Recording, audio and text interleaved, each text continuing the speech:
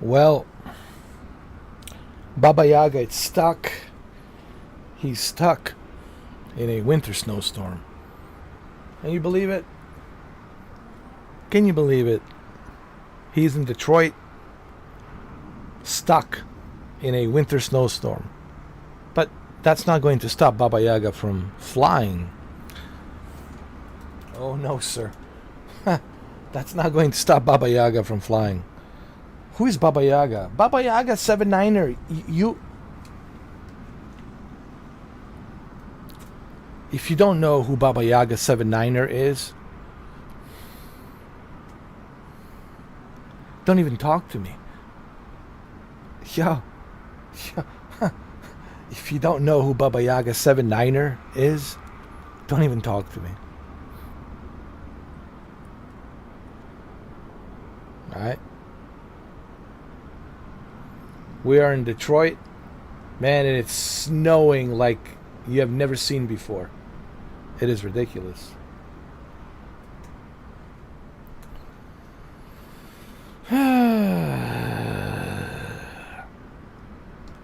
Let's go check out. Let's go check out the this airport a little bit and just kind of walk around. You know, I'm not in a hurry to like. I'm not in a hurry to like fly out in the middle of the snowstorm. I wanna, I wanna get my feet warm. You know.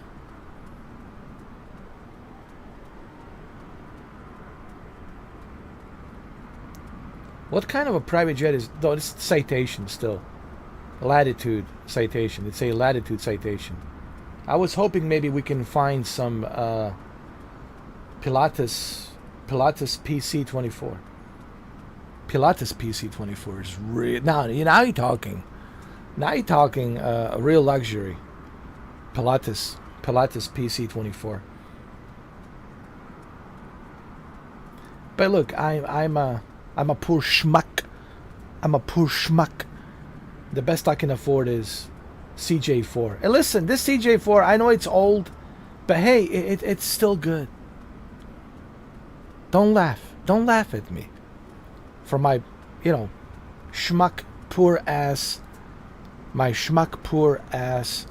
This is still pretty good, alright? It's still good. You hear me? It's still a good plane. Alright, don't laugh at me. Just because I'm flying CJ4, okay?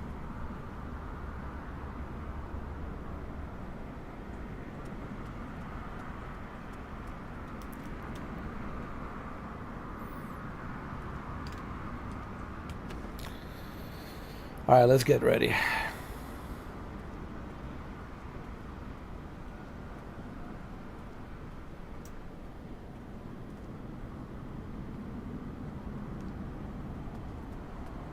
It looks like it stopped snowing a little bit, or it's still snowing. I think it's still snowing. I like how my wing, it's right next to the tower, and it says Baba Yaga. I have to take a photo of this. Yo, this is. I have a really good eye when it comes to like thumbnails. People tell me my thumbnails are very like movie poster like, They have that movie poster style. Well, that's the whole idea, I want my thumbnail to look really good.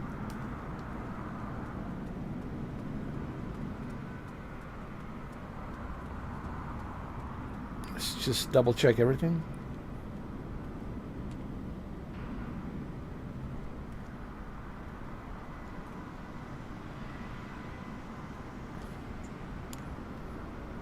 Everything's good.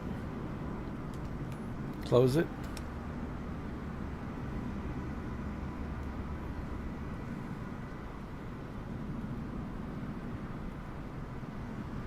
CJ4, it's a classic. I know it's an old private jet, but it's classic, We're flying a classic style, I know there's a Pilatus PC-24, but that's very expensive. That's like 10 million, right? I think Pilatus Pilates PC24. It's 10 million. This is only 1 million. Pilates is what? 10 million. I think so.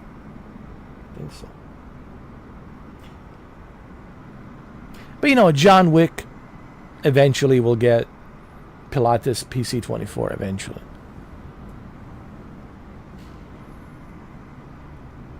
Once he's established in Continental and he's not excommunicado anymore, you know, his status is still excommunicado. But once he's not excommunicado, once his status is established, reinstated with Continental, once Baba Yaga it's reinstated with Continental, then I think he would be able to afford Pilates PC24. People wonder, what is the Pilates PC24? What is he blabbing about? Well, if you're not an aviator, if you don't know nothing about aviation and airplanes, then you probably think I'm speaking in some alien language. I know who knows. My friend Dominic knows exactly what I'm talking about. Because he's a pilot and he knows what I'm referring to. It's a private jet, but it's a more modern private jet. Okay? And it's a Pilates PC24. It's a very advanced private jet. But this is good enough too. You know. Okay, let's wait for the passengers. Where's everybody? What's going on here? What's the deal, huh? What's happening? What's going on?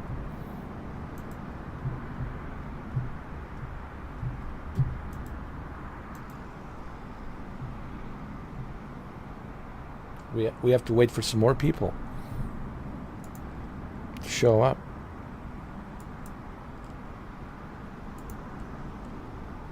All right. We have 5 people watching. That's not enough. It's not enough. It's not enough. For Baba Yaga, he needs more people to come in. I'll tell you what, while we're waiting for people to come in, we're going to eat some banana. While we're waiting. Okay? That's right. Take your time. I know the traffic's pretty bad. Take it easy on the traffic, alright? I know it's a storm out there. It's a snowstorm. It's slippery. It's icy. Take it slow. Take a deep breath. Breathe. Learn how to breathe. Don't freak. And enjoy watching me eat a banana.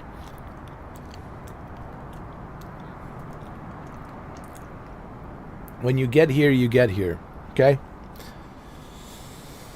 That's how this is. When you get here, you get here.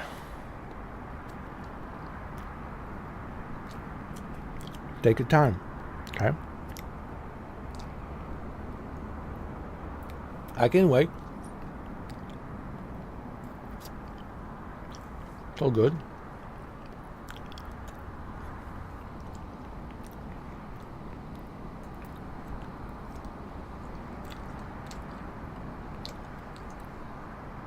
And please don't laugh at my CJ4. I know it's an old private jet, but it's still good. It's still good. I know I don't have Pilates PC24. That's the latest and the greatest, but this old Citation CJ4, it's still good. Still good. Still runs. You know, no complaints.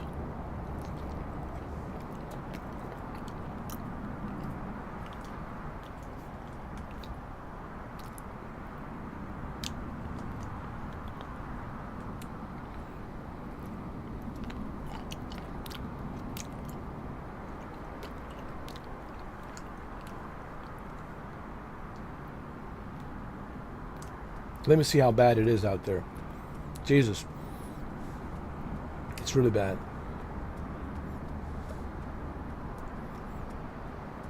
No kidding. No kidding.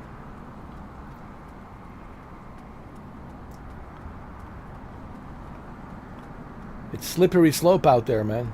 No kidding.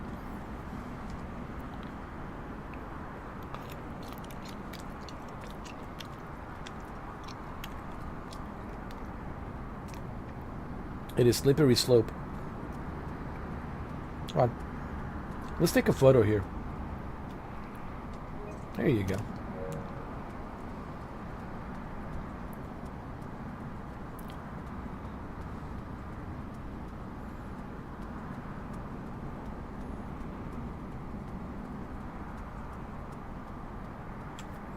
You can tell my private jet is very old. But that's okay. That's all right.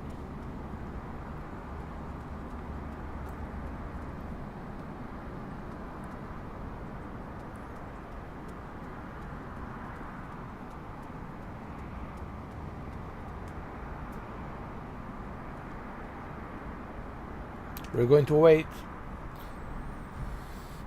We're going to wait a little bit longer. There we go.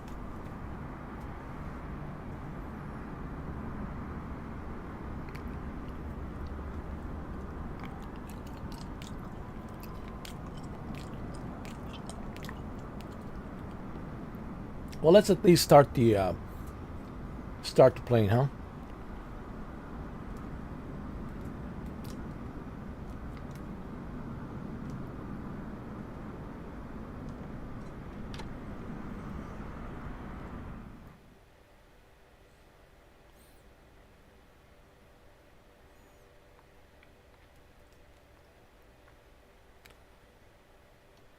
Let me just make sure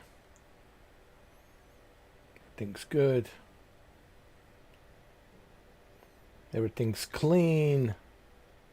All right, everything's clean. Good, good, good, good. I don't care what people say. This is still good. You know, I know it's not as fancy as, you know, what you call it, Pilatus PC24. But Pilatus, it's brand new, you know, and it's more modern. It's like has the modern, Jesus, what was the, what is it that he has? Pilatus has the very amazing system built into it. I'm just trying to remember, what's the name of the system that they're using? I think I know. I think I know.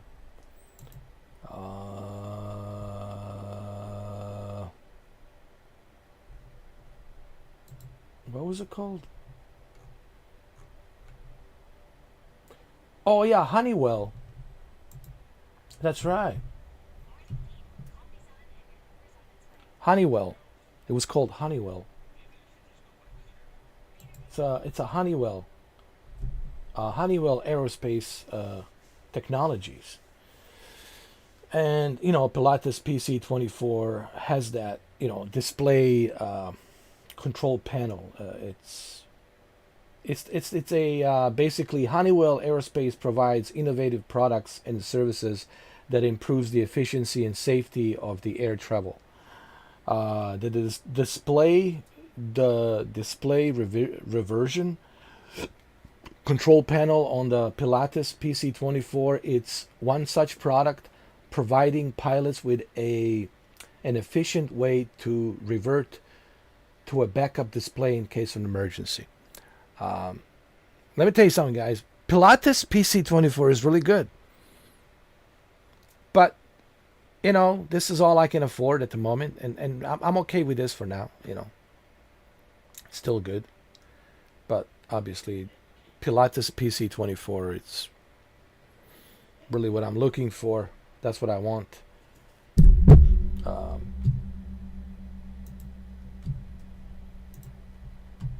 it's really good. Pilates is it's really, really good. All right, let's turn on the engine. Here we go.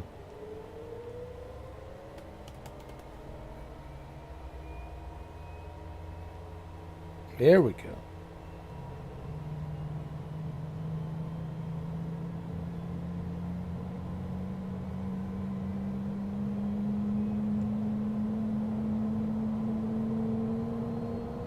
I love the sound of it. Oh, I love it. 2573, hold position.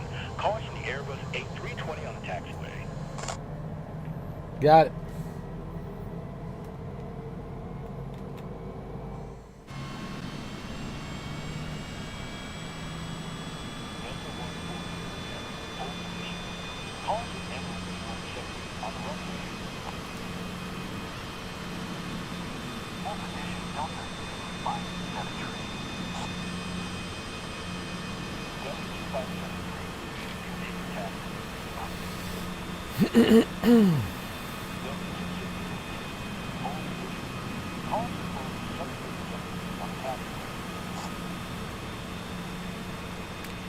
Let it warm up a little bit, huh?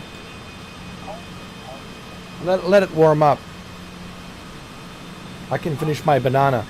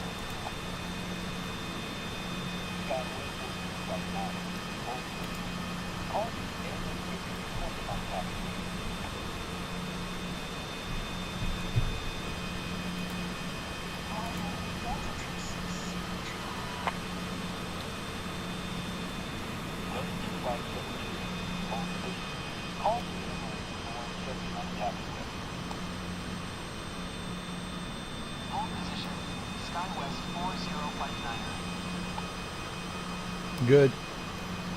Good. All right, everything's good.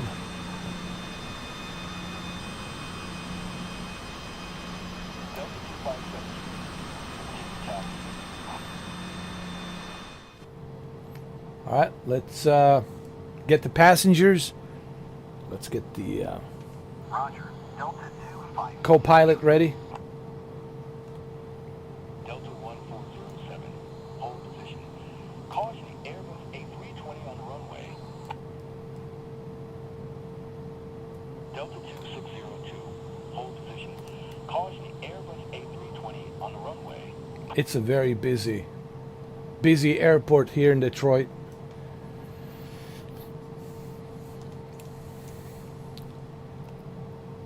Roger. SkyWest 4059er.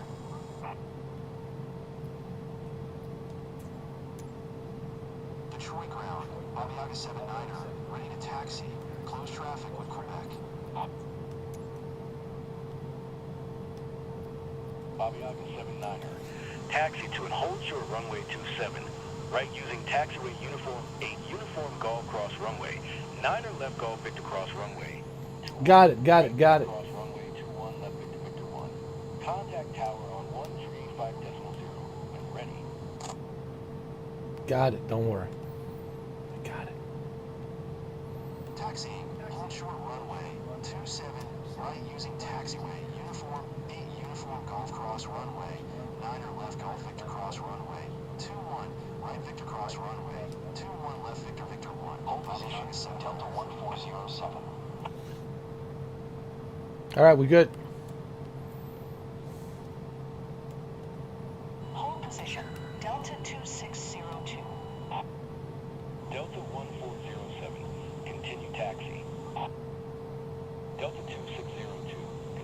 taxi.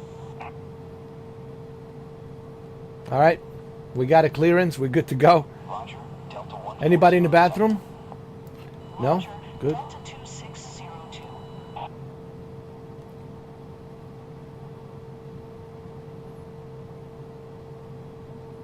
Hey, look at that. Look at that. Look at that. Two twins. Who would have thought? Wow. Endeavour 5099er, hold position. Caution the Boeing 737 on the taxiway. All right, I got to make sure everything's turned on. All right. Delta 2602, hold position. Caution the Boeing 737 on the runway. Endeavour 5099er, continue taxi. There we go.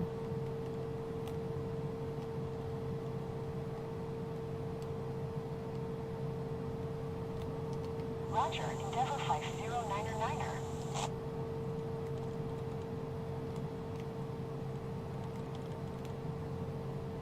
Hold position, Delta 2602. All right. Do I need a pushback?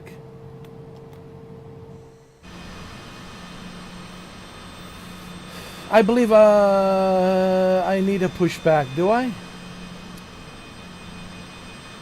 Yeah, I need a pushback. Yep. I do.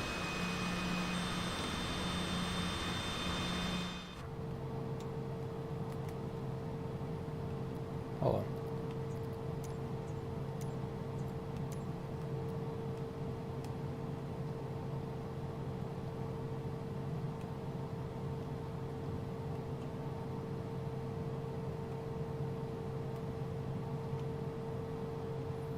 I certainly need a pushback.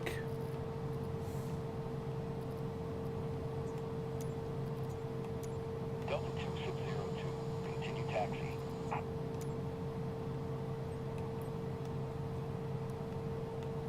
Let me see something. All right. Delta 2602. Runway. What was the runway? Hold on.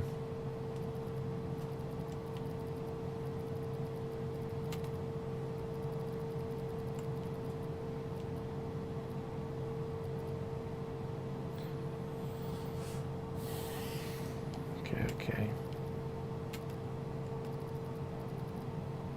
So it's runway 21L. 21L. Got it. All right, let me get the pushback. Detroit ground, Bobby Yaga Bobby Yaga requesting 79er. pushback. Pushback request accepted. Okay.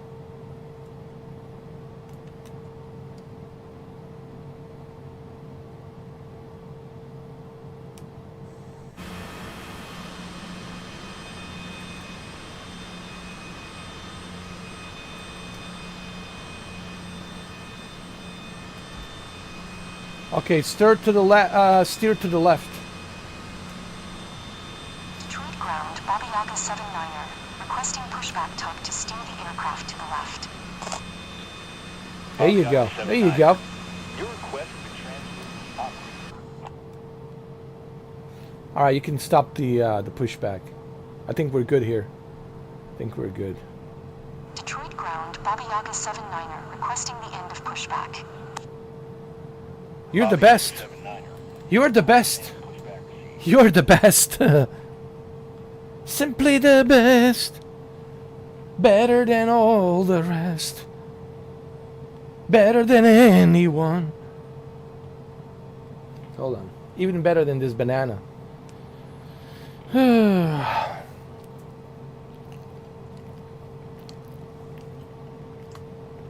Alright.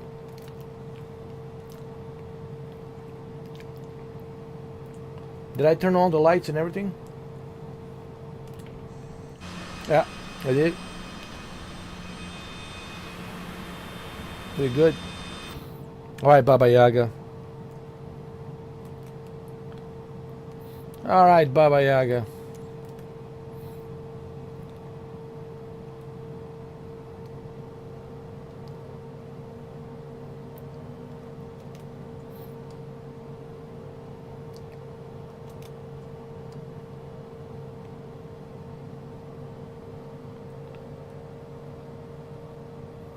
Here we go.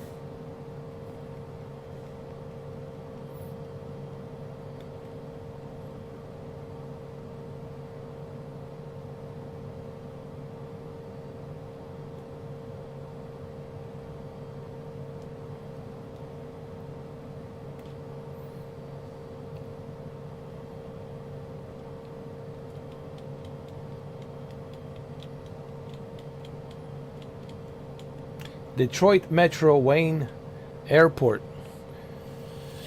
That's the airport in Detroit. Detroit Metro Wayne.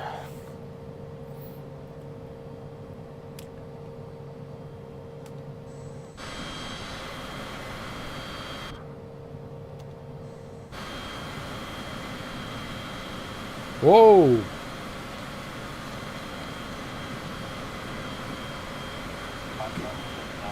Hold position.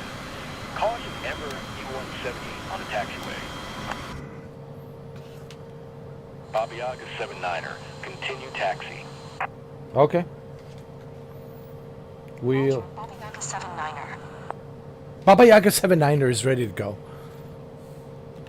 Don't keep me waiting. What I will call Kid Rock. He's in Detroit.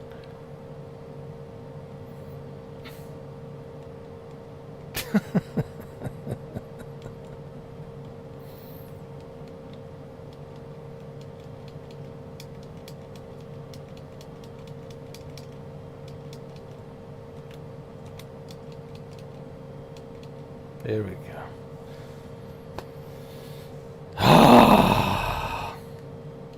We're ready.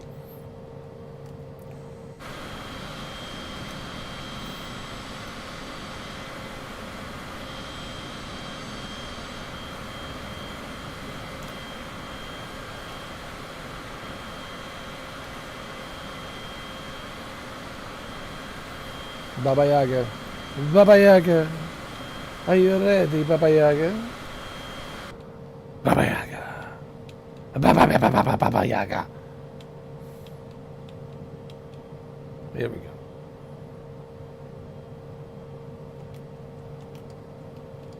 This Baba Yaga plane is the best. I'm telling you right now. Telling you right now. Bobby Yaga 79er. Hold position. Caution the Ember E-170 on the runway. Copy. Hold position, Bobby Yaga 79er. We copied that. Is it behind us?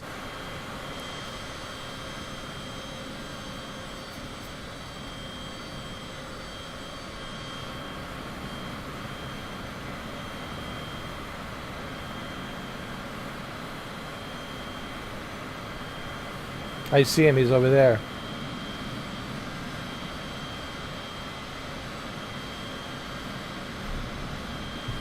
Should I make some space, huh?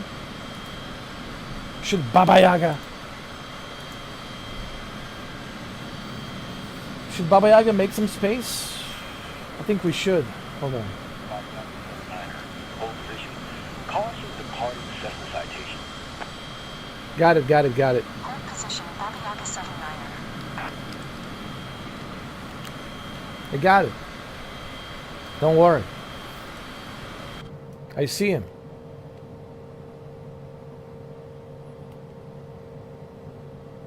I see him.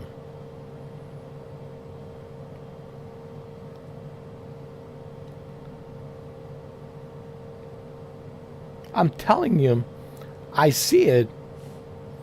I see the plane. Hold position. Caution the Ember E-170 on the taxiway. Well, that's what I'm doing. Position, Bobby I'm Yaga holding the 79er. position.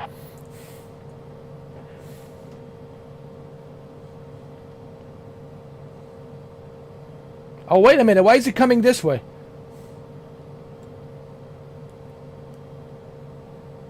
Bobby Yaga 79er. Continue taxi. Roger, Bobby Yaga 79er. All right, let's continue. We are ready to continue. Bobby Yaga 79er. Hold position. Caution departing Boeing 737. Are you kidding me? Hold position, Bobby Yaga 79er. You just told me to go. What are you doing? You just told me to go, and now you're telling me to hold the line. Maybe you can hold something for me down between my legs.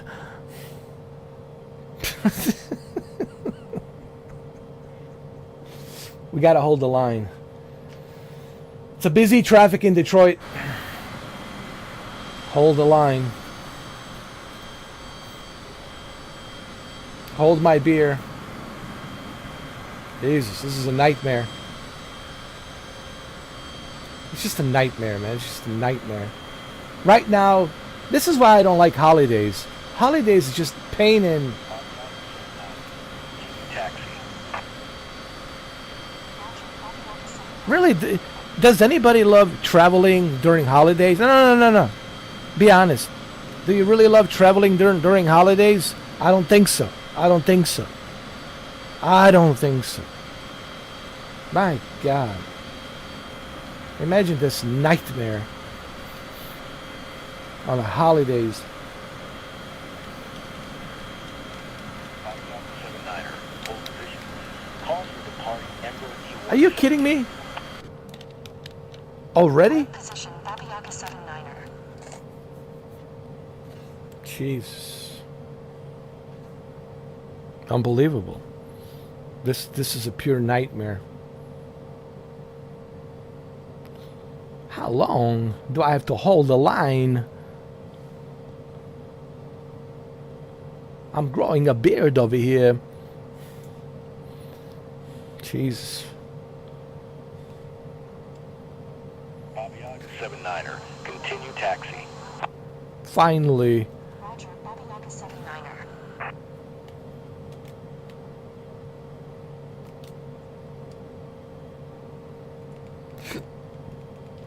Alright, we can continue now. Baba Yaga can continue.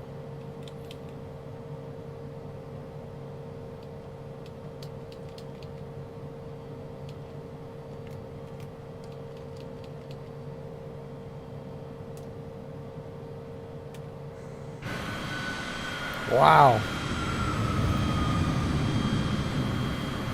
Busy airport in Detroit. Are you kidding me? Even with a snowstorm, they're still busy. You got to be kidding me.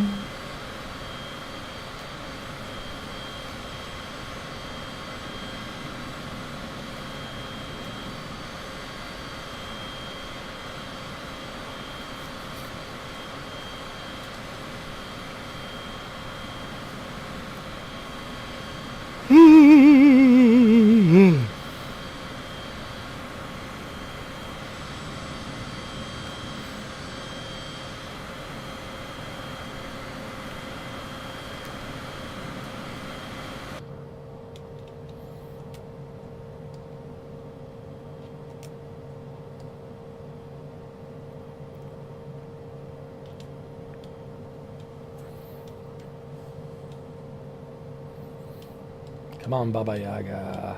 Baba Yaga. Delta 1612, hold position. Caution Cessna citation on the runway. You kidding me? Why caution? Is it like slippery? Hold position, Delta 1612.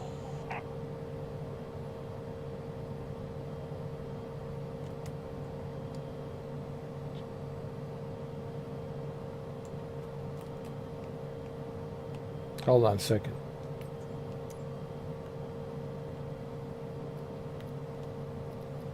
There was some kind of a notification. Hold on. No, we're good. We're good.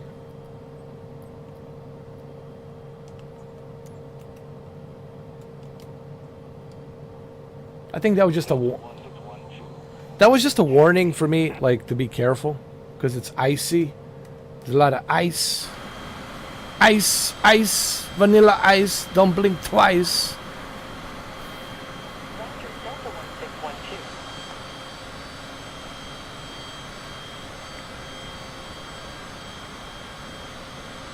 This is a pure nightmare.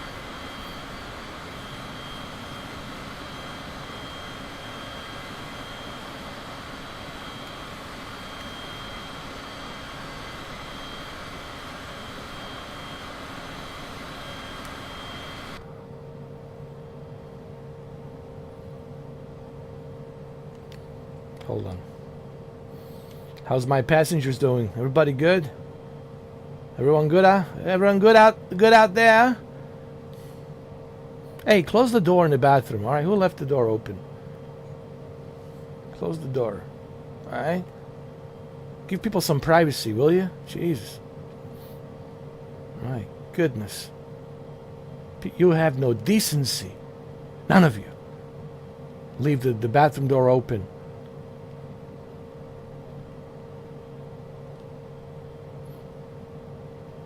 Well, let's go. This is ridiculous. Delta 1612. Hold position. Caution other traffic. Close the bathroom next time. The bathroom door. Delta 1612. Continue taxi.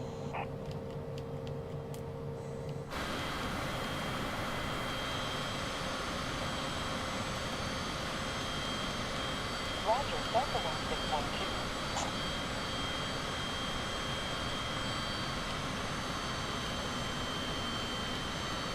We gotta go slow.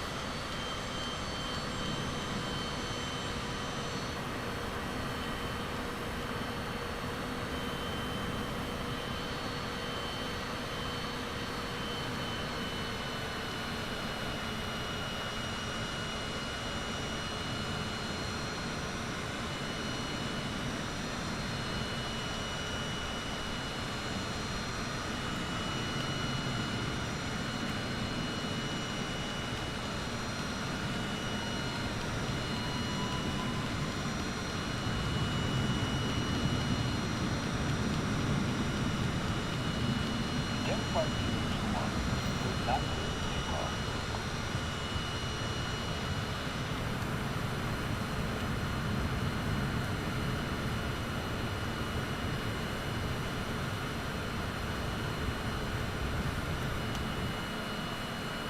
Hold on.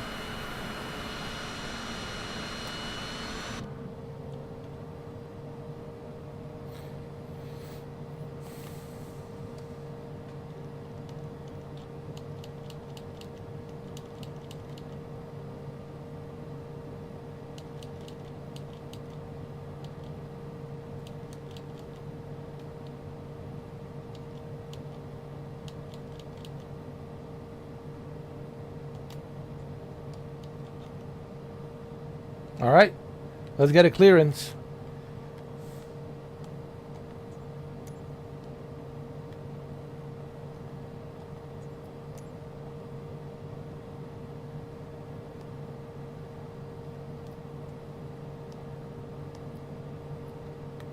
Hold on.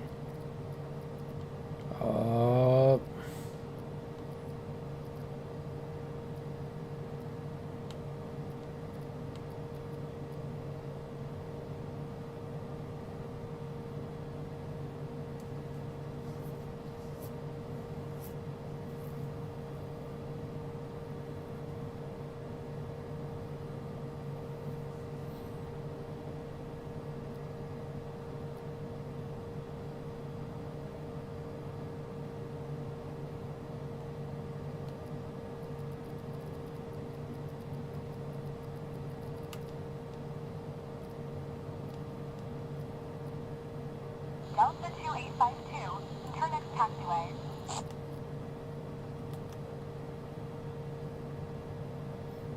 Wait, I thought we were. Are we cleared for takeoff?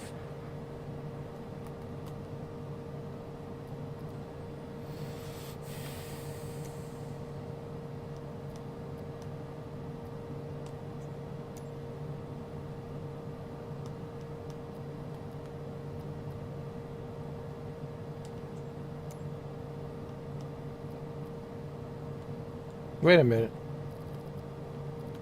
Just wait a minute. 135. Yeah, I did. So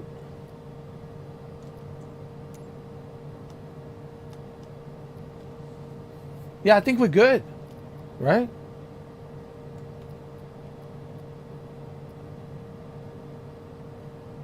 Am I cleared for takeoff?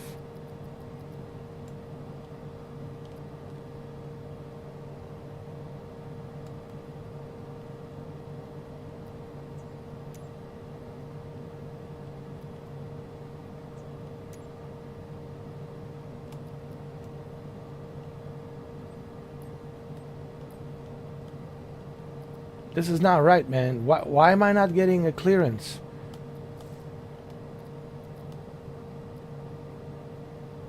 Oh, here we go.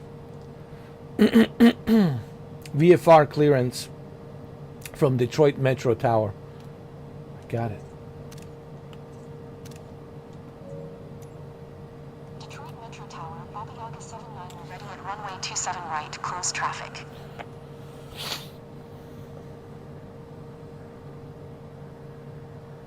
Bobby August 79er, Detroit Metro Tower, we're IFR. VFR takeoff, not permitted. Contact ground on 119er decimal 25. You gotta be shitting me. 119. 119er decimal 25, Bobby Yaga 79er. 119. Detroit Metro Tower, Frontier Flight 1835 ready for IFR.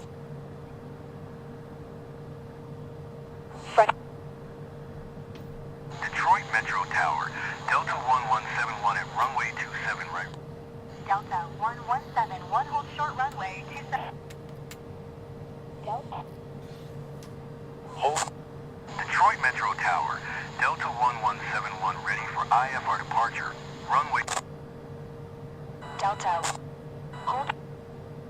Detroit Metro Tower, Frontier Flight 1835 ready for IFR departure. Runway Frontier Flight 1835. Hold short runway 27 right. Traffic is Boeing B757 on the runway. What?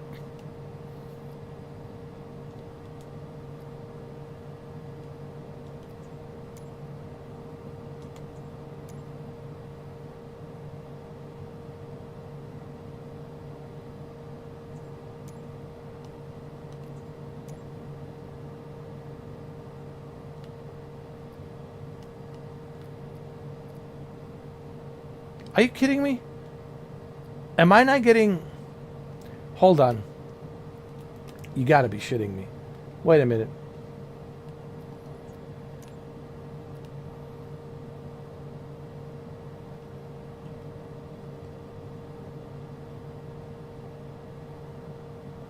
You gotta be shitting me. You gotta change it to IFR?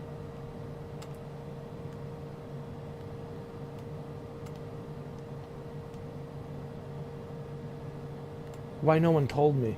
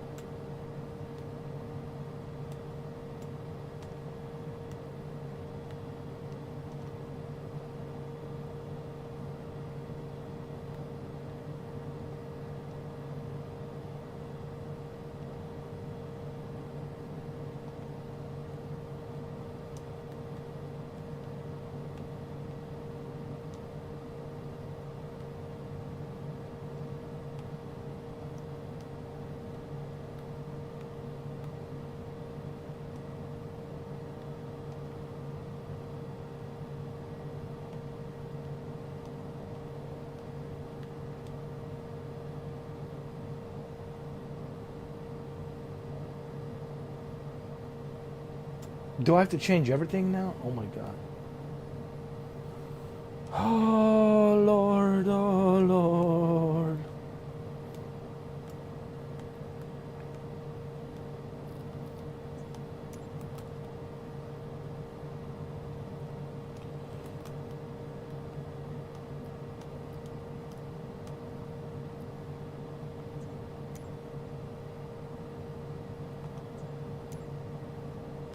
Detroit. Delta Tree 122. Continue taxi. Delta Tree 122. Hold position. Caution Boeing B757 on the taxiway. Why am I not? Yo, did I thought I changed it to IFR. Didn't I? Hold position Delta Tree 122.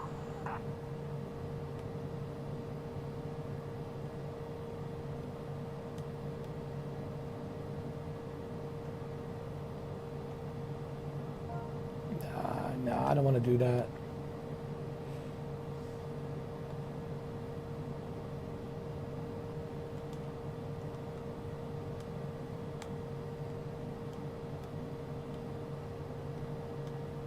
Delta Tree 122.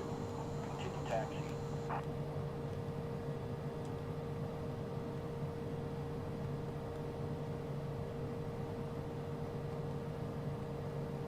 Roger, Delta Tree 122.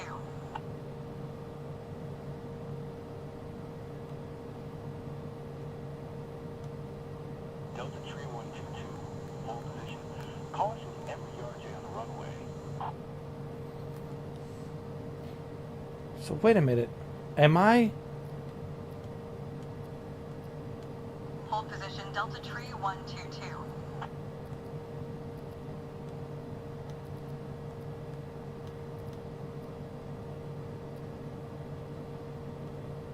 Am I not authorized now to take off?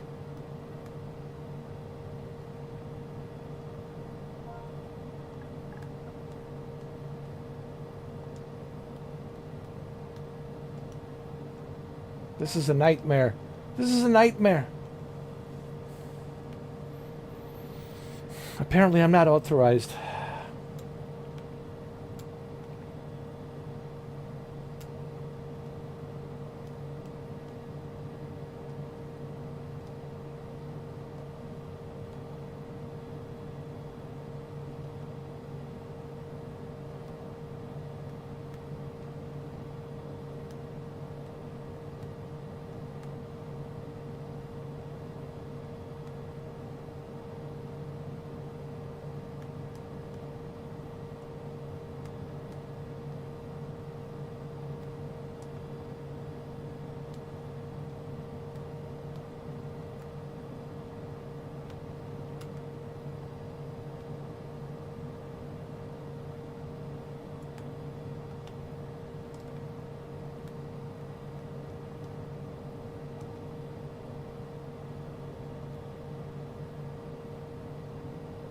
Okay.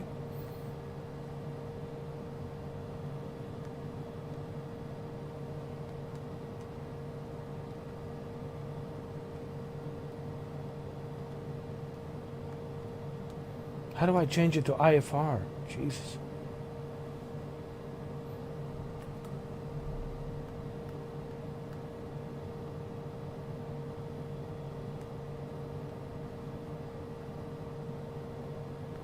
Delta Tree 122.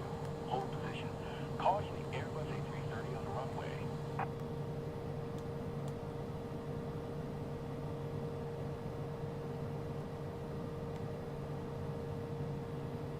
Hold position Delta Tree 122. All right, we switched to IFR. Delta Tree 122. Continue taxi. All right, I send it. Roger, Delta Tree 122.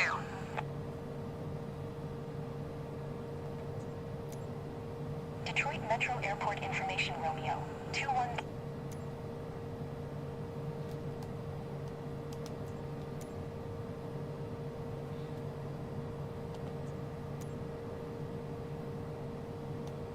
Detroit Metro Airport Information Echo 2100. We have to return to the taxi. Taxi to the gate. Man, this is a nightmare. Sky conditions. Detroit ground, Bobby Yaga 79er. Request taxi to the gate. Bobby Yaga 79er. Taxi to general aviation parking via taxiway cross runway 21 left Sierra Sierra 5.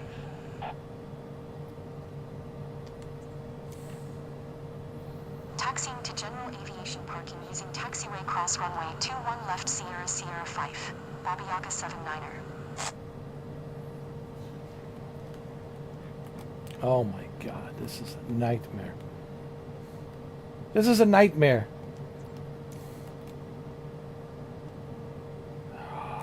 Man.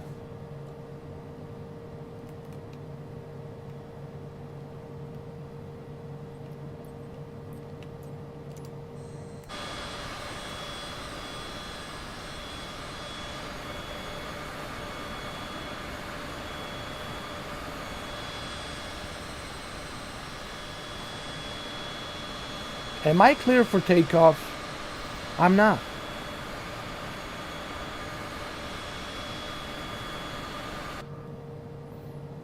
Should we take off anyway? You know what? I'm Baba Yaga. I don't care. I'm gonna take off anyway. Whatever. Like this is just ridiculous, man.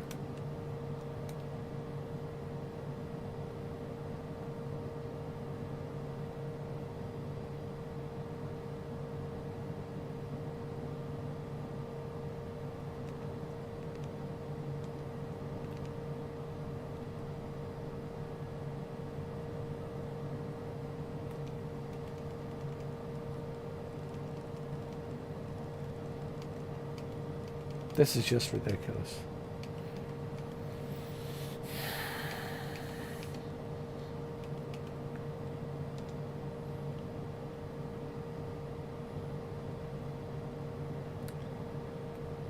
I guess I'm stuck. Baba Yaga is stuck at this airport. Oh, well, let's try and take off.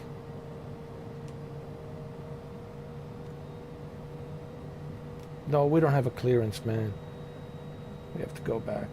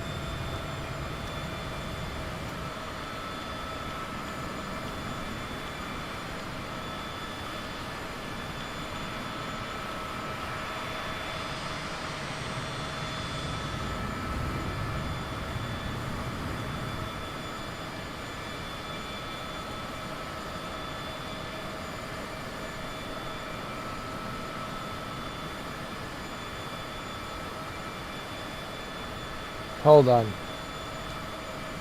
This is ridiculous.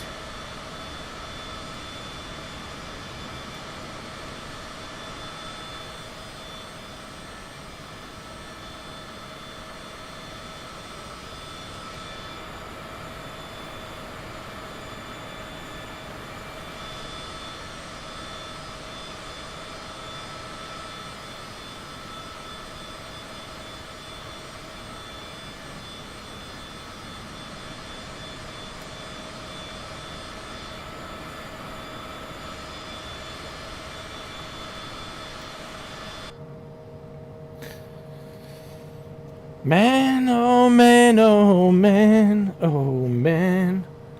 Hey. Man, oh man, oh man. We are not flying anywhere. We're stuck. We're not going anywhere. Man, oh man.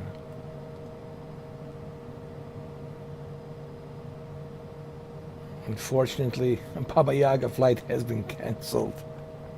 Baba Yaga flight has been excommunicado. I don't know what the hell's going on. Why was I not permitted a VFR? Then I switched to IFR, and still I'm not being permitted IFR. It's telling me to go back to the gate. What in the world? What in the world's going on?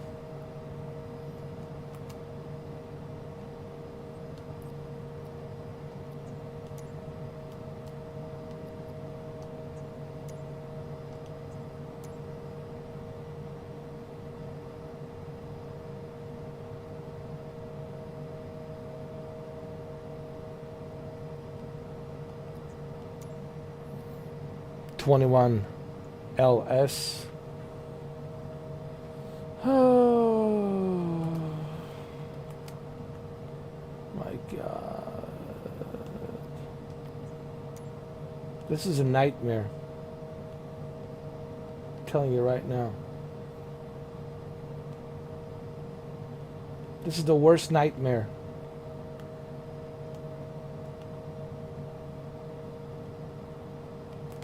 Of all time.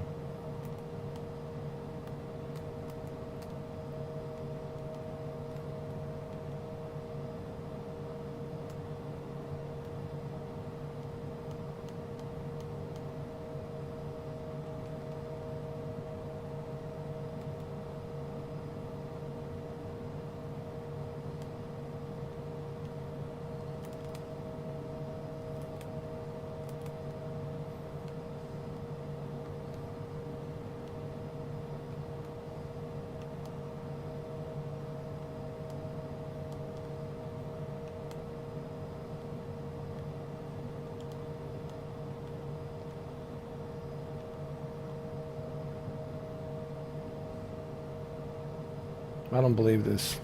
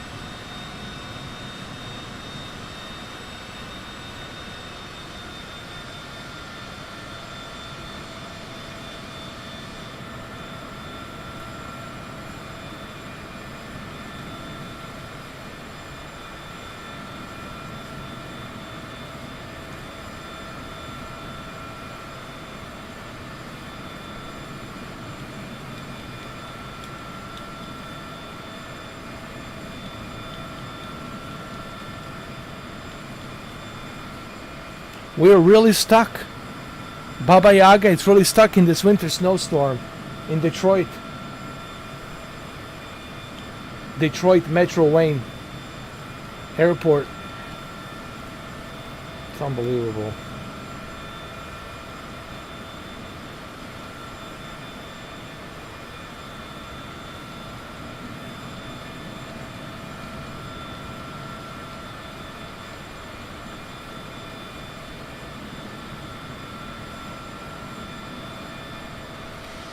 If the VFR was not authorized, then why did they tell me to go to the runway in the first place?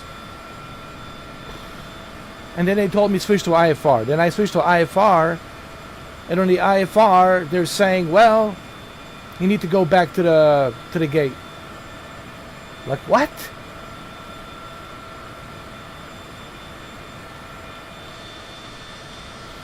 It's just ridiculous. Ridiculous.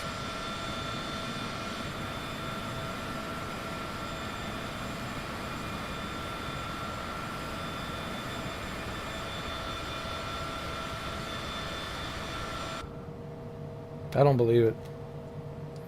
This is really a nightmare.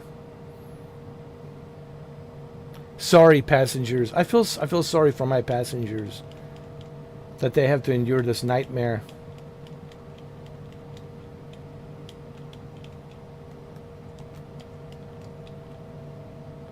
Unbelievable.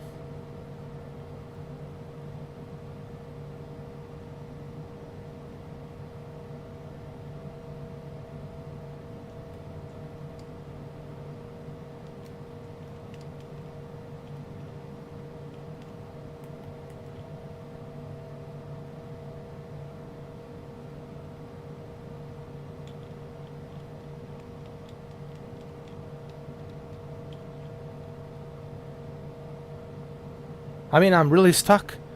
I'm really stuck here.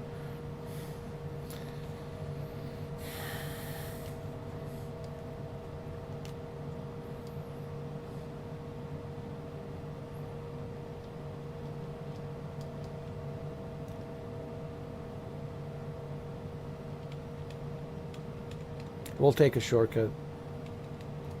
I don't care. Jeez. What's with the traffic?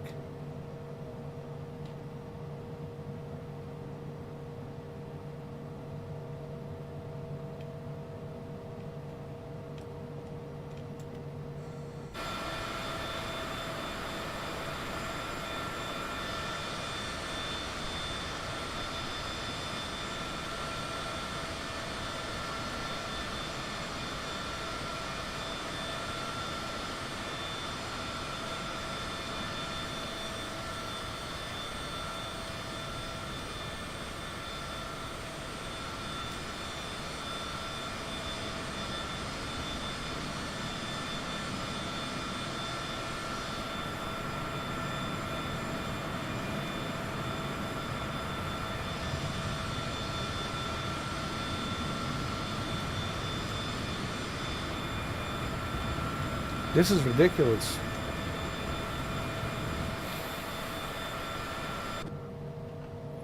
I don't know what else to say other than this is beyond ridiculous.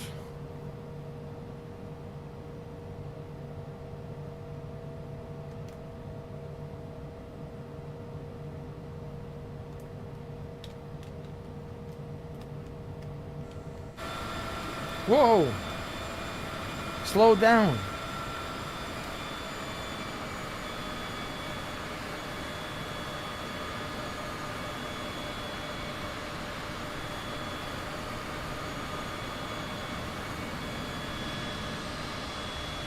It's a pure nightmare.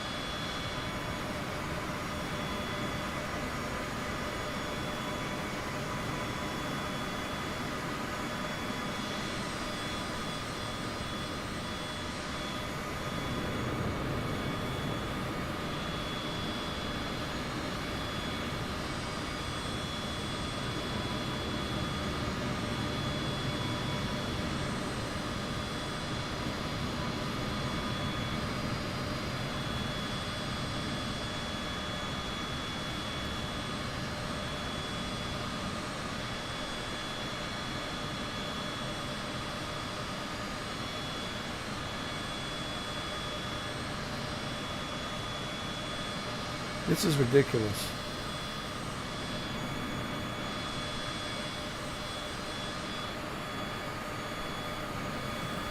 Ridiculous.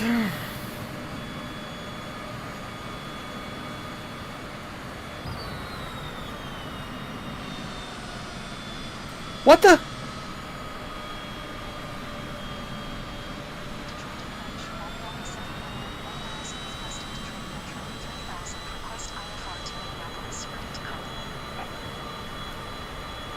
Bobby August 79er is cleared to Minneapolis Airport as filed.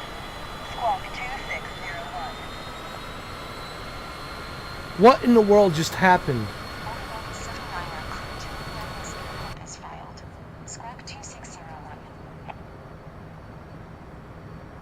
Bobby August 79er, read back correct. Radar contact 3200. Altimeter 2977, continue to FLOCA following heading 040. Proceed on course, climb and maintain flight level 440. What the hell just happened? Following heading 040. Proceed on course. Climb and maintain flight level 440. Bobby August 79er. Bobby August 79er, contact Detroit departure on 134. Is this a Twilight Zone? Good day. What just happened? I was taxiing to the gate. As soon as I got to the gate, I was transported to the sky, and I was given the authorization to fly. IFR. Bobby August 79er, Detroit departure, altimeter 2976, radar contact, continue FLOCA. Yo, this is a nightmare. This is not even funny. This is a nightmare. Jeez.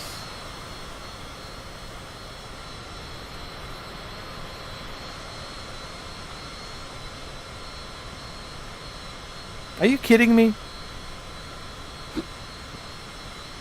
I was told to go to taxi to the gate.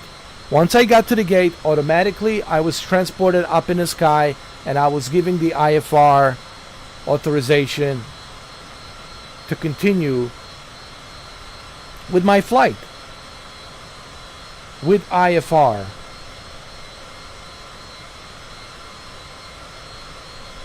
With IFR clearance. But I was up in the sky.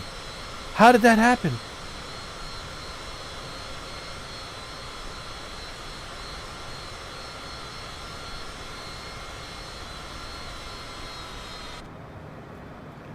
Something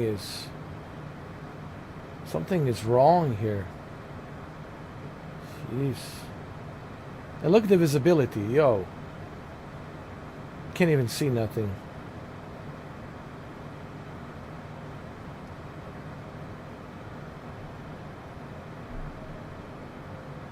Bobby August 79er, traffic is 1 o'clock for miles at 1400, Emperor E170.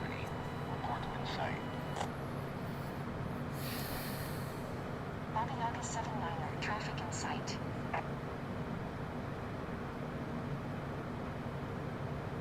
Bobby August 79er, please expedite your climb, flight level 440. 440. Okay.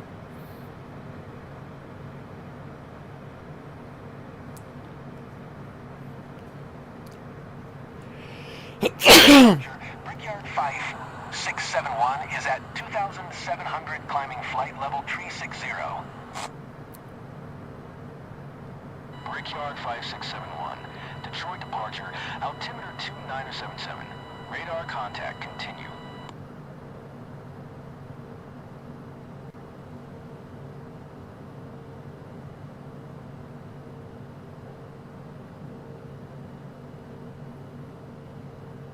I have to climb 440. Altitude.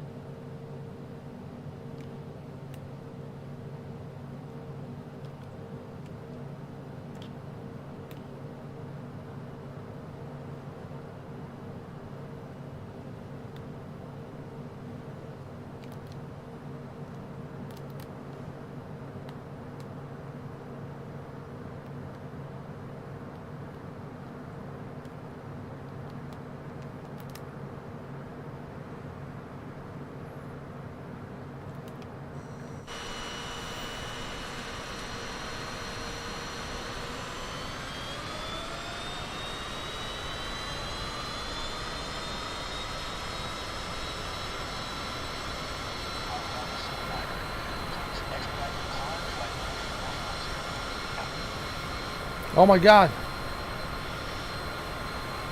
This is a nightmare.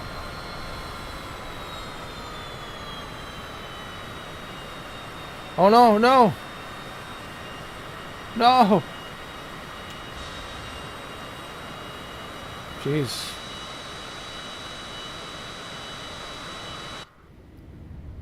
There was everything wrong with this flight. Everything. From the beginning, everything was wrong. Everything was wrong from the beginning. Oh man, forget this. Oh Lord. Oh my God. This is a pure nightmare. This was a pure nightmare. I don't know how else to say it other than, man, this was a pure nightmare. Oh my God.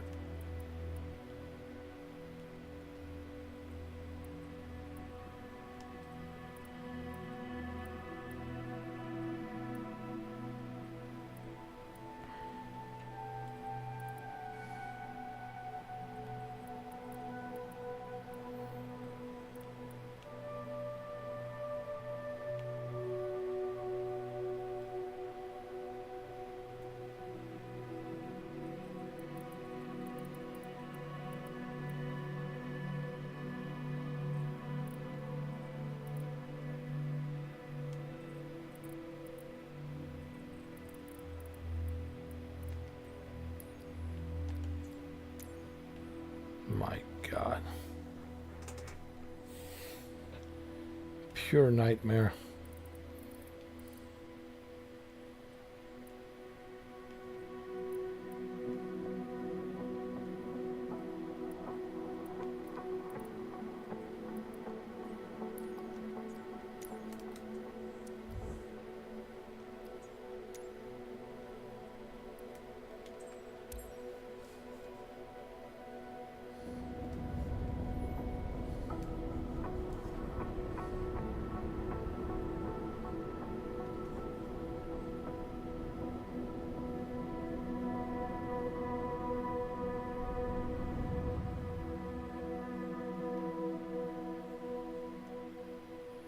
At least the weather is better here.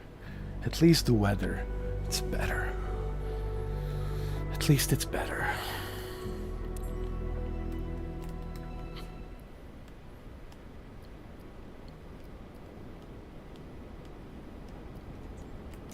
That was something weird, man. That was weird. You know? First, they tell me VFR's okay. Go ahead. Continue with the VFR. Go to the, the runway. I forgot which runway it was. But anyway, I was cleared to go to the runway, taxi to the runway. And then once I got to the runway, oh, sorry. The VFR is not authorized. You got to use IFR. So then I switched to IFR. Switched to, the flight plan to IFR. And then it tells me, well, go to the gate. Okay, so I get the clearance. I go to the gate. I come to the gate. And then all of a sudden, I'm up in the sky, flying. Like, what? This was weird. This was like Twilight Zone. This was Twilight Zone. Oh my God, man.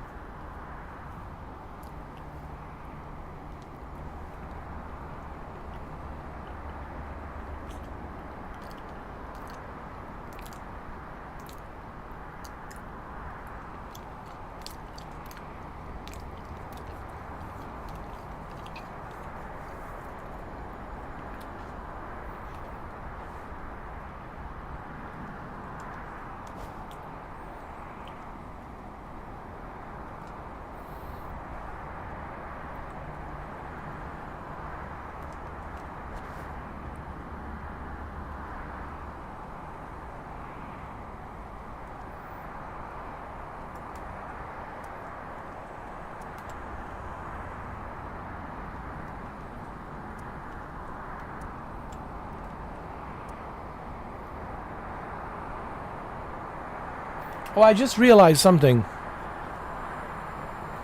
If you want to look at your tablet, to look at your flight plan, to look at your flight plan map and all that, you'll hold L1 and the touchpad and it'll show up. This is what I mean by your tablet that's showing your flight plan and your map.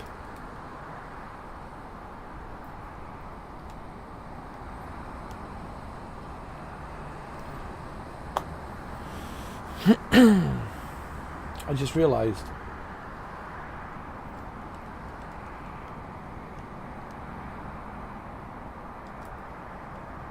that it's working.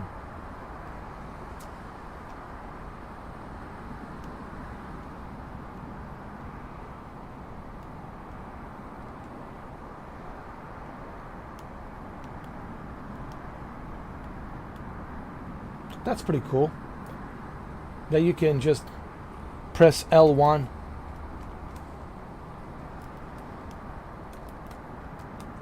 L1. It's they call it EFB. You know, that's what they call it. I don't know what the EFB stands for. But basically, when you press L1 and touchpad, your EFB comes out. It's a tablet, but they call it EFB. And you can check out the map, see where you're going, look at your flight plan.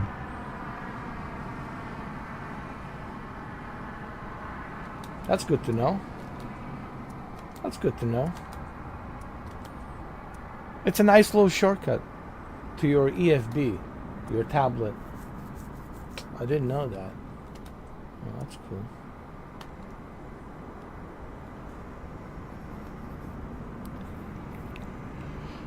EFB. I don't know what it stands for. I'm not sure.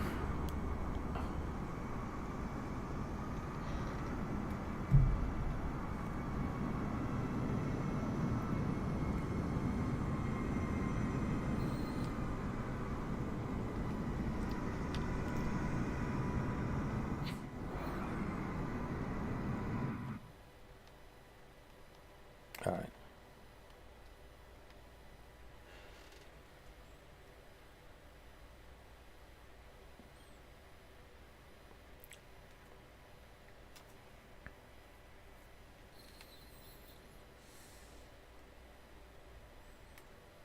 Let me check something really quick.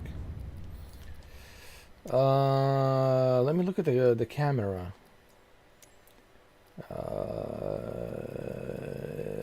Zoom. No, zoom is good. Zoom, it's good, but it feels, I don't know.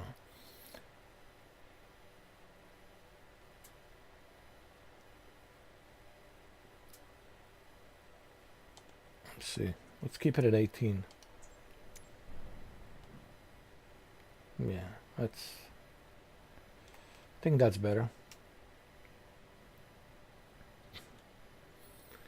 Yeah, that's better. Yep, better. All right, let's get the you see, I don't need to do this anymore. See, hold on, I can just do this. Okay.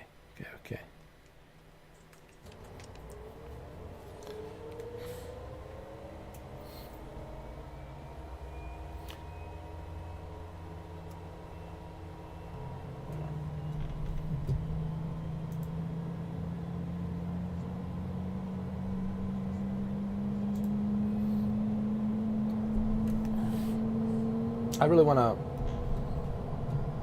wanna fly this Pilatus PC-24.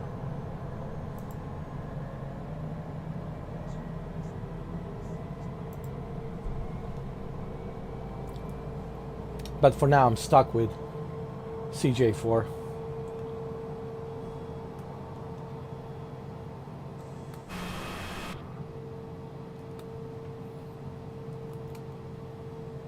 Okay, let's get past it. Oh, flight details. Oh.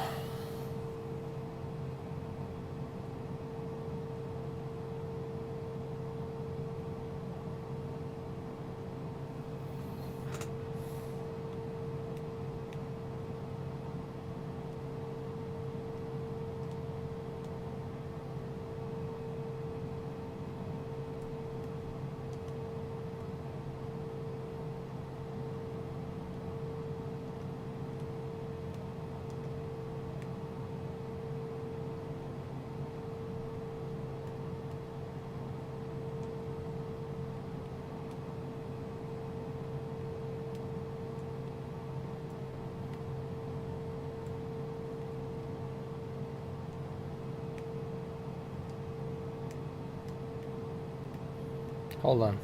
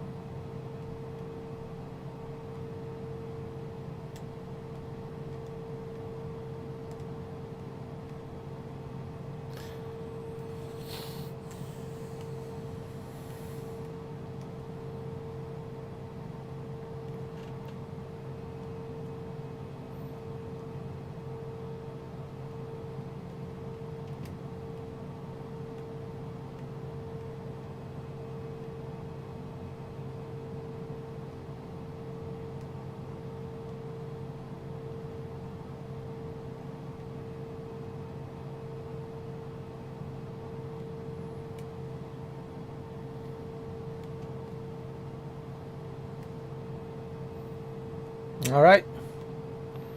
Passengers are here. We have a lot of females, which is nice. It's really nice. We have a lot of females. That's nice. I like this. The more females, the better. Ugh.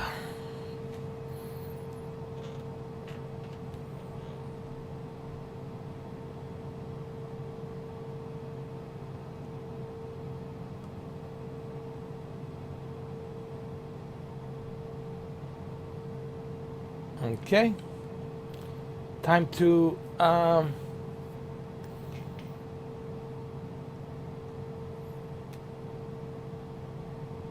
pushback. Get a pushback. Can we get a pushback, huh?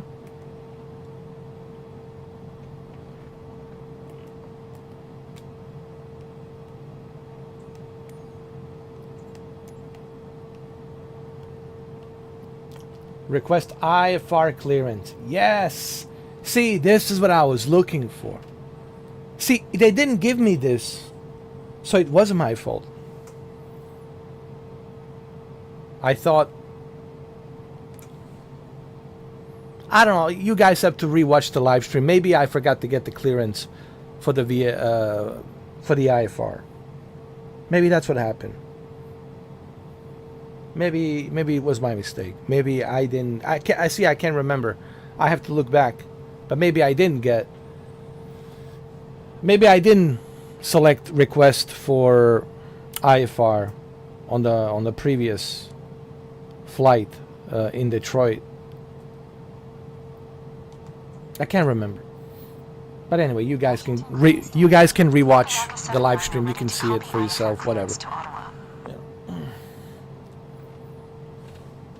Babiaga 79er is cleared to Ottawa Airport as filed. Runway tree. Climb and maintain 4000 expect flight. Level tree 90, 10 minutes after departure. Departure frequency is 125.65. Squawk 2006. All right, we got it. So runway 33, 4,000 feet. Frequency is 125. Runway tree. Climb and maintain 4000 expect flight level tree 90, 10 minutes after departure. Departure frequency is 125.65. Squawk 2006. Babiaga 79er. Okay. Bobby August 79er, read back is correct. Contact ground on 121.7 when ready to taxi. Good day. Okay, cool. What? See? Now the IFR cleared. It's good. Uniform 34 IFR to Jacksonville. Ready to go. All right. Bobby August 79er. Got it. Taxiing, hold short runway tree using taxiway Kilo Foxtrot cross runway 1 cross runway 22 Foxtrot. We're good now. We're Bobby good. August We're 79er. good. We're good now. Everybody relax. Relax your anus, all right? First, I need the ground services. I need a pushback. Everybody relax your anus, all right? Bobby August 79er, requesting pushback. Request accepted.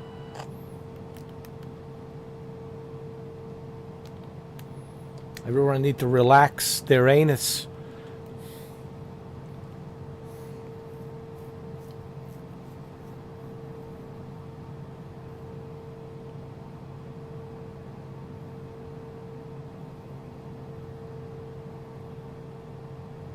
Thank you. I need to push back to the left.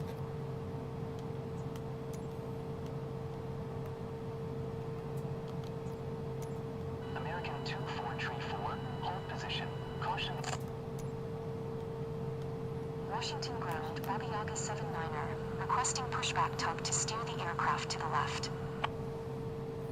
Bobby Yaga 79er. Your request has been transmitted to the operator. All right.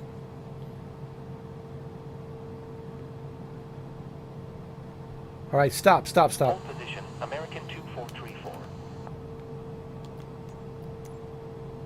Washington ground, Bobby August 79er, requesting the end of pushback. Bobby Yaga 79er. Request to end pushback received. Okay. Okay, let's go back to clearance. Let's go taxi. Now I need a clearance to taxi. I think we already have the clearance. Okay, we're good. I think we're good. We're good to go. So we can go ahead now. Taxi. All right, let's go. All right, let's go.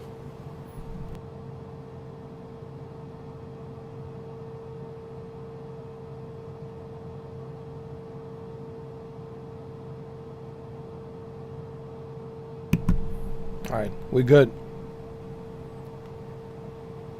Alaska Tree. Hold position. Caution the Emperor E-170 on the runway.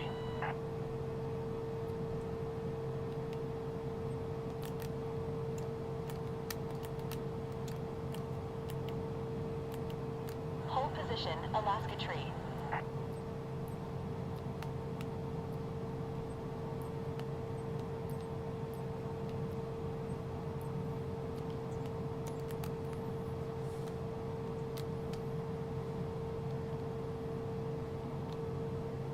American 24. Alaska Tree.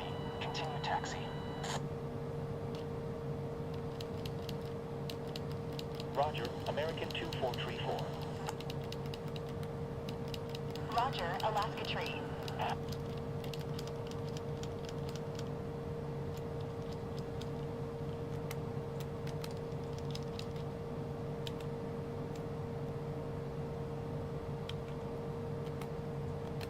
We're right behind Alaska.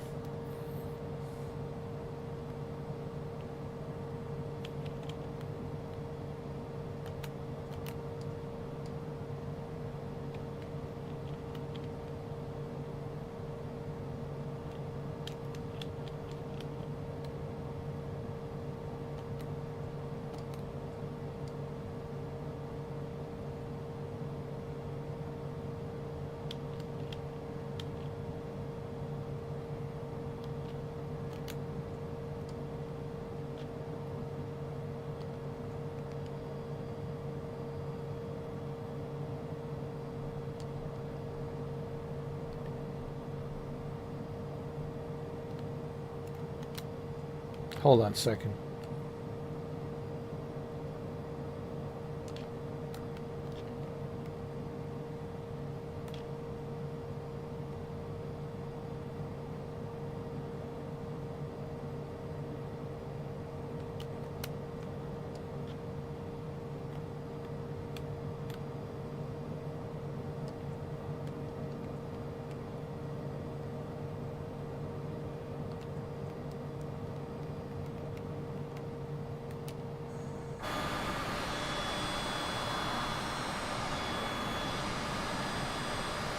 Oh, Jesus.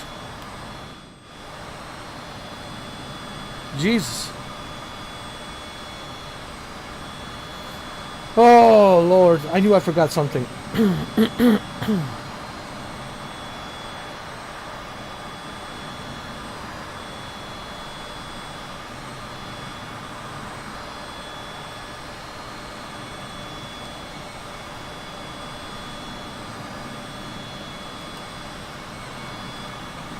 No, we're good. We're good. We're good. Hey. We're good. Sorry. Baba Yaga forgot, you know.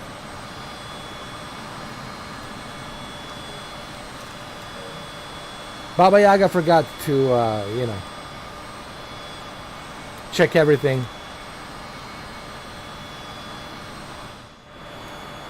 It happens, you know, Baba Yaga. It's getting old.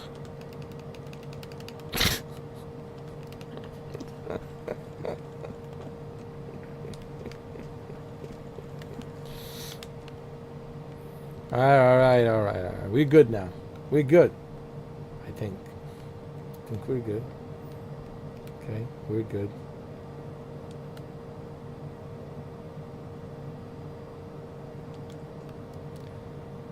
Just want to make sure. They have the lights as well. Okay, make sure. Things good.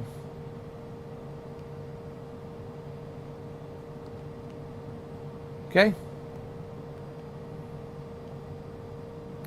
All right, we can continue.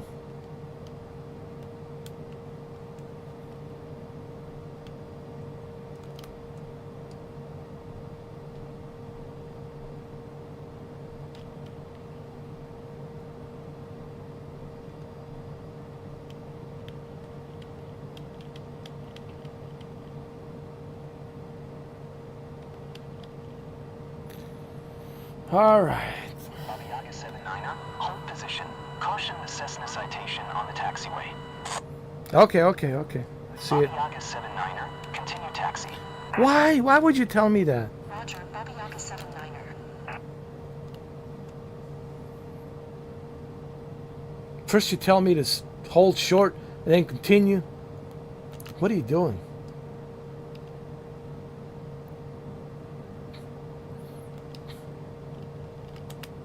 Look at this. This is insane. Oh my God.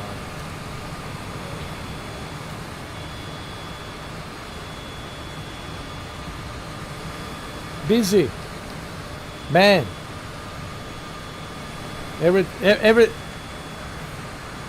Every airport is busy. Wow.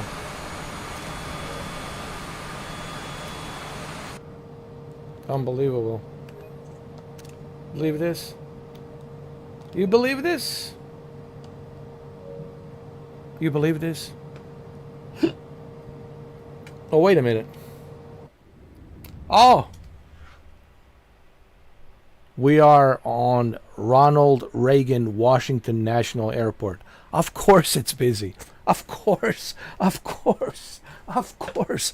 Of course. Of course it's busy. We're in a Ronald Reagan Washington National Airport.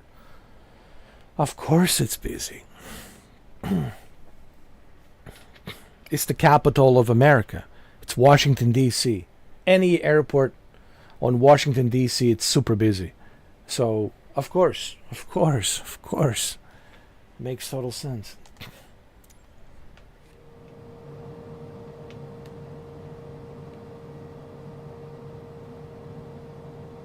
All right. We have to hold short.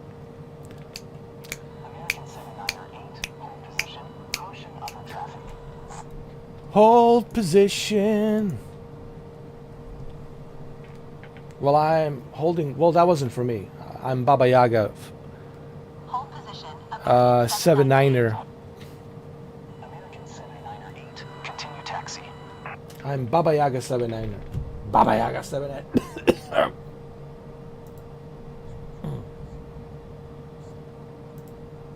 I'm Baba Yaga. Roger, American 798. Brickyard 4757, hold position. Caution the Cessna citation on the taxiway. Baba Yaga. 4757, continue taxi. Oh, Baba Yaga. Oh my God.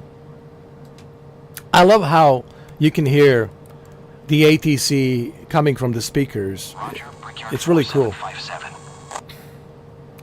Baba Yaga. Oh, Baba Yaga. I'm not. Am I ready for? No, I'm not. Brickyard 4757, hold position. Caution the Boeing 737 on the taxiway.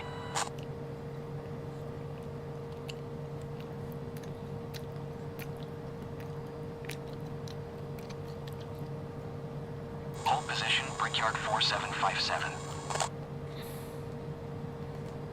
American 798, hold position. Caution the departing Cessna citation.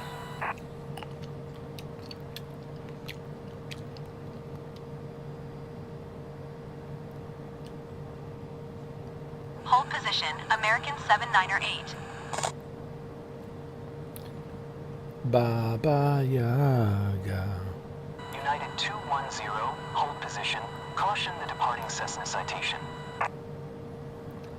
Baba Yaga.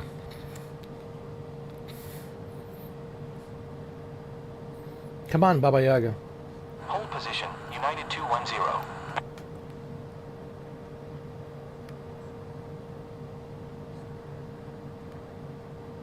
Are we ready? Is Baba Yaga?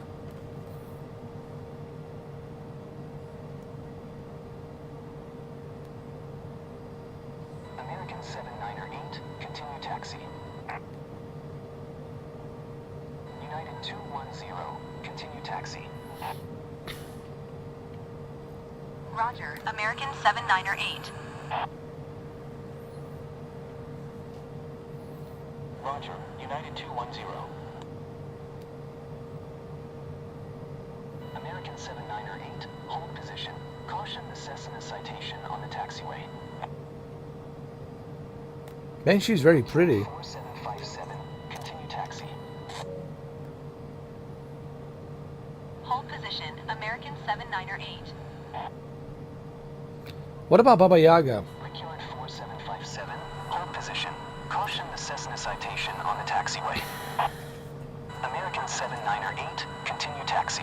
Is Baba Yaga ready to go? 4757, continue taxi. Am I ready to go?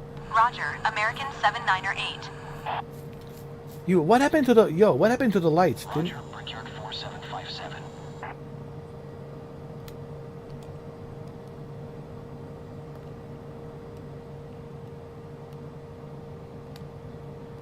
hold on.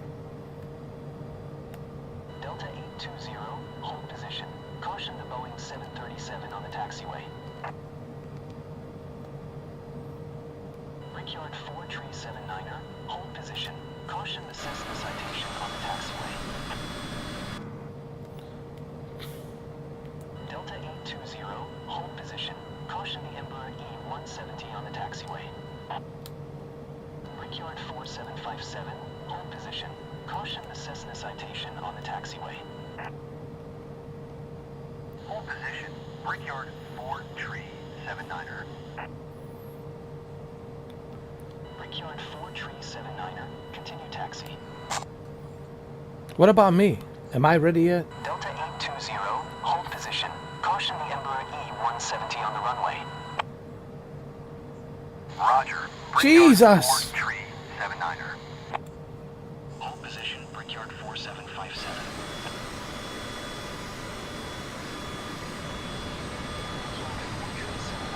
Hold position.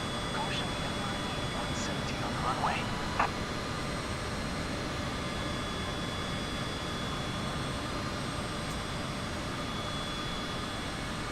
Dude, Hold position, Delta 820. Brickyard 4379er, continue taxi. dude, Delta 820. let me move away, continue dude. Let taxi. me move over here. Jesus. Brickyard 4757, continue taxi. What about Baba Yaga? Roger. Washington Tower. Baba Yaga 79er at runway Tree ready for departure IFR to Ottawa. Baba Yaga 79er, hold short runway Tree. Traffic is Boeing 737 on the runway. Hold short runway Tree, Baba Yaga 79er. I have to hold short on the runway.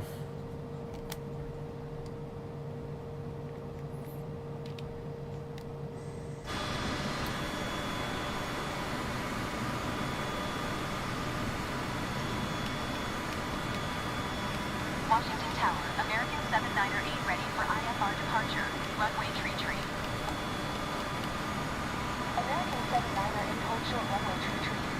Traffic is Boeing 737 on the runway.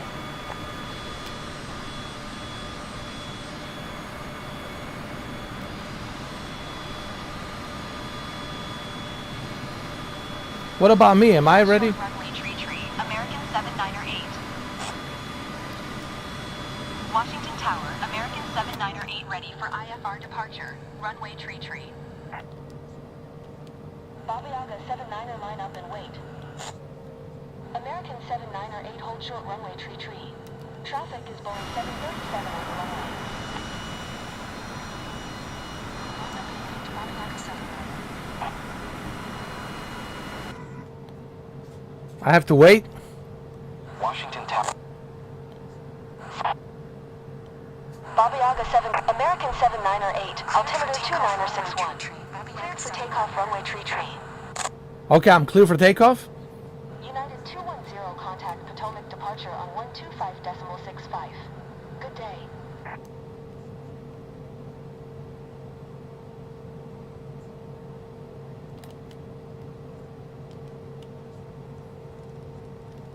Cleared for takeoff runway 1, Southwest Tree 78.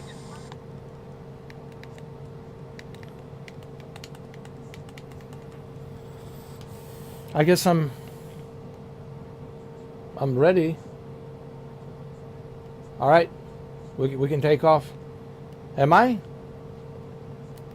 Let me just double check. Huh? Washington Tower, Delta 820 ready for IFR departure, runway Tree. Delta 820. Cleared for takeoff. Okay, I'm cleared. Cleared for takeoff runway Tree. Let's go. Washington Tower, United 210 ready for departure. Runway 1, IFR to O'Hare. United 210 hold short runway 1. Traffic is Boeing 737 on the runway.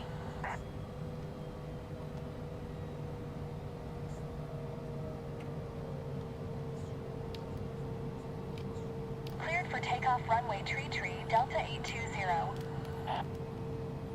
United 210 line up and wait. United 210 hold short runway 1. Traffic is Boeing 737 on the runway.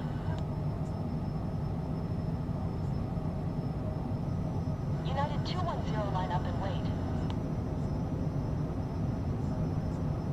United 210, altimeter 2961 traffic, Cessna citation on final. Cleared for takeoff runway 1.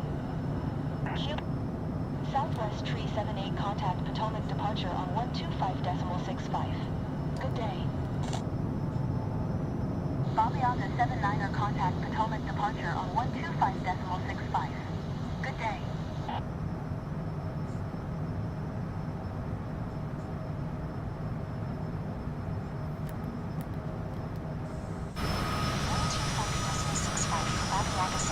Kilo Fox. Kilo Oscar, Kilo Victor, automated weather observation. 22000. Potomac departure. Southwest Tree 78 is at 2000 climbing flight level Tree 60. Kilo Foxtrot, Romeo, automated weather observation. All right, we good. Baba Yaga 79er traffic alert. For a clock, less than 1 mile, 2200, Boeing 737. Report them in sight. Kilo Fox. Kilo Oscar, Kilo Victor, automated weather observation. 22000. Wind 301 at 29ers.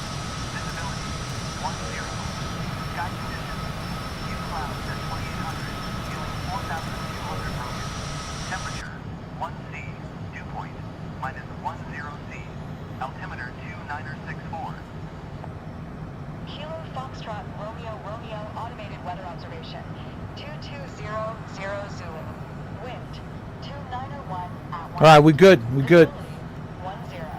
Sky condition. Ceiling 57. But this is pretty realistic, I gotta tell you, 2C.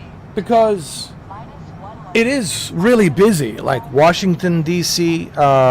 Airports are busy, especially Ronald Reagan.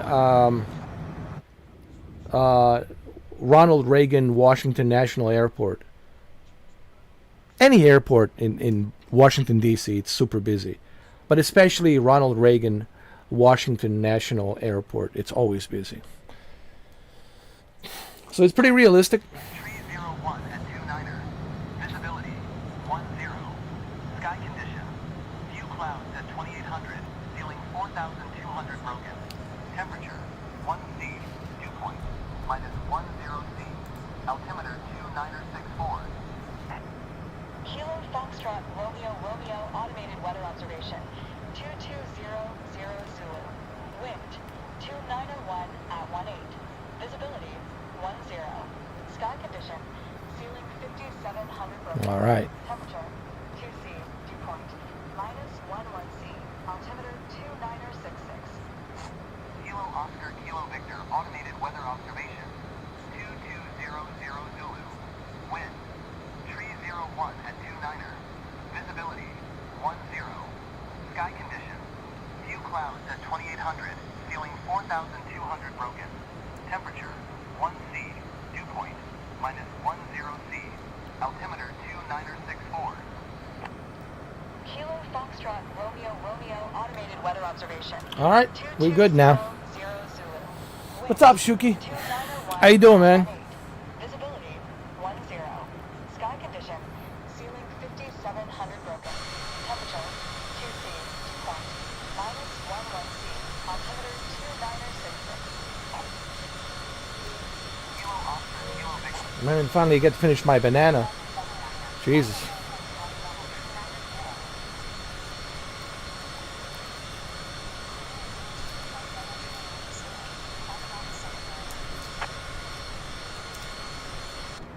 Baba Yaga 79er, contact Washington Center on 132.55.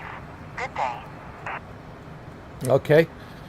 Well, do your thing. 132.55 for Baba Yaga 79er. Do your thing. Washington My Center, co-pilot, no Baba Yaga name. 79er is at 10,700 climbing flight level 390. I should call her Mrs. Baba Yaga. Baba Yaga 79er, Washington Center, altimeter 2962, radar contact continue.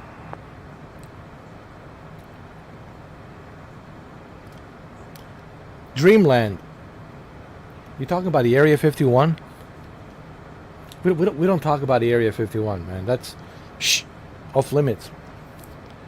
No Area 51 talk. No such thing exists. That's just your imagination. It doesn't exist. Wow, look at Washington, D.C. Look at Washington, D.C. Look at Washington, D.C. Beautiful. Beautiful. Just beautiful. Beautiful city.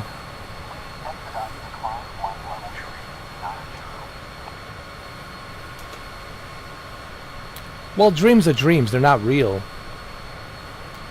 So that proves that the Area 51 doesn't exist. No such thing. It doesn't exist. It's all in your mind. It's all in your mind.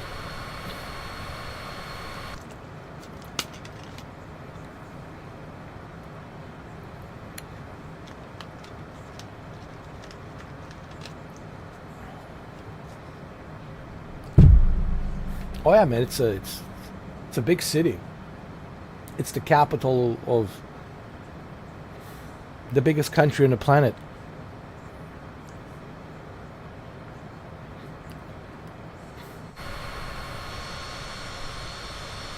Wow.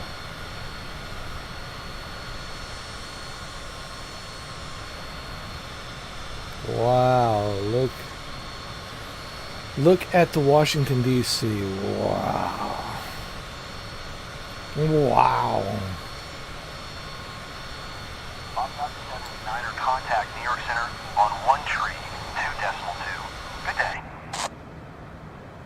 Copy. 132.2 for Bobby Yaga 79er. New York Center. I wouldn't see Bobby nothing. Yaga 79er is at 7,900 'Cause probably nothing to see. Bobby Yaga 79er, New York Center, altimeter 2956. Actually, I did fly to Pennsylvania. Remember, there was nothing there. It was just nothing. You can't see nothing. You can't even see shit. It's just pitch black. It's pitch black. Darkness. Scary. Scary looking. Terrifying. Scary. Pennsylvania's scary. Just terrifying. A lot of witches out there. A lot of witches. And Bobby Draculas and Yaga 79er, contact New vampires York Center on 135.45. Good day. and zombies and creeps and 135.45. schizophrenic lunatics, asylum lunatics, all kinds of nonsense out there, man. It's a freak show. It's a freak show. Bobby Yaga 79er, New York Center, altimeter What is it about 2955, Pennsylvania, man? What's contact. why is it such a freaky forest, dude? I thought it was. Now, don't get me wrong. Western Virginia, it's pretty freaky. But I thought Western Virginia has the freakiest forest. It does. It still does. But I didn't realize that Pennsylvania also has a very, very, very, very, very, very freaky forest. And we're talking 80 miles north of Pittsburgh. It's not like super far, but it is still far, but it's freaky. It's like nothing there, dude. Like nothing. It's just forest. And it's a creepy forest, not just like a like a beautiful forest, like a Christmassy, like a Canadian Christmassy forest, right? No, this is like some creepy ass, like a Freddy Krueger nightmare type forest shit, you know.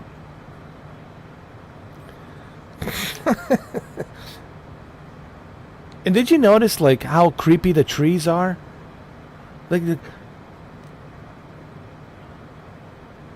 Like creepy, some creepy forest. Very creepy.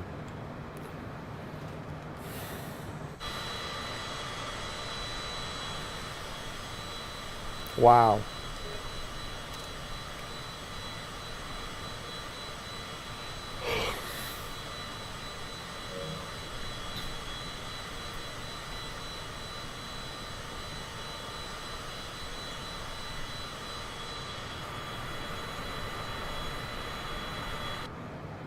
All right. Bobby Yaga 79er, please expedite your climb flight level tree 90. What do you mean? I have to. I will. Hold on.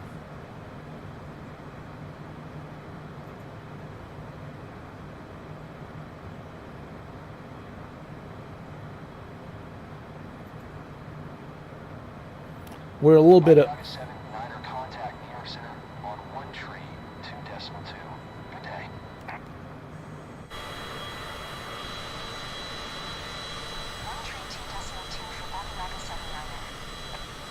Hold on. New York Center. Bobby Yaga 79er is at 7,500 climbing flight level tree 90. Bobby Yaga 79er, New York Center, altimeter 2950. Got it. Contact continue. Got it.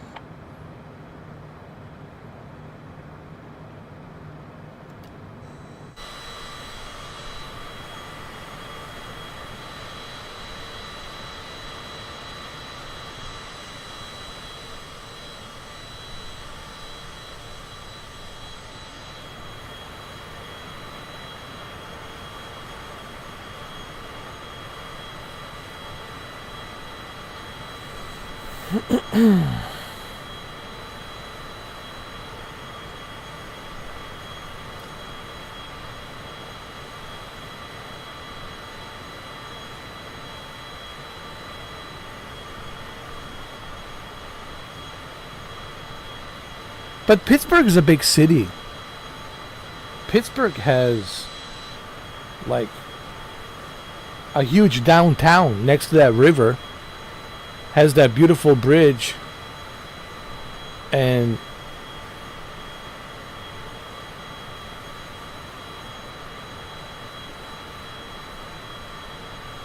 right? I mean, Pittsburgh's beautiful.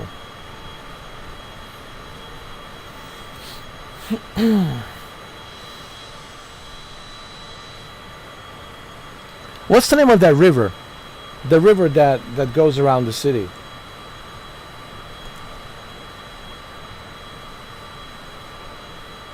I keep forgetting the name of the river.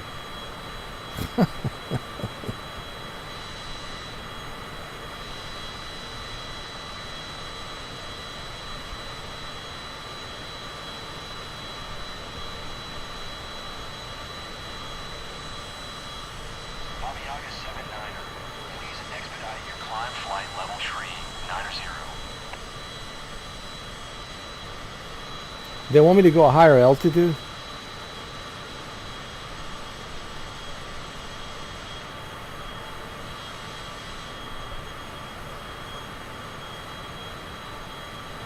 But what's the name of that bridge? What do they call that bridge in Pittsburgh? And that river? I never can seem to remember the name of the river and the name of the bridge.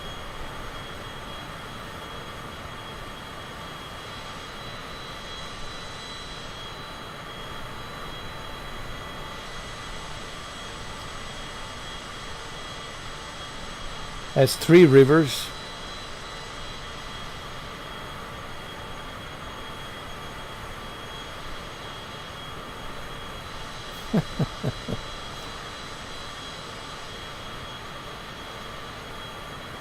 But what do they call it? What's the name of the river? And the bridge? You know that famous bridge next to downtown? Like you see it all the time. You see it in the movies. It's always there. You see that bridge.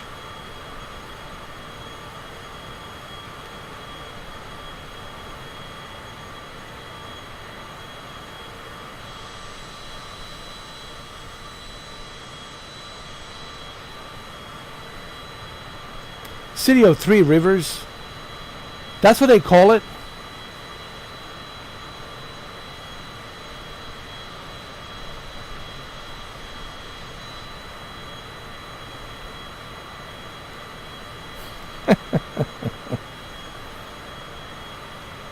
Bobby August 79er, please expedite your climb flight level tree 90. Wow. City of 3 Rivers. So what do they call the bridge?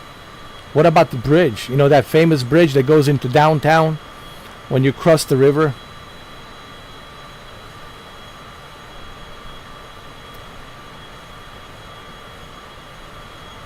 Allegheny River and Monongahela River. Monongahela River at Point State Park 2 from the Ohio. Allegheny River and August 79er, please expedite your climb flight level tree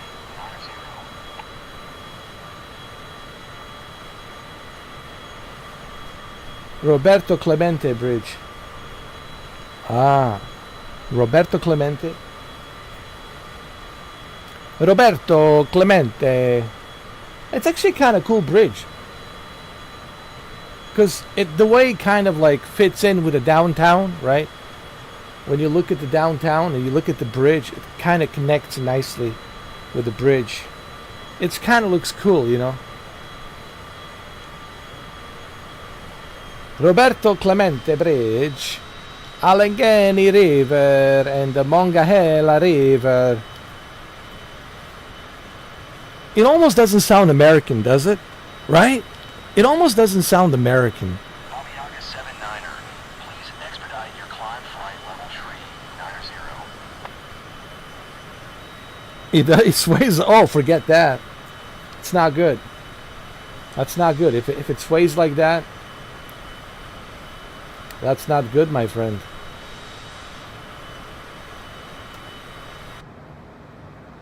That is not good. So it's Roberto Clemente. Roberto Clemente Bridge. It almost sounds like some bridge in South America, you know, like in Colombia, you know, or Argentina. Roberto Clemente Bridge. Eh.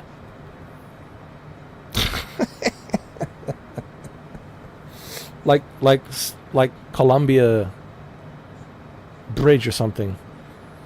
Roberto Clemente Bridge. 79er, please expedite your climb flight level tree 90. I did. I'm at 3,000 feet. They keep asking me to go down to 3,000 feet. I am at 3,000 feet. I am. Everybody relax. I am at 3,000 feet. I promise you. Yeah, I mean, sounds like a Colombian, like a bridge. Roberto Clemente Bridge. And the river, man. Dude, I just forgot the name of the river. Yo, dude, I just forgot. I just forgot the name of the river. Hold on. Allegheny, and 79er, please expedite your climb flight level tree 90. Bobby August 79er, contact New York Center on 1 tree 2.5. hold on. 1 tree 2.5 for Bobby August 79er. Your climb FL 390. Bobby August 79er is at 2,300 climbing flight level tree 90. Bobby August 79er, New York Center, altimeter 2956, radar contact, continue. Got it. Request cruising altitude. How about that?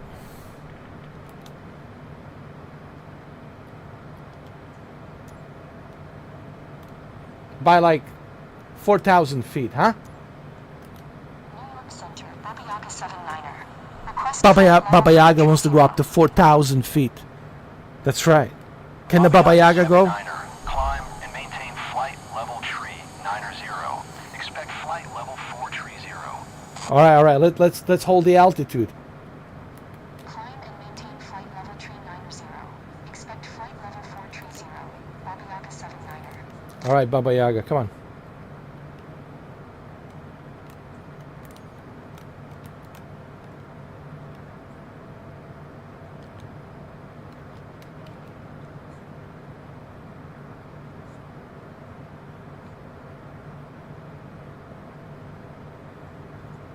Okay, that's good enough.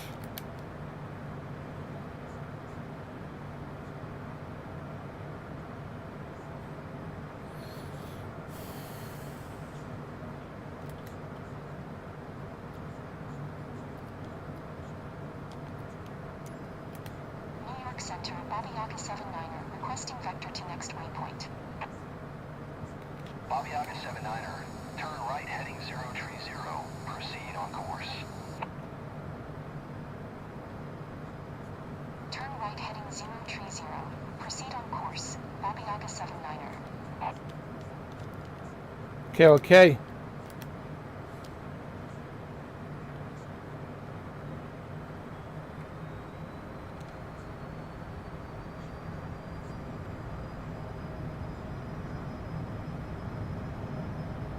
We're good. We're good for now.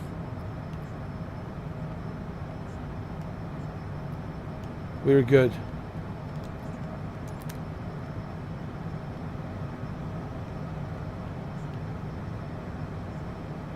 He did say 4,000 feet altitude climb.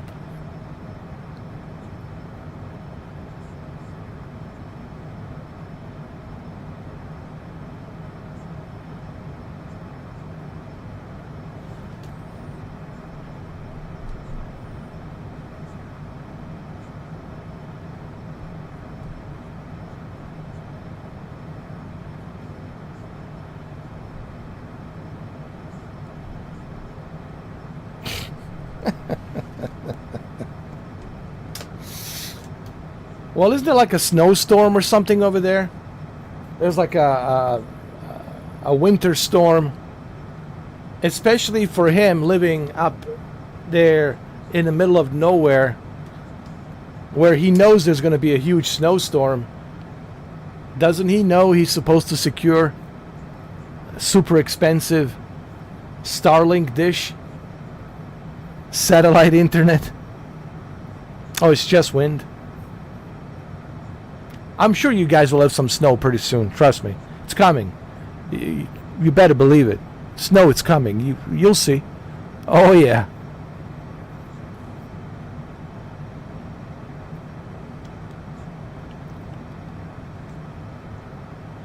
Yeah, but dude, like he should listen. He needs to secure that dish regardless. I remember when I first bought my DirecTV, very first DirecTV dish from Radio Shack. My brother used to work at Radio Shack, and you know, he bought it, and you know, he brought it in to my parents' house, and we installed it, but we secured it. You know, we secured it, we installed it, we drilled the holes, we put the screws in, we made sure that it was stable, certain degrees facing, you know, certain way. But it has to, you have to face it a certain degree, you know. But you know what? This was back in 97, back in 97. But guess what? We secured that, bro. It was secured. It was tight. Sometimes you would lose a signal. Please expedite your climb flight level 390. Sometimes it would lose a signal depending on like the rain and snow. But for the most part, you know, we were able to watch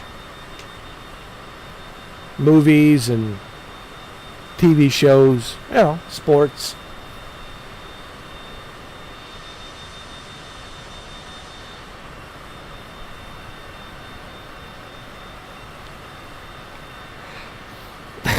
He thinks a rock or something, it's enough. No, dude. That thing has to be secured, bolted in with very tight screws. You know? Babiaga 79er, please expedite your climb flight level 390. Oh my God. You should have drove all the way up there just to help them out and show them how to secure Starlink dish. My God. So what did they do? Did they fix it?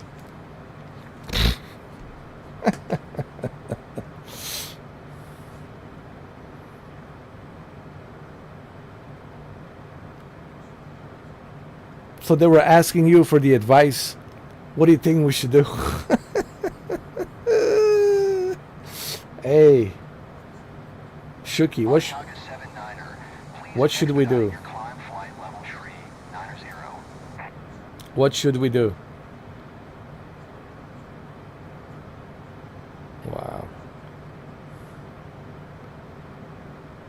You know, he does understand that's a very expensive equipment, right? You know, that's not exactly cheap. You know, Starlink is not exactly cheap. You know, it's a very expensive equipment. I hope he realizes that. Like, you know, you're not paying for something that's, you know, like, we'll just get another one. No, it's expensive. Jesus, man. $600, good God. Now, for some people, maybe $600, it's not much. But for me and Shuki, $600, and especially for his cousins, $600, it's a big deal.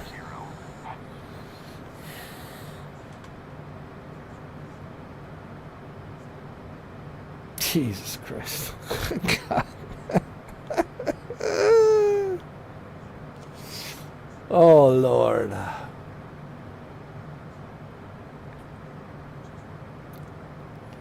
They just thought, like, let's just put it out there on the roof. Just leave it out there. Don't have to secure it, nothing. Just let it stay up on the roof. Wow.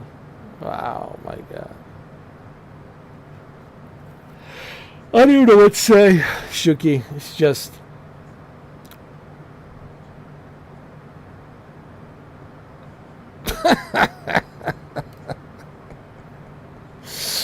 You know, we were talking about this yesterday, right? Expedite your climb flight level 390. We were talking about this yesterday. I don't expect everyone to be a scientist or a physicist or a mathematician. I'm not asking people to be Nikola Tesla, Einstein, all right? But how about a common sense, you know? What about those two words? How about a common sense? Right? You know, that's something they should have. This should be in there, like a basic. It should come with your DNA. It should be there, right? Part of your DNA, like a common sense. Like, how about a common sense? Right?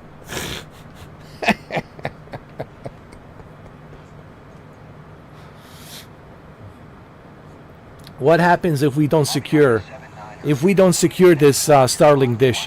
What will happen to this Starlink dish when there's a big wind coming down? A huge cold front coming down. The wind will push it down? You think? Yes, it will. It will push it down. But that never occurred to them, did it? Let's call Shuki and find out why did it fall down.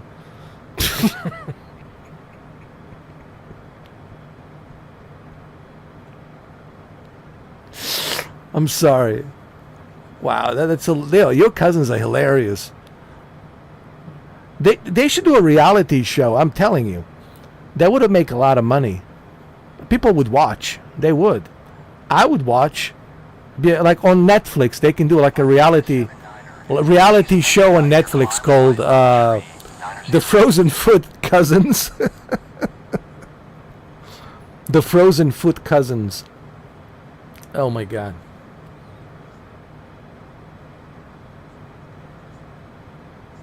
Oh my God. Or My Frozen Foot Cousins. I think that's better than just Frozen Foot Cousins. Just my Frozen Foot Cousins.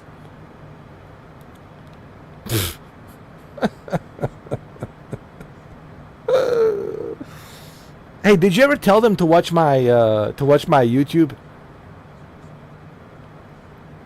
Like, did you ever give them my Bobby Yaga 7, 9er contact New York Center on 123.625. Did you ever give them like my YouTube channel so they can watch me? 123.625 for Bobby Yaga 7 9er. They should become members.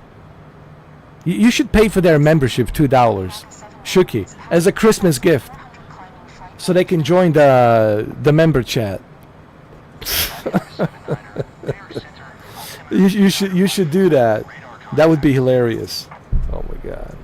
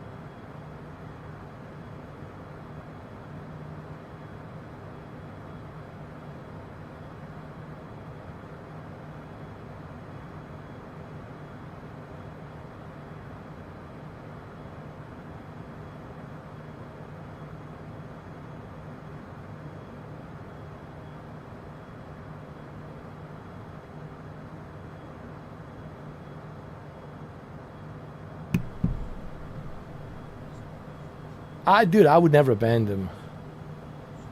I mean, you're talking free entertainment. No way. Dude, that's free. Dude, I want people to entertain me. I think I'm getting tired of entertaining other people. I want people to entertain me. So that would be like a win-win situation for me. Not only would they pay $2 to become a member, but they would also entertain me.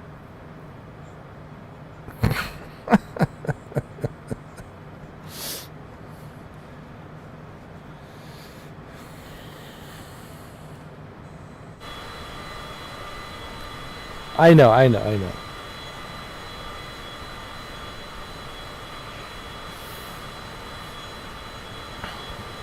Yeah, I don't want to have some sort of a. I don't want you to have any anxiety and high blood pressure.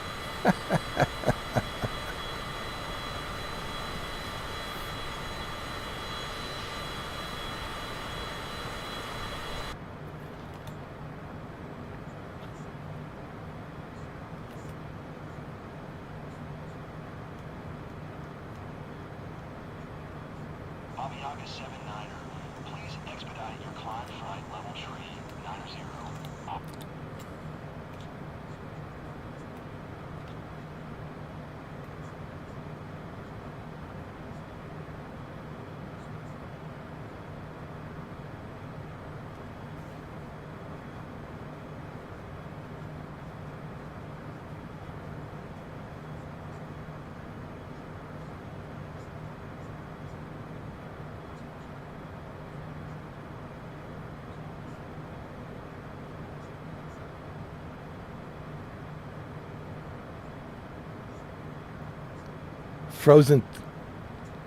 Frozen toast. Well, there you go. That would be a good Netflix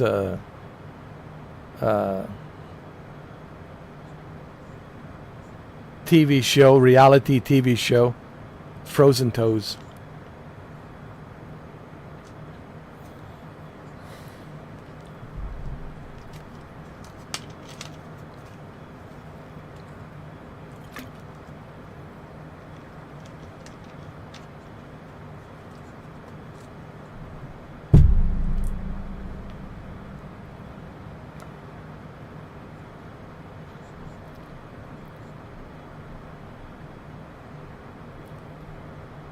Oh my God. Where's all these other members? What happened to all these other members? They all got faked. Oh my God.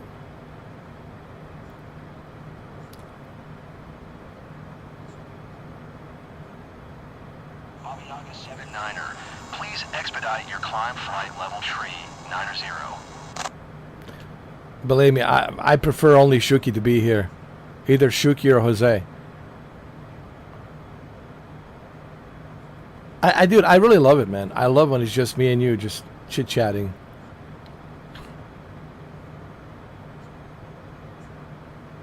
Imagine all the fakers coming in. God, man. It is so annoying. Like just how phony. Even when they type, it's phony. Like you can sense like they have some kind of phony keyboards, you know. Oh my God. Like, no, I crashed. You see what happens? New York Center, Brickyard Tree 412, flight level 290. Bobby Yaga 79er, please expedite your climb. Baba Yaga has crashed. 90. Holy shit. Baba Yaga has crashed. In a frozen foot. Yo. Dude. Oh my God. Holy shit, man.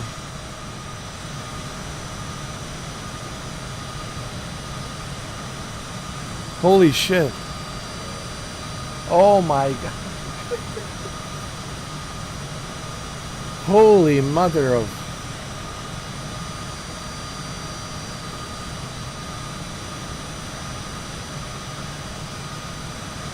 This is turning into a horror movie.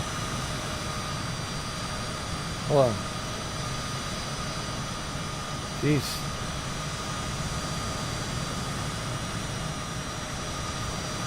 Nah. Get back into the airplane.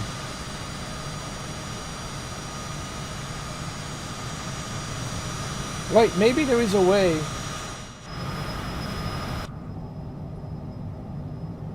I'm telling you. The curse of the frozen toe. The curse of the frozen toe cousins. This is the curse. Hold on, maybe there's a way we can maybe there's a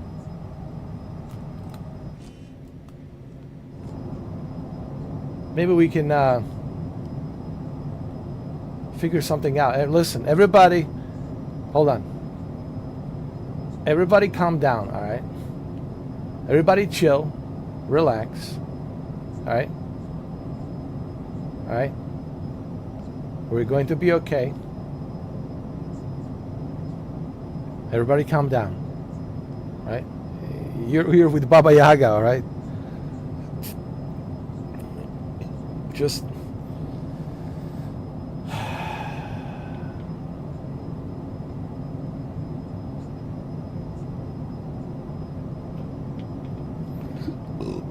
man, this is a nightmare. There's aliens, werewolves, skinwalkers, all kinds of shit here, man. Is there any way we can get up there, up in the air? Maybe there's a way.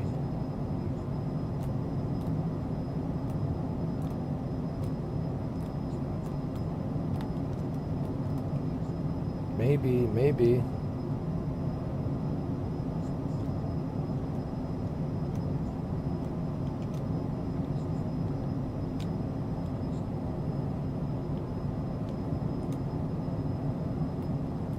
No.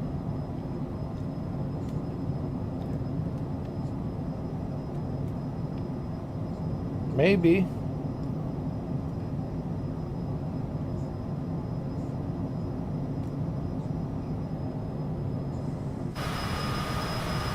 Oh my God.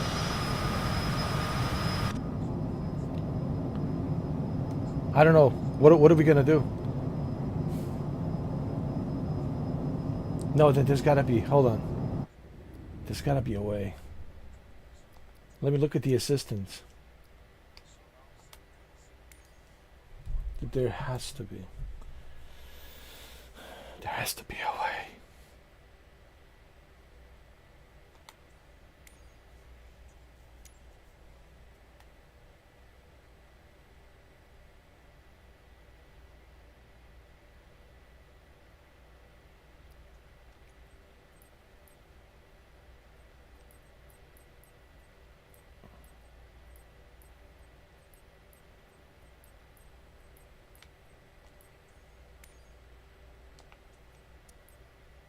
Look, they already have VR.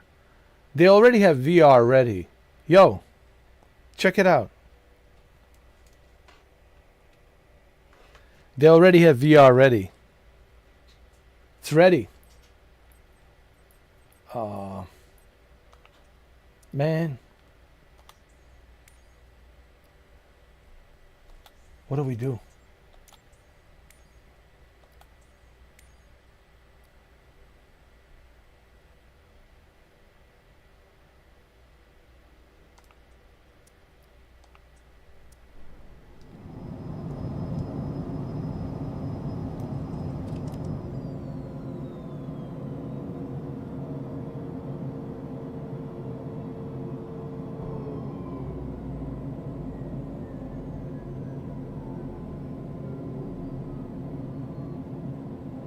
Uh-oh. It's about to get spooky.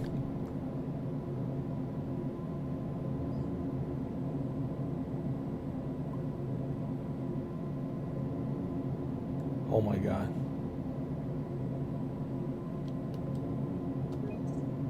Yo, this is spooky.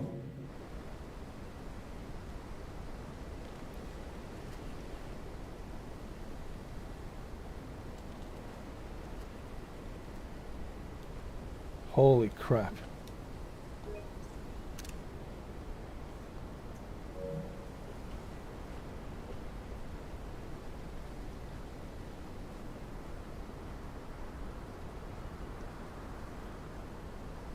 Oh my god.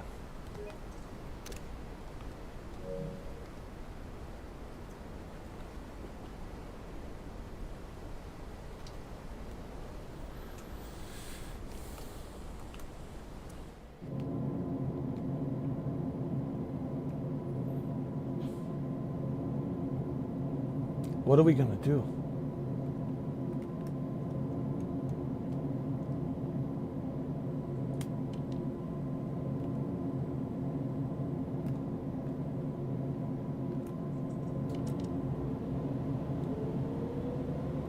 All right, let's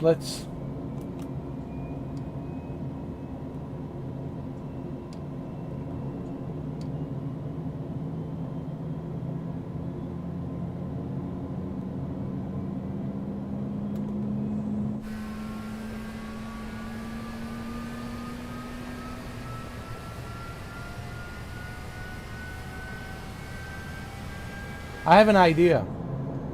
Not sure if this is going to work, but I have an idea.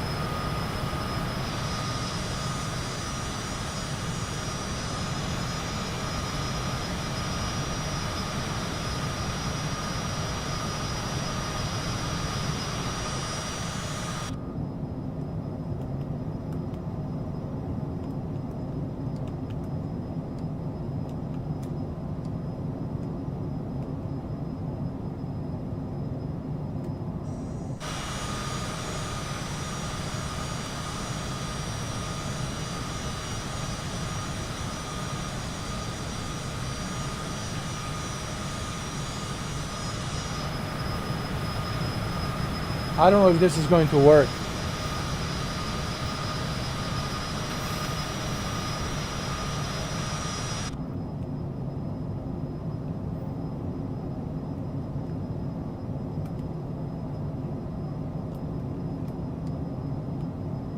Maybe.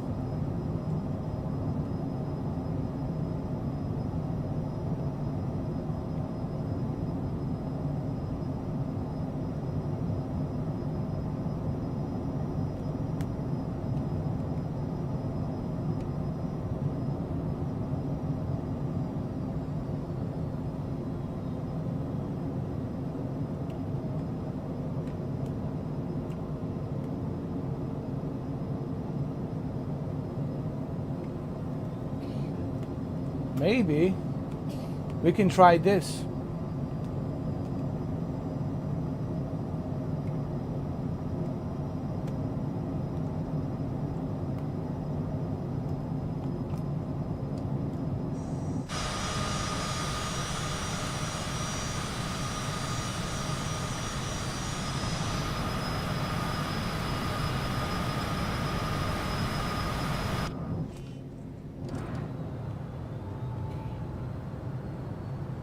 Center, Babiaga 79er, 7 miles southeast of 40 Papa November, 5000, request IFR to Ottawa, ready to copy. I'm a magician. Is cleared to Ottawa Airport. Did you see that? Squawk 2006. Yo, did you see that? Babiaga 79er cleared to Ottawa Airport is filed. Squawk 2006. I made it.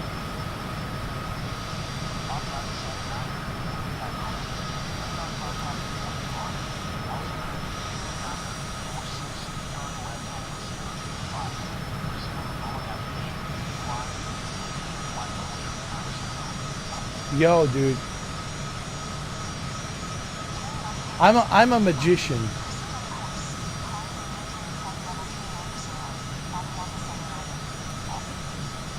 I'm a magician.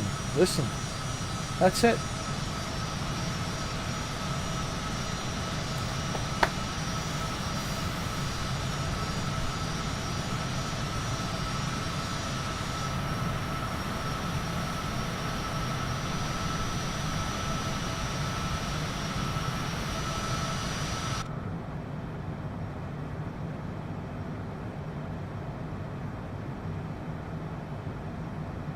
Wow. See? I told you guys. Hold on, let me turn the lights on. You just have to trust me. You just have to trust Baba Yaga. You know, you're here with Baba Yaga. Nothing to worry. What did I tell you? Huh? When you are with Baba Yaga, now you can give me that number, huh? Yeah, come on. Give me the number. Give me the number.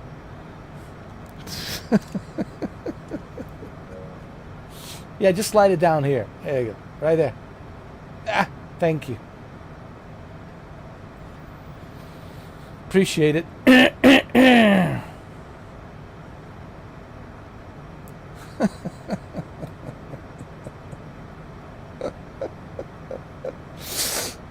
Listen, I'm Baba Yaga. I always win. I win. Even when I lose, I somehow win. They don't consider it loss that I lost. Like, even if I lose, they're like, no, we can't consider it loss. He still won. Because he always wins. He always wins. He never loses. Yeah, but losing. Didn't he lose? That's considered loss. He lost. He lost his airplane. No, he didn't. Do you see me losing my airplane? No. That's not considered loss. No. No. That's winning. Bobby Yaga 7, 9er contact, reverse error on 1.3.5. Good day. Would you consider this a loss? Of course not.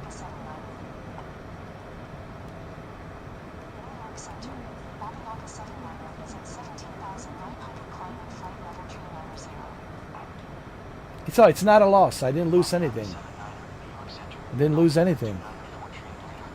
I won. I'm winning.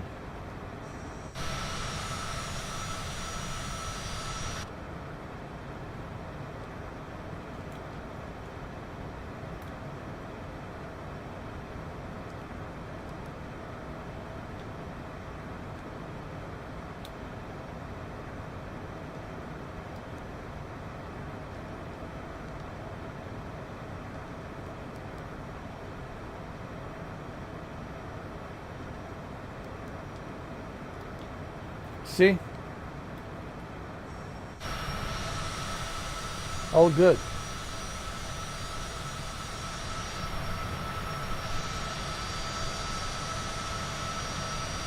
It's not considered a loss. A loss is when you when you crash and you can't fly up anymore. Like you're stuck. You're stranded. That's a loss. You lost. Me, I didn't get stranded in the wilderness. It's not a loss. You know. I didn't lose anything. I don't consider it a loss. A loss is when you lose everything. You crash down, you're stranded, and you lost everything. Me, my passengers were not even hurt. They were not even scratched. They're in perfect condition. They're happy. So, it's all good.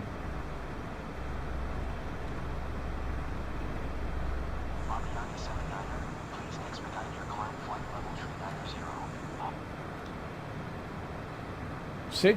It's all good.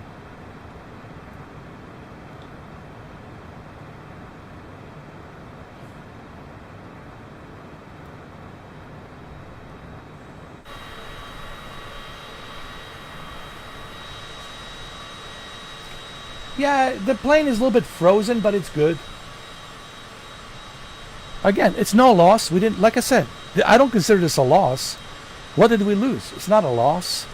We didn't lose anything. Maybe a little bit of scratches, a little bit of frozen wing.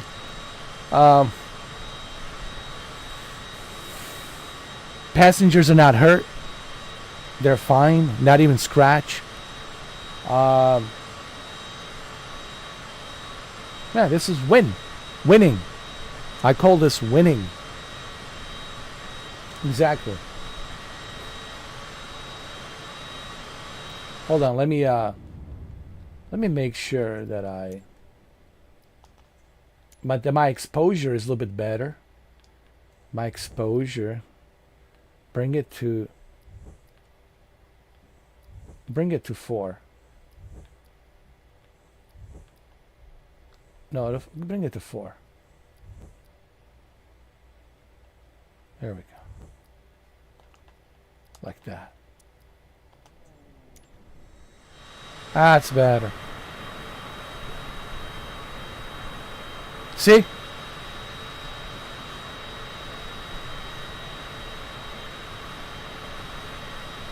Nothing was lost. There was no loss here. We're up in the sky. Look, we'll take a screenshot. Here. Here, look. Let's look at it. Here. Check it out. Look at it. Check it out. Check it out. Right here. Look at the photos. Check this out. Okay, a little bit of scratch. Just a little bit of scratch. Okay? But eventually, we made it. Yes, we made it. We were up in the sky. See? This is when we crashed. Okay, this is when we crashed. And everybody was okay. Everyone was okay. And this is when we were up in the air again. So we didn't lose anything. Okay? See, I have evidence to prove it. Well, this live stream, it's evidence, you know.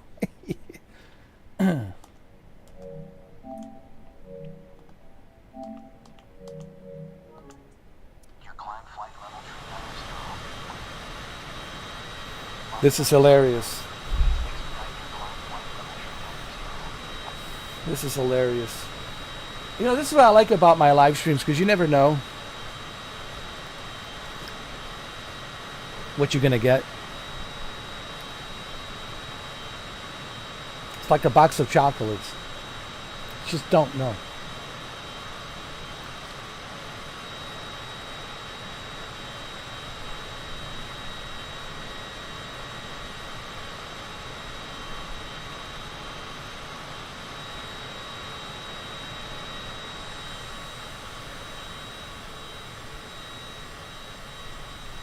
Exactly.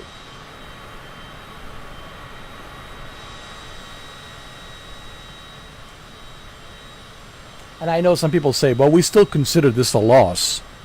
How is it a loss? It's not. Yes, we did crash. Okay, hold on. We did crash, but I don't consider that a loss, because we did not get stranded. All right? We were able to go up in the air with a little help of aliens, you know. They lifted us up in the air. But hey, you do what you got to do, you know, to win. You don't want to have any losses in your games, right? You want to win the game. Neither do I. I don't want to lose. I want to win. So sometimes you have to do what you have to do. Sometimes we have to call in aliens to help you, lift you up. You know what I'm saying? See, it's good to have them as friends. There's benefits comes with it.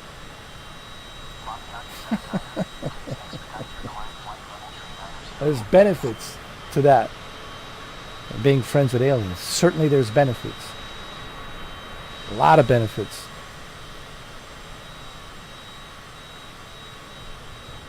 Yeah, but it's still a loss. You crashed. No, I did crash, correct. But I was able to pull myself together and then get up in the air with a little help of aliens. But that's cheating. No, it's not. It's not cheating. It's not cheating if you can't prove it. How are you going to prove that it was aliens? You see, I'm smart. Shuki, I'm very smart. I'm clever. But people say, well, how do you prove it? That's right, you can't. So it was not aliens. I mean, it was aliens, but you can't prove it, that it was. But I'm not also saying that it wasn't. But I'm also saying you can't prove that it was.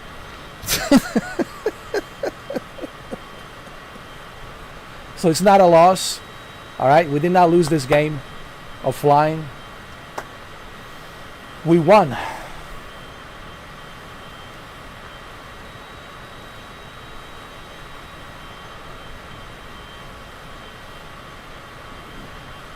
I want to read this because it's true. If it was a loss meaning losing, if I lost this flight, I would still be stranding down there. I would be stranded down there, wandering around the creepy forest. But that's not the case. My passengers didn't even have to leave the plane. They still had light. Even the lights didn't go off. They still had lights while they were there. Sitting comfortably, drinking their tea. Yes, they love to drink tea, hot tea. So, it's all documented, you know.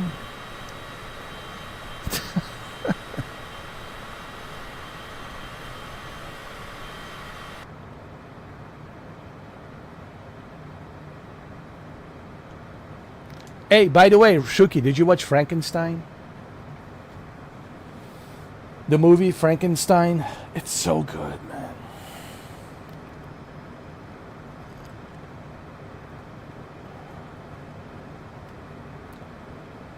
Baba Yaga 79er, please expedite your climb flight level 390.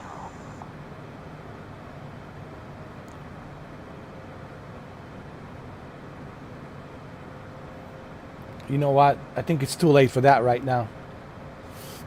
I can't check the cargo while I'm flying. But we'll check the cargo when we land. I don't want to say anything because the last thing I want to do is spoil the movie for you and for everybody else. I don't want to tell you nothing because that's the whole point. I want you to watch the whole movie and fresh without knowing anything. You know, because I would never do that. I don't like spoiling. You know, I think people who do that, they're assholes. Like, don't spoil the movie, man. You know, I want to see it myself. You know. Hey, let me tell you what happens in the end, man. Did you like in the end of the movie?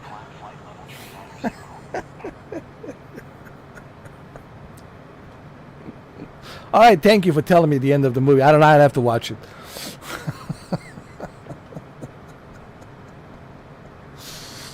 That's all you need to know. It's good, and then go see it.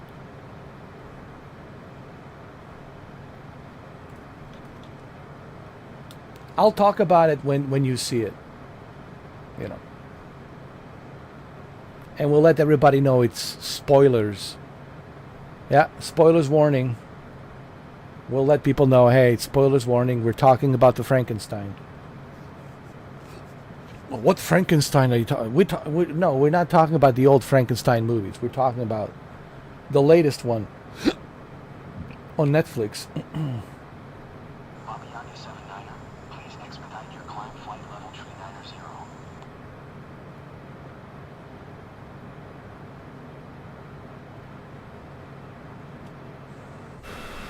390. Wow! Look at this.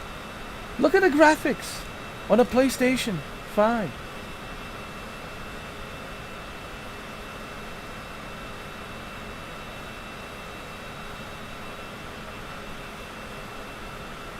Your cousin wrote that? Jesus.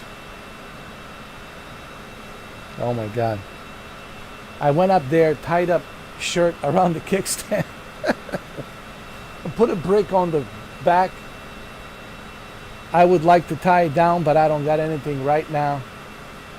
Should be good enough for now.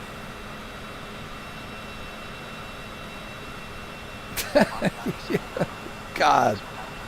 I don't even know what to say, bro. I don't even know what to say. Other than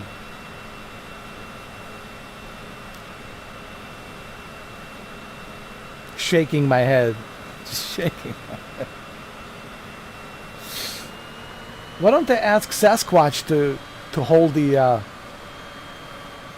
I'm pretty sure Sasquatch will do a better job fixing that, you know.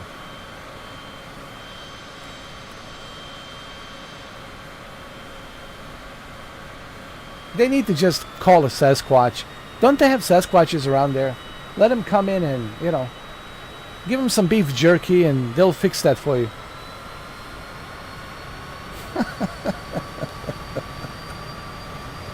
Oh, God.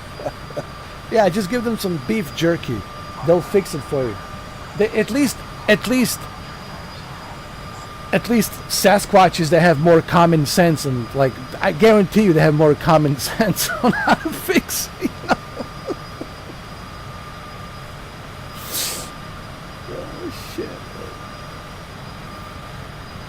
I guarantee you Sasquatches have more common sense. They're like, yeah, we know what to do, alright, don't worry about it. Just give us you know, beef jerky, alright? We'll take care of this. Alright?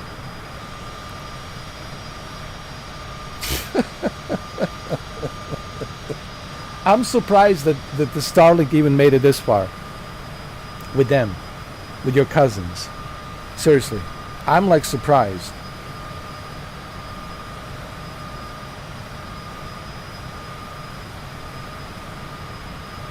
It's hilarious.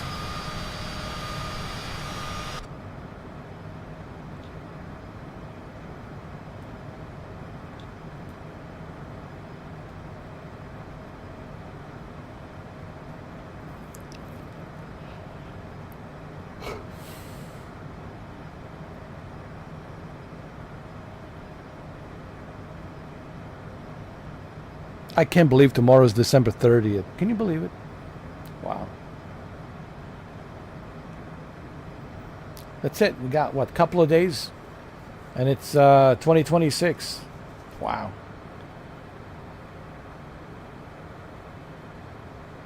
Well, they didn't even set it up. They just... They see a plug and, oh, let's plug it in, see what happens. They were like, okay, this cable, I see a hole. Maybe this cable goes inside that hole. Let's check it out, see what happens. They were just testing to see whatever works, and somehow they got lucky.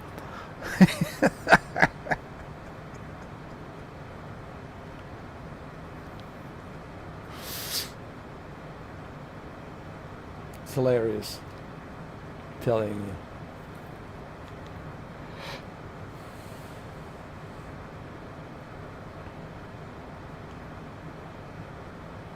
Bobby Yaga 79er, contact Boston Center on 133.25. Good day. Going to 133.25. Baba Yaga 79er. Baba Yaga 79er. Baba Yaga 79er is at 7,200 climbing flight level 390. Bobby Yaga 79er, Boston Center. Altimeter 2938. Radar contact. Continue.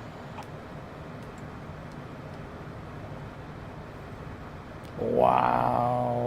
Wow.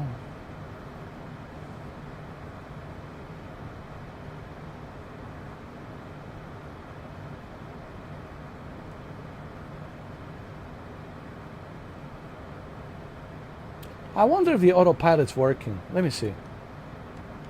Is it working?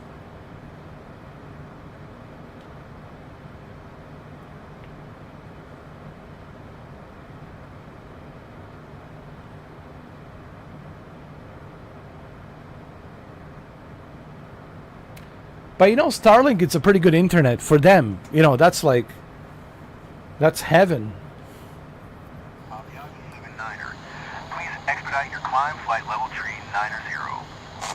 To them, that's like heaven.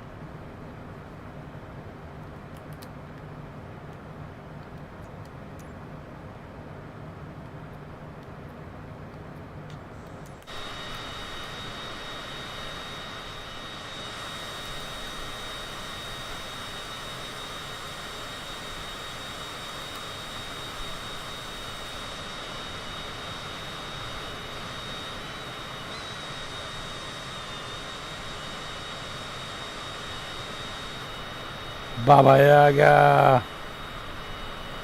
Baba Yaga.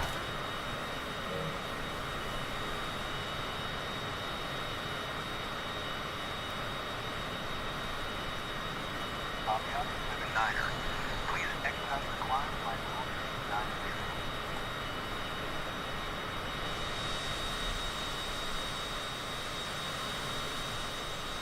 390. See, not a scratch, nothing. Everything smooth as a butter.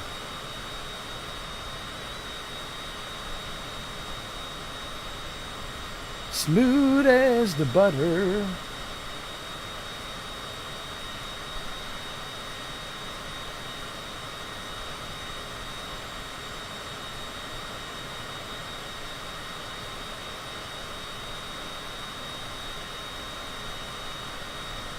Oh yeah.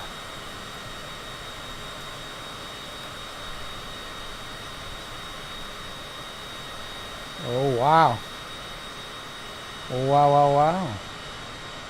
Aviata 79er, please expedite your climb by level 390. Autopilot doesn't work. I knew it. Let me turn it off.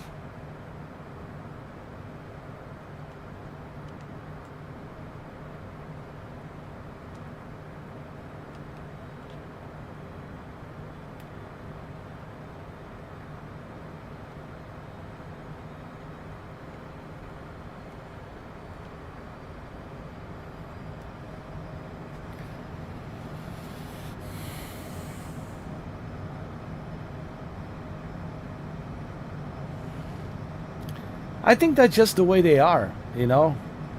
You can listen. You can't expect people to change. Let me tell you something. I've never met anybody. Aviata 79er, please expedite your climb by level 390. I never met anybody who changed. There's really nothing you can do to change somebody. You can try all you want to teach them this and teach them that and show them how to do things, and it's from one ear to the other. They're gonna continue with the shenanigans, with their same old business as usual shenanigans. You know, they might say, yeah, okay, I get it. Yeah, okay. And then they go back to business as usual. And you just wasted all your time trying to explain something to them, trying to show them something. You sometimes just have to give up, like when listen, when somebody show you who they are, you can't unseen what you've seen. You can't unheard what you heard. You know those old sayings, the stuff they told you, you better believe it. That's how they are. The stuff that they do, you better believe it. That's who they are. And they will never change. So you can't unseen what you've seen, and you can't unhear what you heard. You just have to accept it. That's who they are.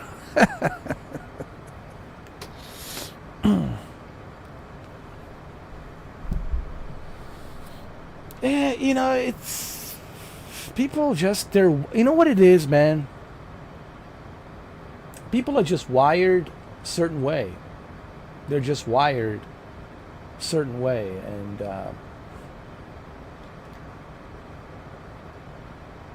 unfortunately,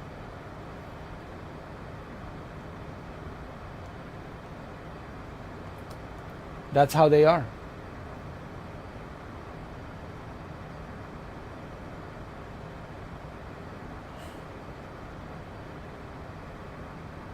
I love this photo. I'm taking photos for my thumbnail. I'm creating thumbnails.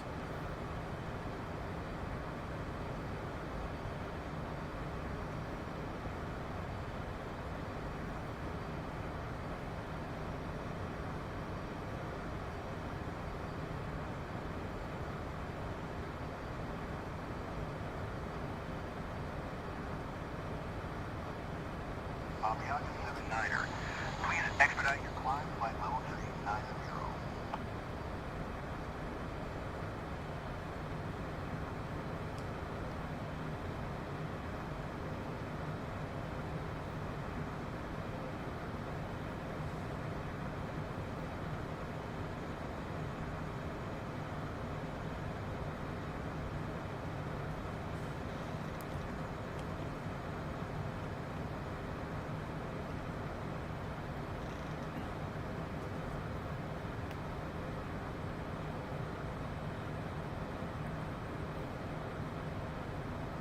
I'm so addicted to this Microsoft Flight Simulator.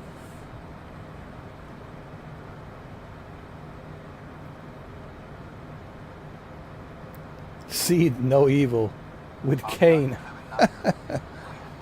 Isn't he like a mayor of like Kentucky? Like he's a mayor of Louisville City. Louisville, Kentucky City, right? I mean, city in Kentucky, Louisville. Isn't he like a mayor of Louisville? I know he was a WWE star, but he became a mayor, right?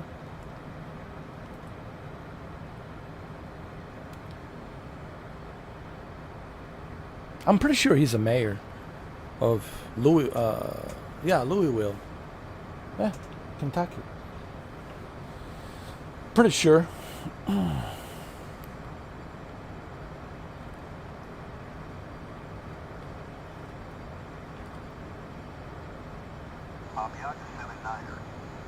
Oh, Knox County, Tennessee. My bad.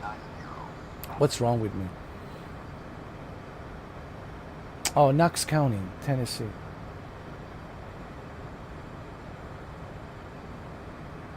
Tennessee is a beautiful state. It's right there in the middle of like, you know, all that forest, and it's just like the real like heartbeat of America. It's like that country heartbeat of America. Honestly, it really is. Like Tennessee and Nashville. It's just beautiful.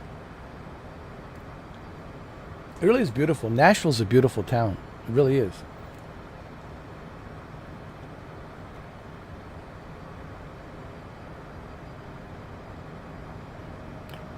Well, they elected him, you know. Actually, he's a very smart guy. He's a pretty cool guy, actually. Yeah, he's a wrestler. Yeah, he's all about the muscles, but he's also smart.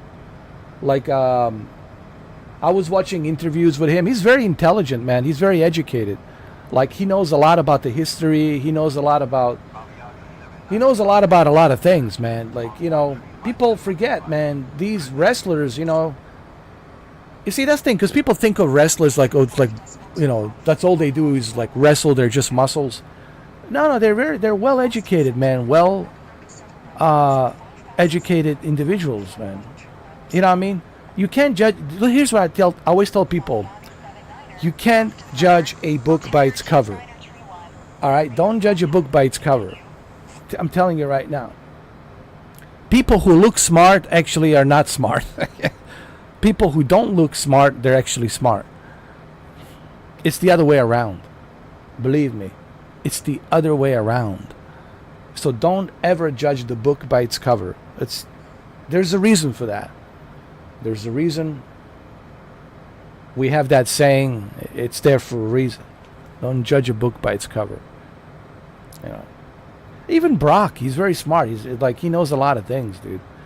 Like when you I was watching an interview with Brock, you know, and he says, "Hey man, this is a job like any other job. I gotta go in there. I have to entertain. You know, I'm this character. You know, it's just a job. It's like any other job. You're there to do the job, and that's it. You know, that's it. That's his job. You know, he gets paid to do that. It's that simple. You know." But people, you know, because the fans, they always imagine, you know, their heroes to be always like that. Like, they think of Al Pacino as Scarface all the time. No, he's not a Scarface all the time. You know, people remember him Scarface, right? And they're like, wow, you know, hey man, I don't give a about the salsa, man. You know, they think of, you know, they think that's, no, he's not like that. He's just Al Pacino. Alfred. Well, he didn't want to use his real name, Alfred Pacino. Al Pacino sounds better instead of Alfred Pacino. You know, a lot of these actors, they don't use their full real name because it just doesn't sound good. But Al Pacino sounds better. You know? Well, this goes for it. Of course. Just look at him. Why would you want to mess with him? Like, why? Just look at the guy. He takes bigger shit than you. He's like, when he goes to the toilet, take a shit. It's probably the size of you, Shuki. Like, look at the guy. Like, why would you want to mess with him? Like, this is stupid. Like, why? Same with Ray. Why would you want to mess with Ray Liotta? Of course, you don't want to mess with him. Like, you shouldn't mess with people. Period. You know, you should always avoid conflict. You know, you should always do that. Again, don't judge the book by its cover. I've seen leprechauns whoop that ass, much bigger ass. I know. When I used to be a bouncer, dude, I've seen leprechauns kick ass, like with some really big guys. You know, they know that Brazilian jiu-jitsu, they know judo, they're really fast. Hey, listen, I've seen it all. Listen, in my life, I've seen it all. Don't judge the book by its cover. Just remember that. Don't underestimate someone's size just because they're short. You don't know. You don't know how good they are. I mean, look at Bruce Lee. He wasn't that big. He wasn't all that, like, intimidating looking. But he'll whoop that ass.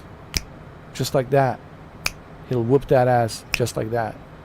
So people need to, like, remember that. Don't judge the book by its cover. All right? Don't think, oh, I can handle this guy. No. No. You don't know. You don't know. Well, Jake Paul has found out. He wants to fight in a guy who's a much better boxer, has much better stamina, has much better reach, it's much taller. What do you think was going to happen, Jake Paul? He's going to whoop that ass, and he did. Talking about Anthony Joshua and Jake Paul.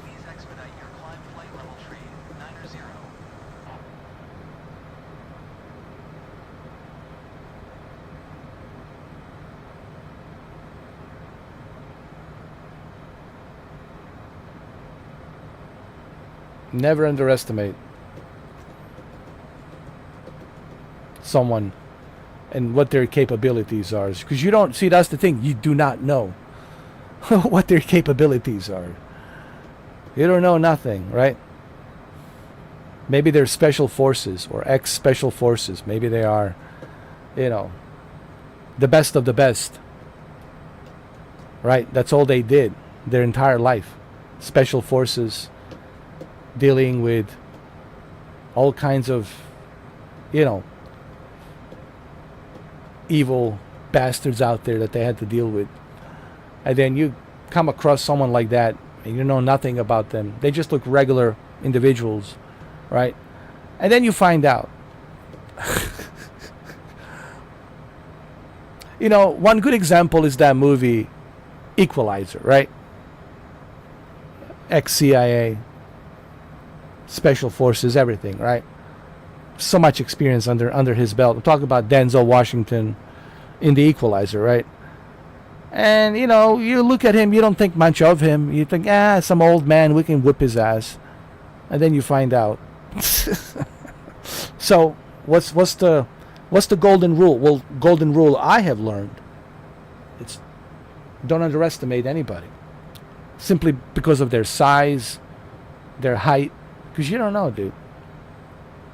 You don't know what they can do, what they're capable of doing.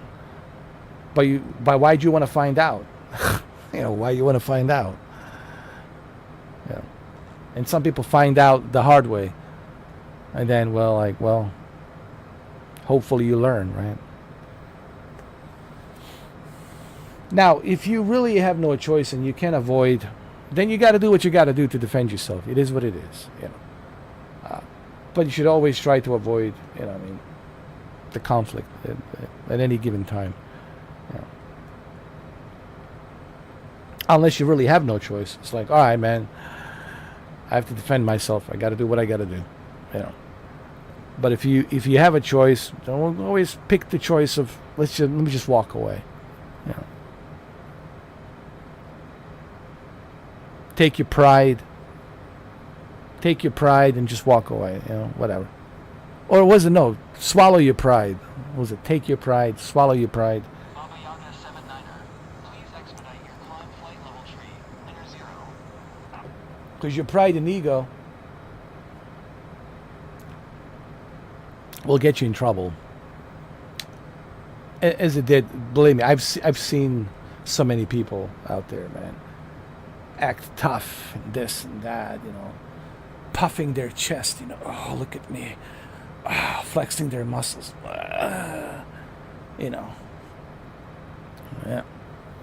And some goofy looking guy just whooped that ass, embarrasses the shit out of them. Yeah. Black belt, judo, jiu-jitsu. Oh, shit. Oh, yeah. Oh, shit, right?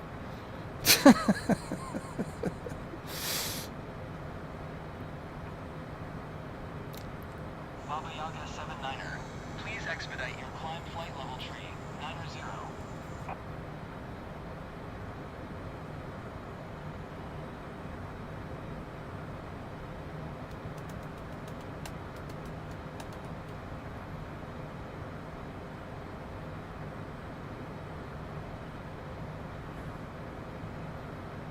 I was watching, what was it, Entertainment Tonight, and they were showing Ray Liotta's house on Hollywood Hills in California and LA.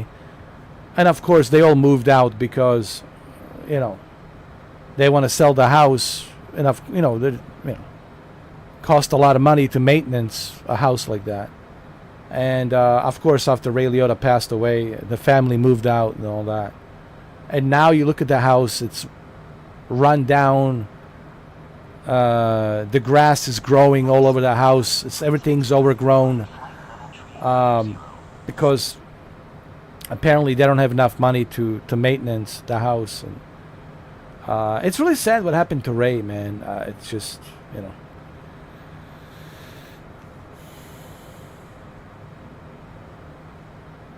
the way he passed away just doesn't make any sense to me. It's just like he died in his sleep. Like, how? But I also don't understand how they're not able to, like, when he was alive, he was able to maintenance the house, right? And it's expensive house. It's up on, Hollywood Hills. It's super expensive. But, like, what I don't understand, like, his widow, right, his wife, how they were not able to use some of that money to renovate, remodel the house, and then sell it, put it out for sale. Montreal Center, altimeter 2925, radar contact continued. I guess she just collected the money. It was like, I'm not doing nothing. I'm going to sell it as it is. Yeah, I feel so bad for him. I mean, just the fact that he passed away, man. It's still hard to believe, man. I still have difficult time. Like, there's two actors I'm having difficult time. Like Ray Liotta and Tom Sizemore. Like, really, both of them, like, gone. The guy who played Zed, Peter Green, that's his name? Peter Green. The guy who played Zed in Pulp Fiction. You know, the guy that always plays some kind of a villain freak, He's a great actor. He passed away too. I was like, what the fuck?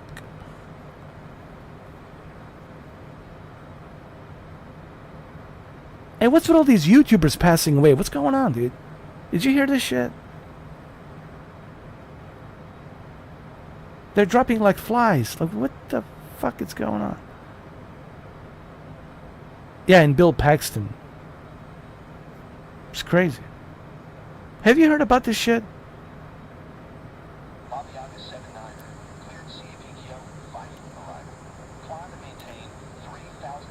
about YouTubers, like these big time YouTubers passing away one after another. Like, what the fuck is going on?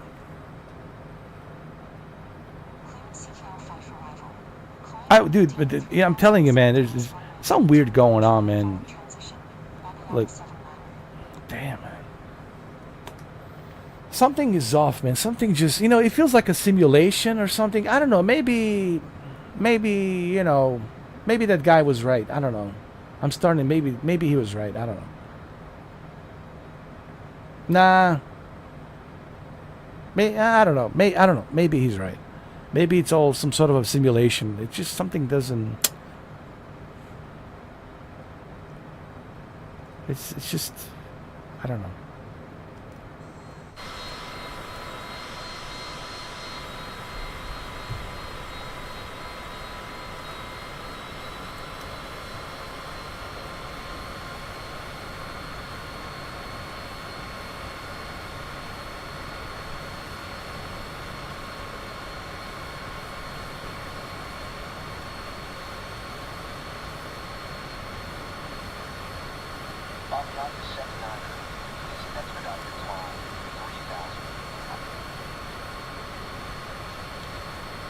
Hold on.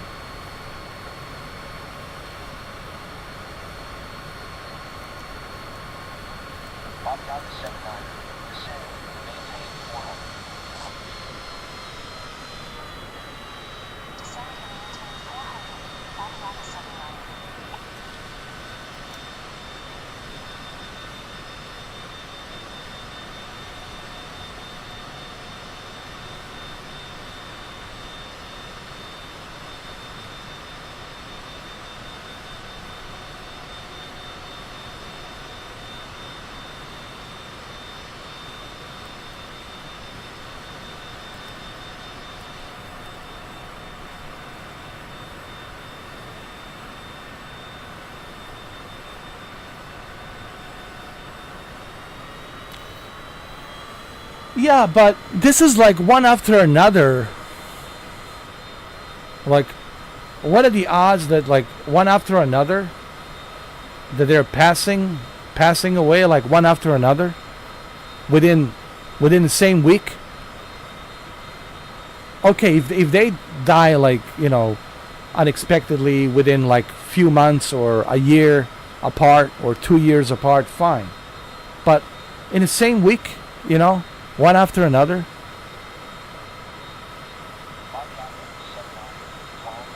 Yeah, I heard about the Vince Zampella, Call of Duty creator. Yeah. But he's also now part of Battlefield. He was part of Battlefield, right?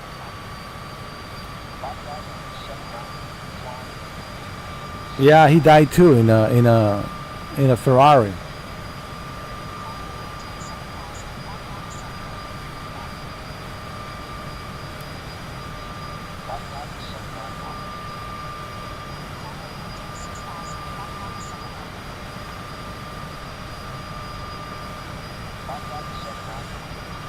I mean, can I say something about that?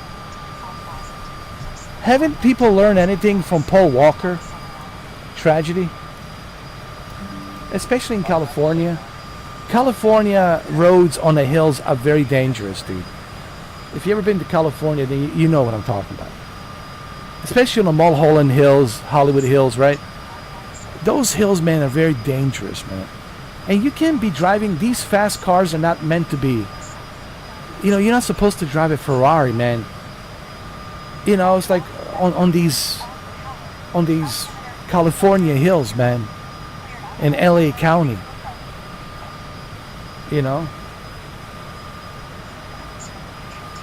Those Ferraris and Lamborghinis are not meant for those roads. Like, haven't anybody learned anything from Paul Walker's death?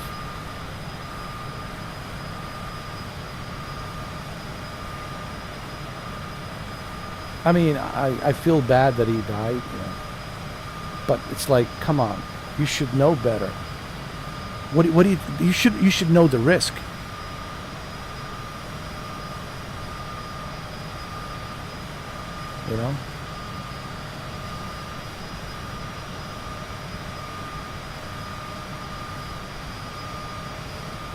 You know what it is? People want to prove something.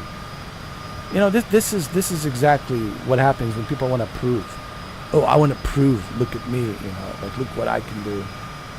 Like no, it's like, dude, I would rather be alive than to be remembered. You know, oh, I was driving really fast down the, California hills in Hollywood with a really fast car. What do you think was going to happen, dude? You're going to hit down the hill on some rock or something, you're going to catch a fire, and that's it. Same thing with Paul Walker, the way he died. Same thing in California hills. Like, what are people going to learn, man? You know? Go to Nevada, bro. Go to the there's so many places you can go up in, like in Nevada, even parts of California where they have racetracks. Go to a racetrack, dude.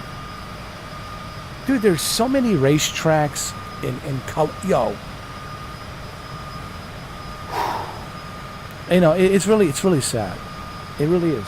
Dude, what are you doing, dude? There's so many racetracks in Southern California. Are you kidding me, man? And then Nevada's right there. Las Vegas, not that far either. Going on Interstate 15, it's not that far. Go in there, dude. There's so many racetracks in Nevada as well.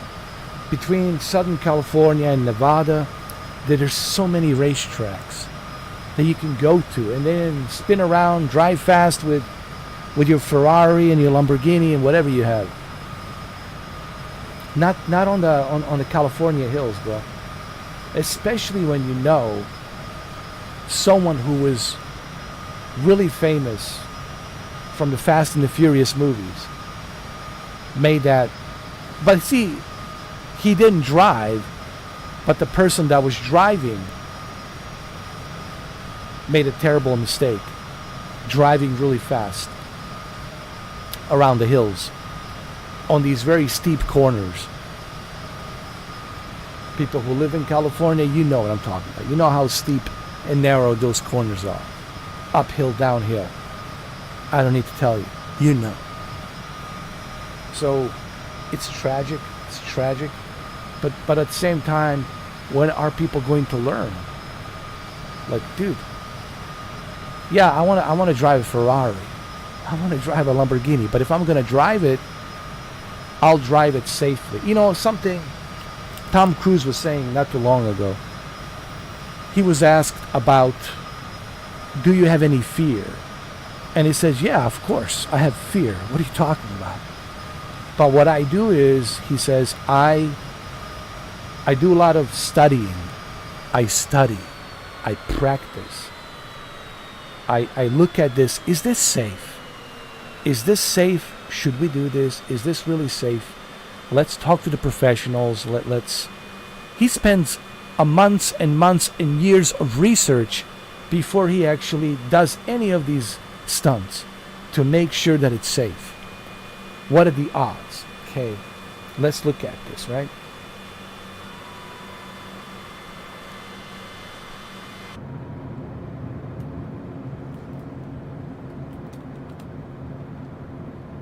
That's what you're supposed to do. That's what you're supposed to do.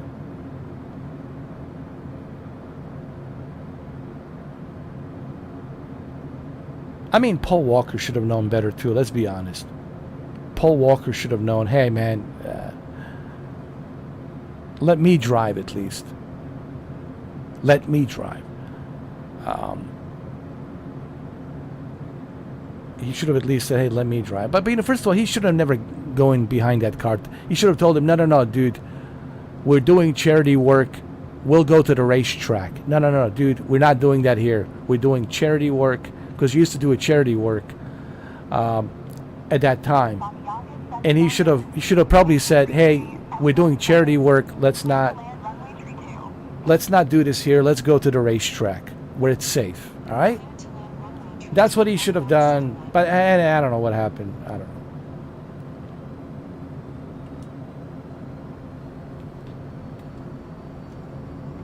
Go to the racetrack. Guys, please. Please, go to the racetrack. We have a racetrack for a reason. Do it where it's safe. Please.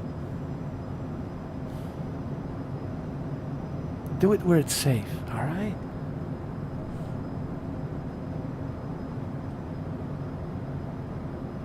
Common sense, again. We talked about this yesterday, didn't we? Like, common sense. When...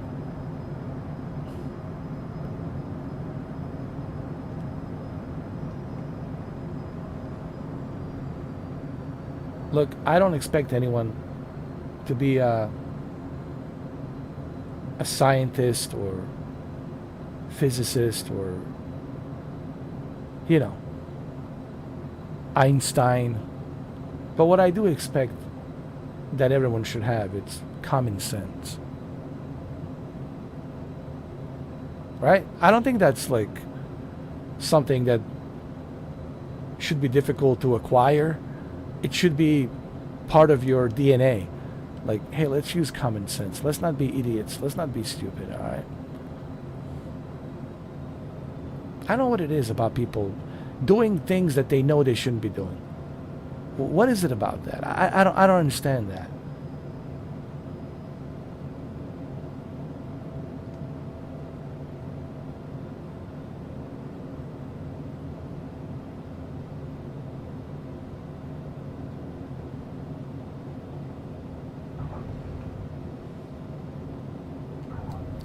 Wow, this was buttery smooth. Oh my God, no! This was buttery smooth landing.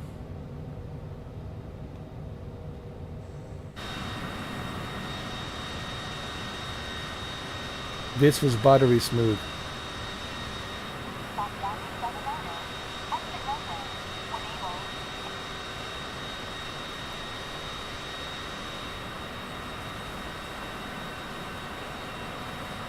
But then again, you know, I mean,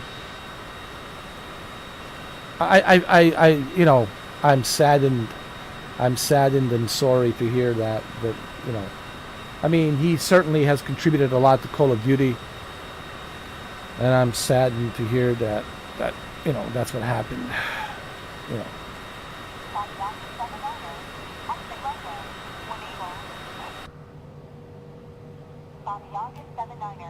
Contact ground on 121.9er. 121.9er for Bobby Yaga 79er.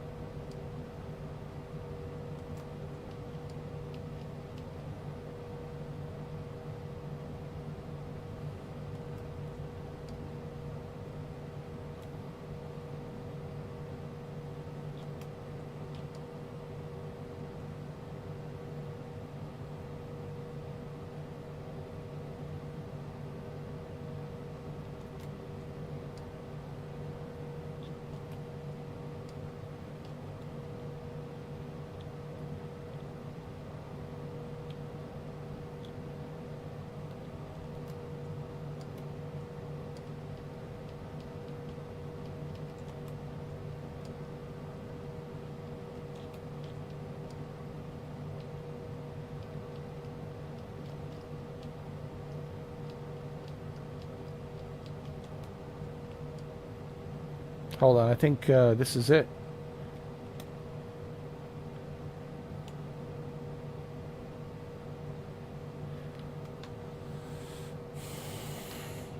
What was his name again? Vincent something? Yeah, Vince Zampella. Yeah, I'm so sad and heartbroken to hear that. That's how he died. But at the same time, you know, this is something I have to say, because safety should always be your number one concern. You know what I mean? Safety is always first priority. Like, hey, why are we driving this Ferrari on this very steep, narrow down the hill, up the hill, California hills, roads. And why are we going really fast? Let's go to a racetrack where it's a flat surface on a racetrack where it's safe. Let's do it there.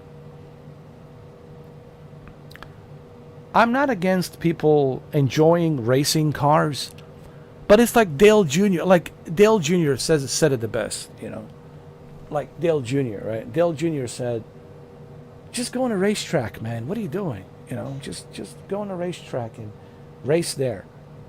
No one's saying, hey, don't enjoy racing, but there's a time and place for everything. Go and do it where you can do it, where it's safe to do it, right? Don't do it where it's not safe to do it, because you're taking unnecessary risks. You're gambling with your life, man, and it's really, it's just sad to see that,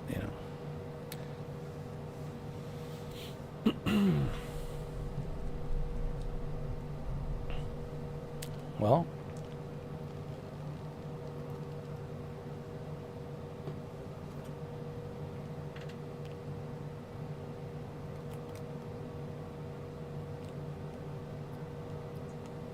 this has turned out to be a really good live stream, huh? From snowstorm to here we are. Already 3 hours and 33 minutes.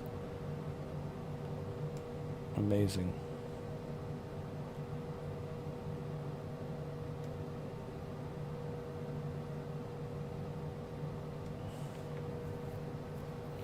Look, it even says Baba Yaga. Baba Yaga. It even says Baba Yaga. There's this plane. It looks amazing. It's called Pilatus PC-24. It's really, really, really good.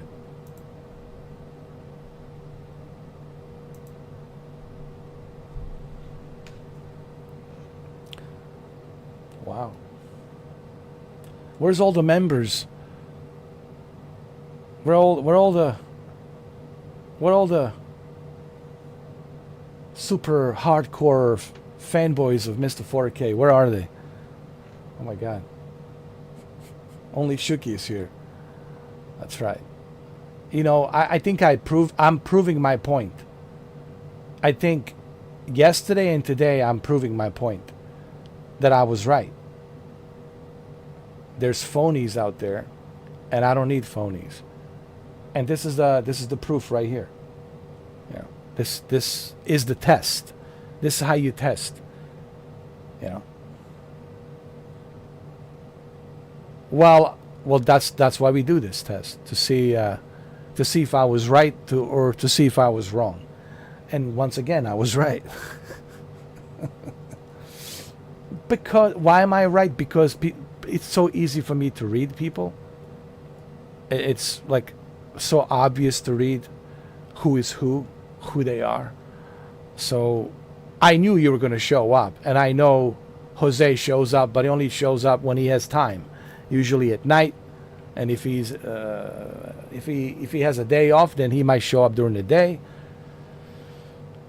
But I know it's either going to be you or him.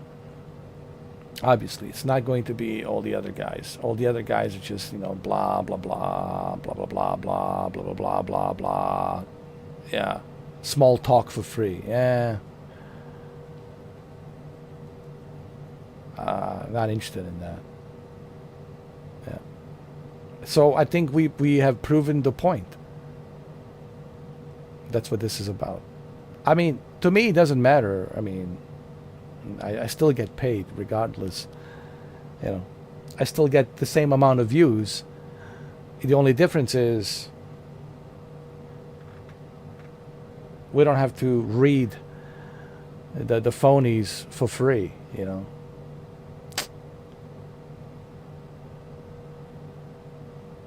No, that was my whole point. I don't expect everybody to show up every single time. But if you don't show up for the entire month, none of them show up for the entire month? Really? That's just not possible. Maybe one of them, was busy for about maybe a couple of weeks. I can understand that, and then they come back. But a month, the entire month of October, and me going into November and still nobody showing up, almost a month and a half. For a month and a half, man, just forget it, man. That's just like you are insulting my intelligence when you don't show up, when all 22 of them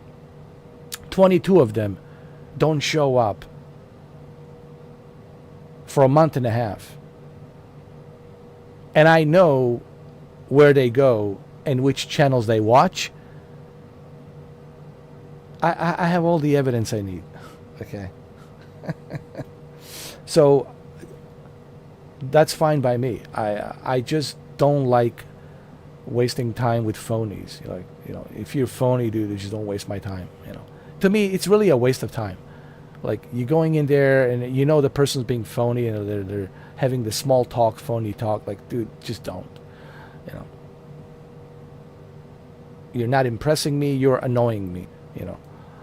With your small talk and blah blah blah blah blah. Yeah. But what I don't understand is they pay $2 for what?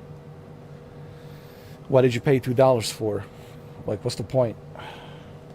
No, you're not helping me with that $2. You're only helping me if you are being engaged. That's the whole point. That's how YouTube works. You have to be engaged. You have to be engaged. You have to be active. You have to leave comments. You have to be in the chat. You can't just pay $2 and just, that's it. Oh, that's it. I'm in his favorite books now. I was $2, man. Can't even buy a pack of gums with $2. What are you talking about?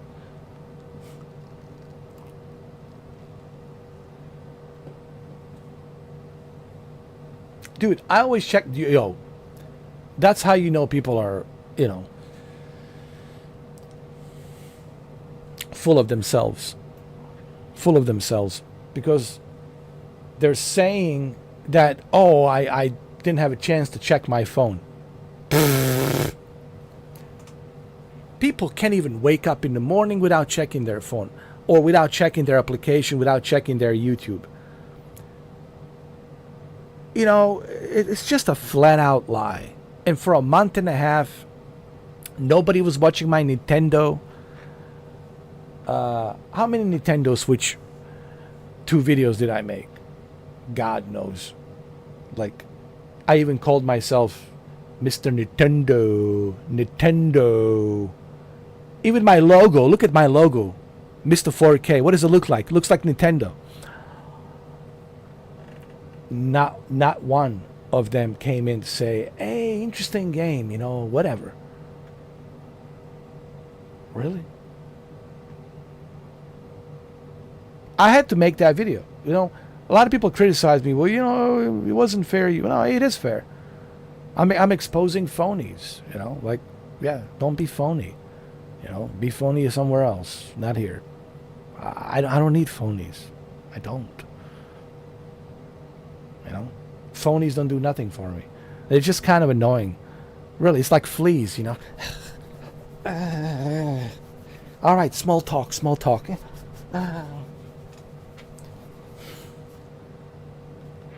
No. Be phony somewhere else. Don't be phony here. Phony's not allowed here. My God. And the worst part is they think I'm stupid. Like that's the worst part. They're like insulting your intelligence. Like, really? What do you think? I just was born like 2 hours ago. I cut my umbilical cord and here I am. Like, don't insult my intelligence. Just don't. Just be honest, and if you can't be honest, well then don't say nothing. Yeah. Shuki, I want to say something to people who are watching. Shuki's been here nonstop since 2024 October 14th. I even remember the date. It was October 14th, 2024. And I remember the date. And of course, Shuki remembers the date. And he never, like, stopped coming in. Like, he's always here. He doesn't come to me, I have an excuse, or, you know, he's not like one of those guys that doesn't show up for 6 months and then finally comes back after 6 months. Oh, hey, hi. You know, no, that drives me crazy too. Like when some people don't talk to you like in 6 months, and after 6 months, all of a sudden, like Dracula, they come out of the, you know, their their grave, you know. I'm here. I have not seen you in 6 months.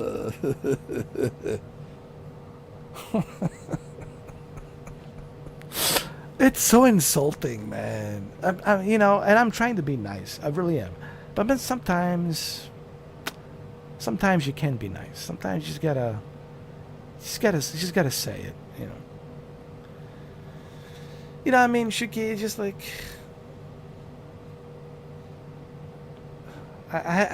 This one guy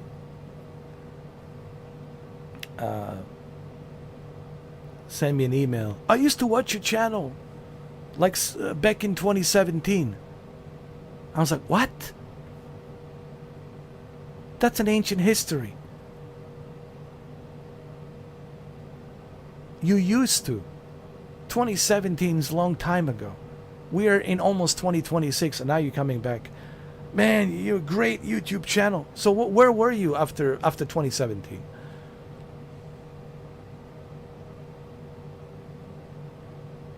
How many years is that? 2017, 18, 19, 20, 21, 22, 23, 24, 25. 9 years. Where were you 9 years? Oh man, you great channel, man. It's great. It's good to see you're still running around on this YouTube channel. I never left. You know, some of these guys send me emails because I do have an email on my... But I only reserve that email if people have a question to ask me, like something about my channel, or they have a suggestion or a complaint about my channel or whatever. I leave it for that reason, for that purpose. So people can get in touch with me personally if they have a problem with the channel. And then this one guy sends me an email. I kind of remember him. When I used to do, you know, what was it? The Oppo 4K Blu-ray players. I used to do a lot of projectors. I was doing a projector review on, what was the projector? My God. I can't even remember. It was one of the projectors, 4K projectors I was reviewing with the Oppo UDP-203. And I was doing 4K UHD Blu-ray movies reviews with this, not the ViewSonic, but different projector that I had. It was, I can't remember the name. It's been a long time. But I had this other projector, 4K projector, that I was reviewing, right? With the Oppo 4K Blu-ray player and other 4K. I had like a bunch of different 4K Blu-ray players. I was also reviewing, comparing Apple TV 4K with a 4K UHD Blu-ray movies and the difference and how it looks on the projector, etc., etc. So he was watching those projector 4K movies, videos that I was doing. Anyway, I was doing like, you know, all the Marvel movies, all the Disney movies, you know, like a lot of movies, reviews on the projector. And I remember him. I kind of like, I remember him a little bit. And that was like 2017, dude. That's like 2017. And then he sends me an email and he says, dude, man, you still around? And I'm like, dude, I never left. I've been around for 12 years. I never left.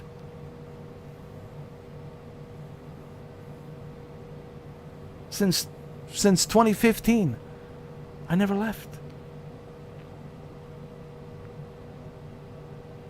12 years, man. That's a long time. That's not like a small amount of time. That's a long time. I never thought I would be on YouTube this long, 12 years, Honestly, this many videos, this many live streams. But see, this is what I'm saying. Is these fly-by nights. I'm not interested in fly-by nuts. Not nuts. Fly-by nuts. Fly-by nights. Fly-by nights. You know what I mean by fly-by nights? They go to those motels and they spend one night and they leave. I'm not like interested in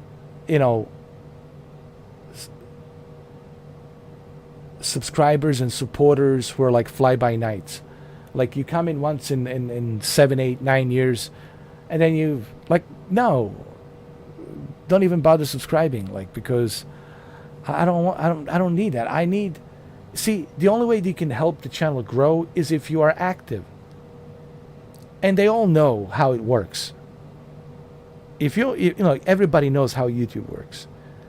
If you want to help somebody grow the channel, you have to be active. You have to share, leave comments. You constantly have to be active on that person's channel. That's how it works. That's how the algorithm works. And they know that. And that's why sometimes it pisses me off, because they know that's how it works.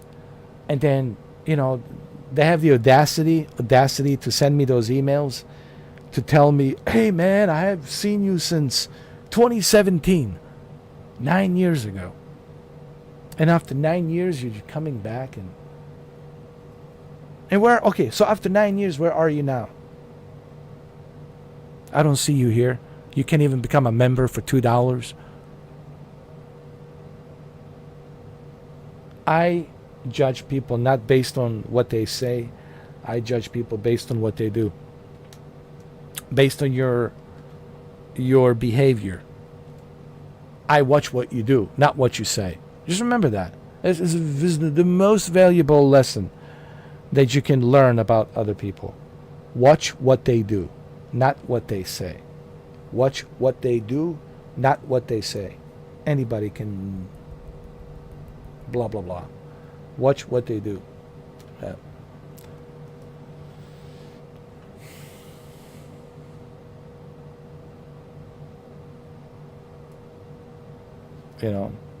It's ridiculous. And I have so many messages like that. That's just one of them. Like, people say, hey, do you still have that 4K player, that Oppo? And I'm like, why? Why do you want to know? Do you still use your ViewSonic 4K Ultra HD projector? Why? Why you want to know? Why? What's it to you? Why you want to know?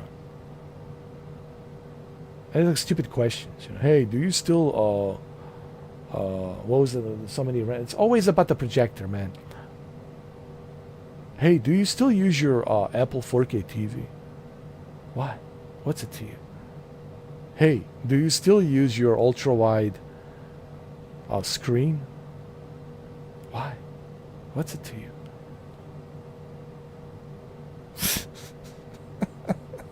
Do you still use your 3D television? Why? Why you want to know?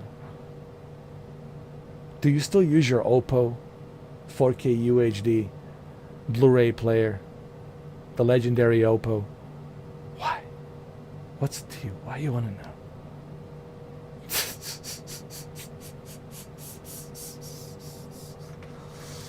Oh, God.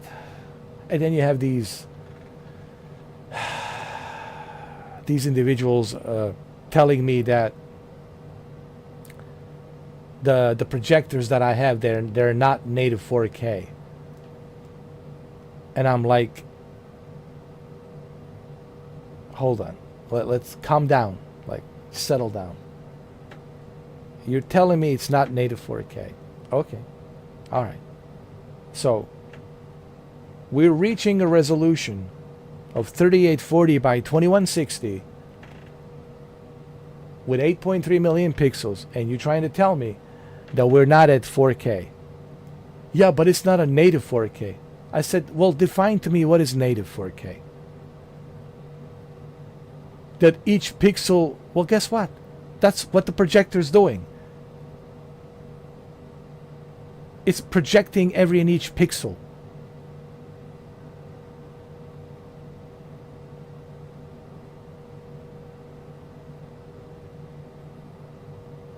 No, it's not.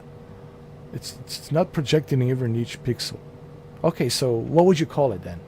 Okay, so what is a native 4K projector to you? Define to me what is the native 4K projector? It's using a shifter. Yeah, because it's a projector. It has to project that resolution pixel. So how do you think it's going to do it? You know, the lack of education that these individuals have, they're trying to compare a projector to a television.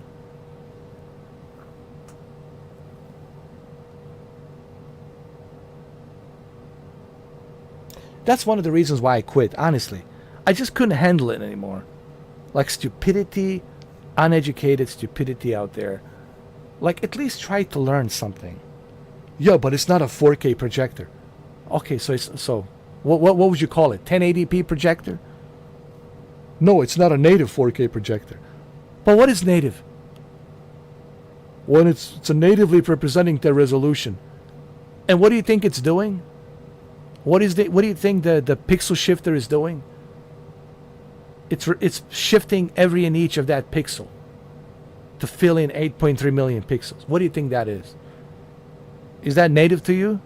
Is that a native output? It's not a native output? You see, they just hear things. Here's the issue, Shuki. And maybe people who are watching this, they can learn something. This is the problem. It's the echo chamber. They hear somebody use the phrase native. And now they think, well, native means we're getting the exact resolution. For a television, yes, you could say that. But you have to look at the source. What is the source? Here's the problem, Shuki. They mistaken the output with the source. And they can distinguish the difference between what the output is of the resolution versus the source. The source is what needs to be in the par with the same output resolution. That's what they mean by native. So if your source resolution is native, that it's filling in the output of those pixels, then you're getting native. So it depends on your source. It has nothing to do with the projector shifting the output of 8.3 million pixels. But, you know, good luck trying to explain that, bro. Anyway, so look, man, when I used to do televisions, I used to get a lot of views. I was getting like ridiculous amount of views when I used to do televisions. But the problem is everybody acts as if they know everything. Okay, if you know everything, then what are you watching me for? If you're Mr. Know-It-All and you got all the answers and you got all the answers to every question, then you don't need to watch me. You got it all figured out. You're good to go. You know, and there was so much. That's another issue with the internet and YouTube. No one is being checked for credibility. You know what I'm saying? Like there's no supervision. Like where you get supervised. Well, wait, is this guy certified? Does he know what he's talking about? Like there's no certifications. Like no one's certified. It's just people just like make a video, press record, upload, and say whatever they want to say. And same thing with the live streams. Click live stream and just say whatever you want to say. And they're not being held accountable for any kind of credibility, so they can just say whatever. Just you can say whatever, say whatever you want to say. And that's one of the problems that I see with YouTube. No one has any credibility. Now there's some individuals who have credibility and they're credible, but that's few in between. But majority out there just let me tell you what I think. Well, that's just your opinion. It's not a fact. It's not supported by any credible, factual information. It's just your opinion. An opinion doesn't mean anything. It's just your opinion, which you are entitled to have, but it's not a credible source of information. People want a credible source of information so they can learn. And with the YouTube, you don't get that, because you got a lot of people who just want to, make videos, put it out there, and just say whatever. Or do live streams, and just through live streams, they just want to say whatever. Hey, I'm live streaming, and I want to tell you this is what I think, blah, blah, blah, blah, blah. The projectors are not real 4K, they're fake 4K. And that's what it is, and that's that. Okay? They're not real 4K, they're fake. They're fake HDR. Yeah, I'm getting tired of that too. Fake HDR. Fake HDR. Guys, this is not a real HDR, guys. The tone mapping is terrible. It's fake. It's fake HDR. Guys, I was wrong. Actually, I was wrong. This is a good HDR. My settings were a little bit off, but... And then another video. Fake HDR again. That's not a real HDR.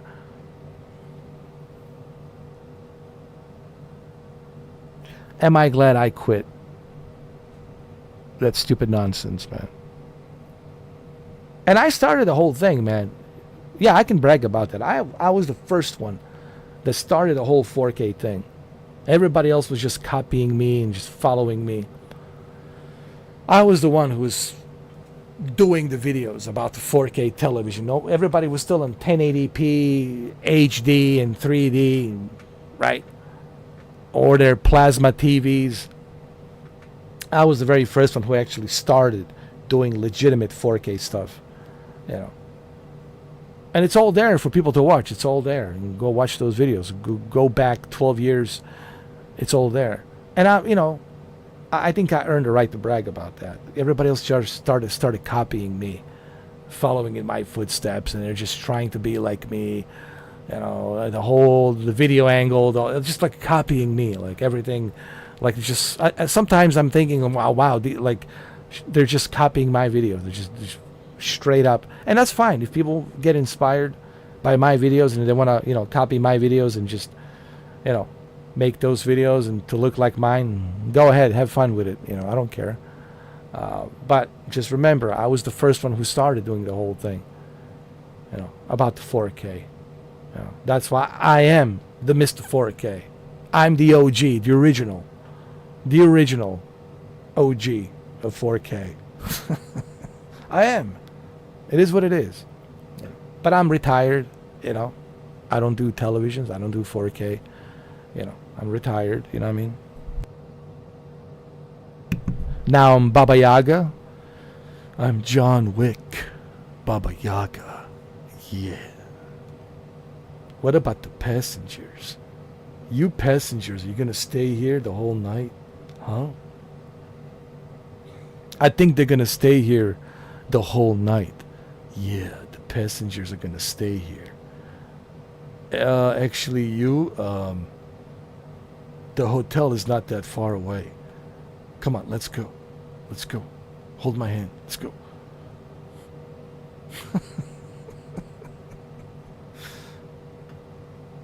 But anyway, hey, look, we made it. Look, we crashed. We got up in the air, and we safely landed. Who can do that? Come on, give me some credit. Give me a little bit of credit. Come on, a little bit. It's Christmas. Give me a little bit, just a little bit. Yeah, just a little bit, little bit. Who can do that? Me, only me, nobody else. And we have photos to prove it. Like, there it is, right there. There it is, right there. We can prove this. Hold on. This is when we crashed, right here. And we managed to get back up. Even a Houdini couldn't pull this trick. So, look at this. And we made it. And we landed safely. I'm just telling you. It's all documented. It's all here on the live stream.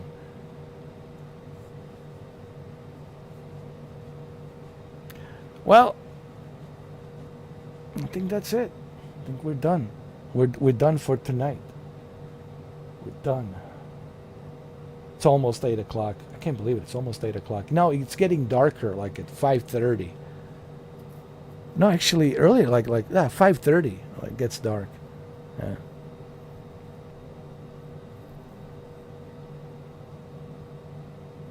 I could swear it gets dark at 5. Doesn't it? It does. It gets dark at 5 o'clock. But at here it's 5:30. Here it's 5:30. I think it's 5:30. I think it's, you see it like the sun's coming down. Of course you had a great time. Always. I mean, of course. Always. Always a good time. Yeah, I think for you it's 5 o'clock. For me, because I'm down south, it's 5:30. But yeah, you can see it. Sun, it's setting down around 5. It's getting darker. It's getting darker. But around 5:30, it certainly gets really dark. Yeah, 5 and then 5:30. Yeah, 5 and then 5:30. Yeah.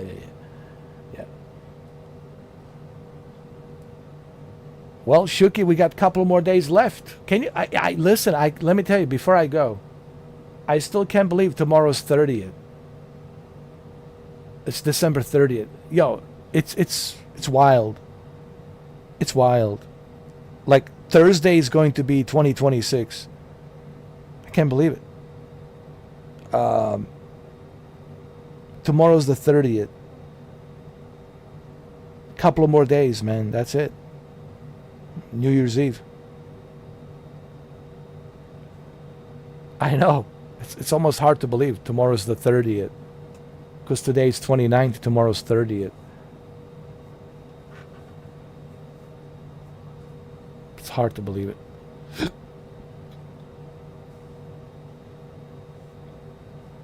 I know.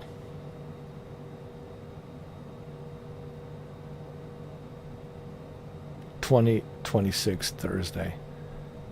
Wow. Well, maybe we can fly for New Year's Eve.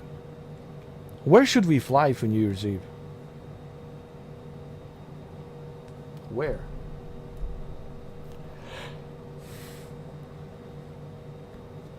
We should fly like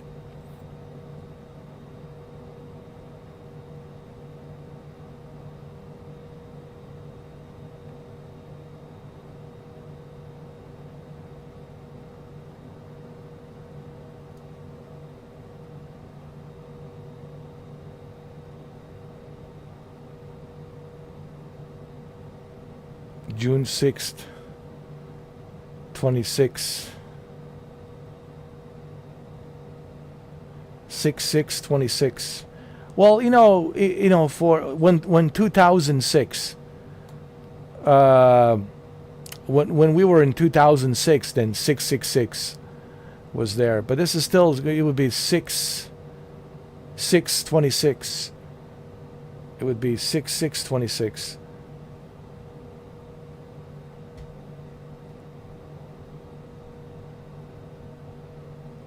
When I think of 26, I think of two things now. When I look at this number 2026, I'm thinking two things. One is the Grand Theft Auto 6, and the other is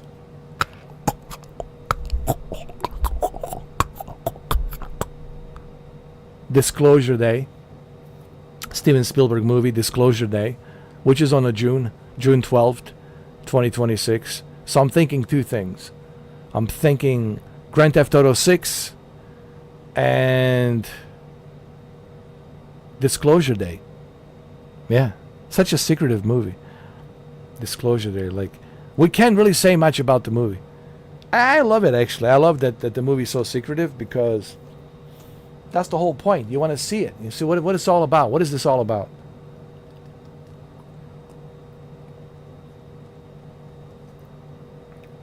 Right?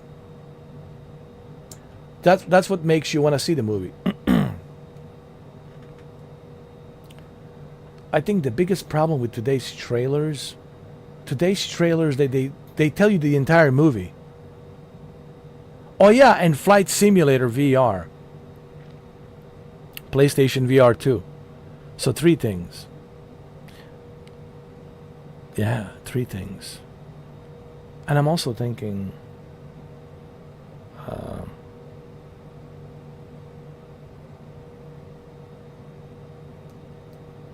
yeah, PlayStation VR 2, Grand Theft Auto 6, and Disclosure Day. And Wolverine. Wolverine, dude. Wolverine. And what else? What else? We got some amazing games coming out 2026. Forza Horizon 6.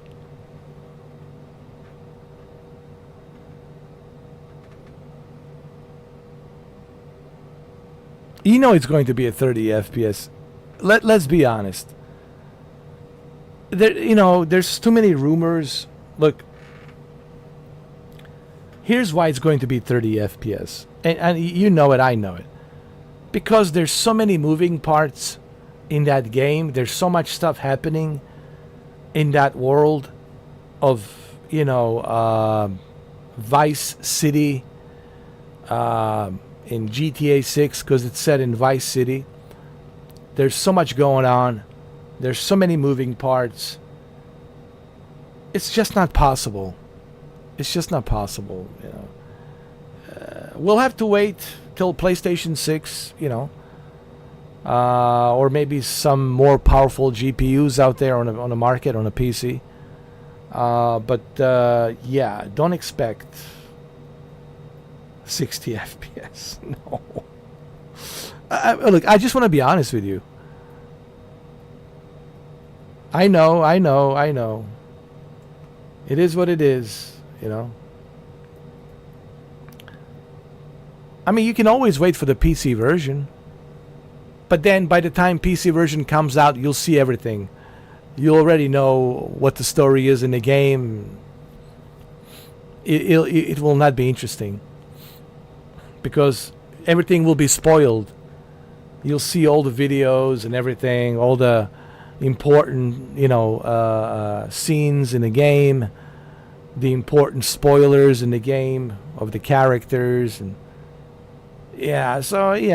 look, I think you'll adjust to it because the story will keep you going, because you're going to be so sucked into the world of GTA 6 that you'll be too busy trying to see, hey, can I do this? That's the very first thing I do in Grand Theft Auto. Can I do this? Can I do that? Oh, let me try this. Let me try that. So you'll forget about the 30 FPS because you'll be too busy trying to see what you can do, what's possible, what's not possible. Because that's what I did with GTA 5. Let me see. I didn't even bother playing the story. Later on I played the story. I finished the story later on. But in the beginning, I was just like walking around, trying out different things. Hopping in from one car to another car, trying this, trying that. Yeah, the online will not be coming in with the release of the game. The online will be coming in 2027, I believe. That's when the online is coming, 2027. But that's okay, man. There's even without the online, there's so much to do. There's so much to do on Grand Theft Auto 6 that you won't even care. Yeah. Like, remember Red Dead Redemption 2? I didn't even care that there was an online, because there was so much to do on Red Dead Redemption 2 that I didn't even care.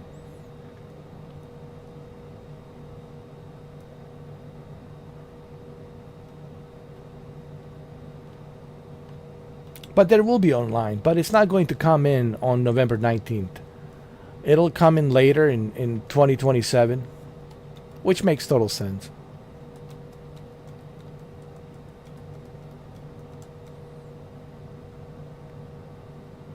I can't wait to play that game. You know, there's so much to do. I will make a lot of money on that game, dude. Like with the content on a YouTube. That game will profit me a lot of money, man, because you know, a lot of people will be clicking on it. A lot of people will be watching to see how I play it, what I'm doing in a Grand Theft Auto 6. It'll be interesting, right? So it's going to be a lot of views, Oh yeah, big time. It's going to be crazy. November 19th, man. It's going to be the greatest Thanksgiving ever. Yo, dude. I know Thanksgiving, it's what, on 27th?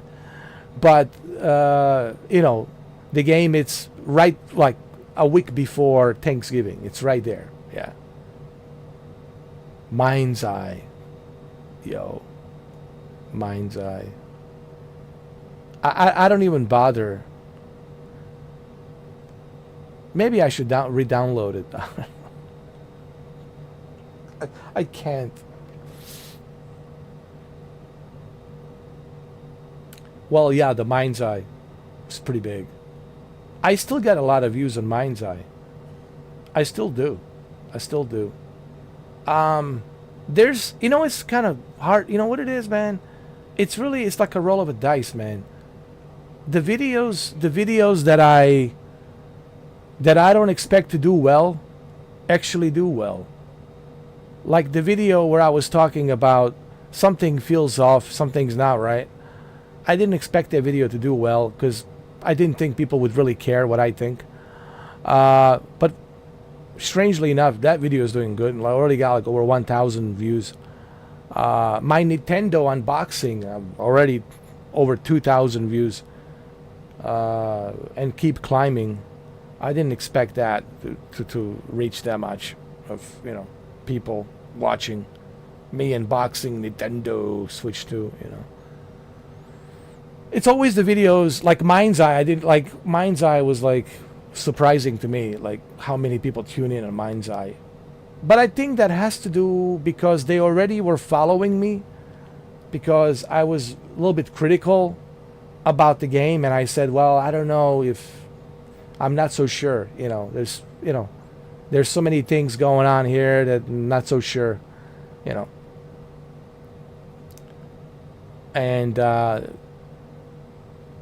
red flags, there was way too many red flags, and I was like, I don't know, man, I hope the game is good, I hope it doesn't suck, but I cannot ignore these red flags. And these red flags, well, they were there for a reason. And I was right. It turned out to be a total disaster. Same thing with this other game. Code Violet. I've been following, and people have been watching those videos too. They have an interest. It's weird. It's always these weird-ass games that people always like a fly on a shit.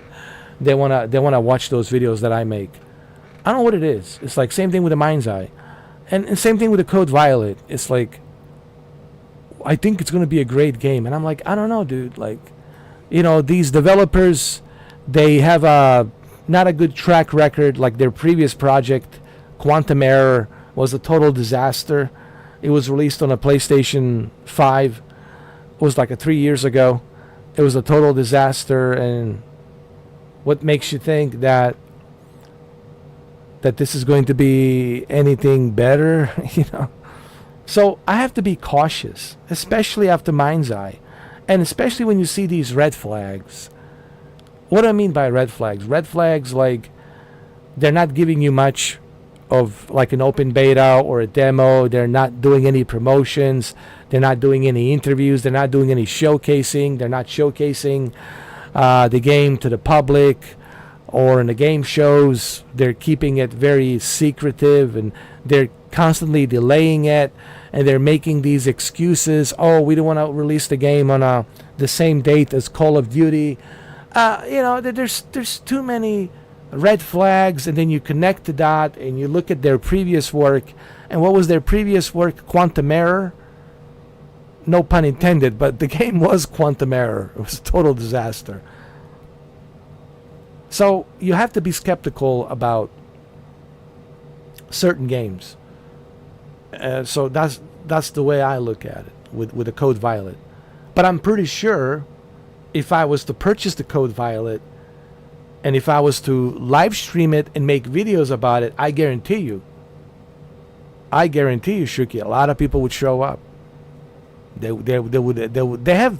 People have this interest with me to be a guinea pig for these weird ass games.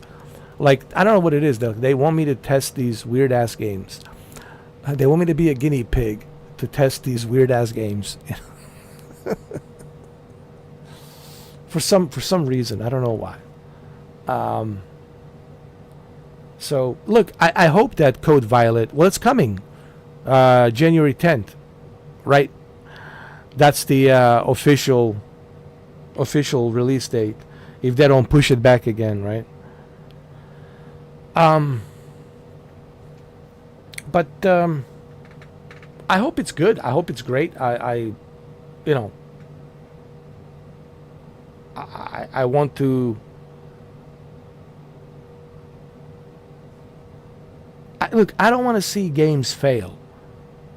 I just want to say this before I go. I didn't want to see.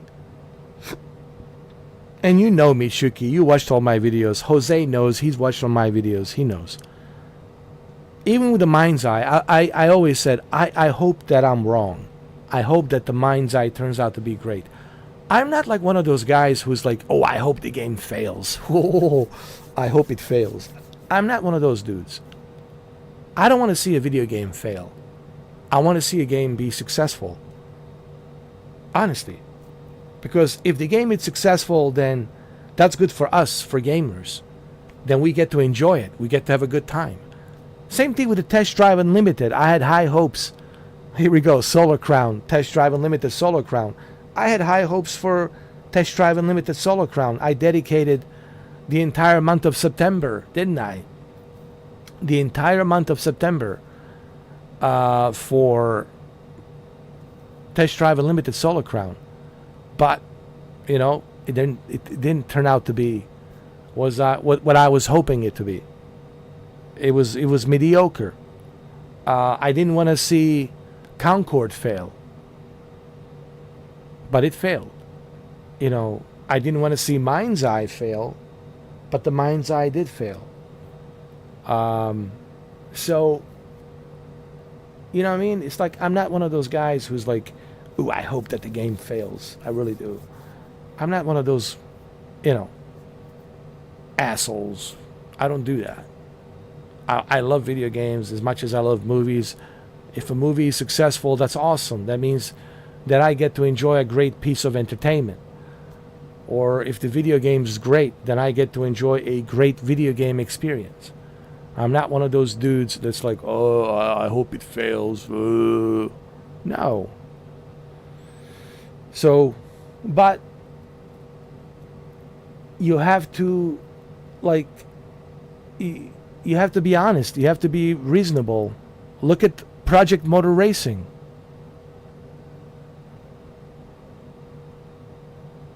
Everybody jumped on that pre-order bandwagon. And what happened when the game was released? Just in time for Thanksgiving, right? I was like a few days before Thanksgiving. Cold turkey. Cold turkey. All sorts of issues and problems. It still has problems. No one's even talking about it. Is anybody even playing it? Did I want to see Project Motor Racing fail? No. But it did. Are they going to fix it? I don't know. Maybe a year from now. But is anyone going to care a year from now? Because they'll be playing Forza Horizon 6. All right. Is anyone going to care? I'm sure Gran Turismo 7 will have more updates. There'll be so many updates by then. Is anyone really going to care? Maybe there's going to be another, racing game that will come a long way on a PC, and it will be better. So, yes, you can patch up your game, you can work on it, but the question is, a year from now, are people going to come back to play Project Motor Racing? Are they going to come back? Can you bring them back? Right? So,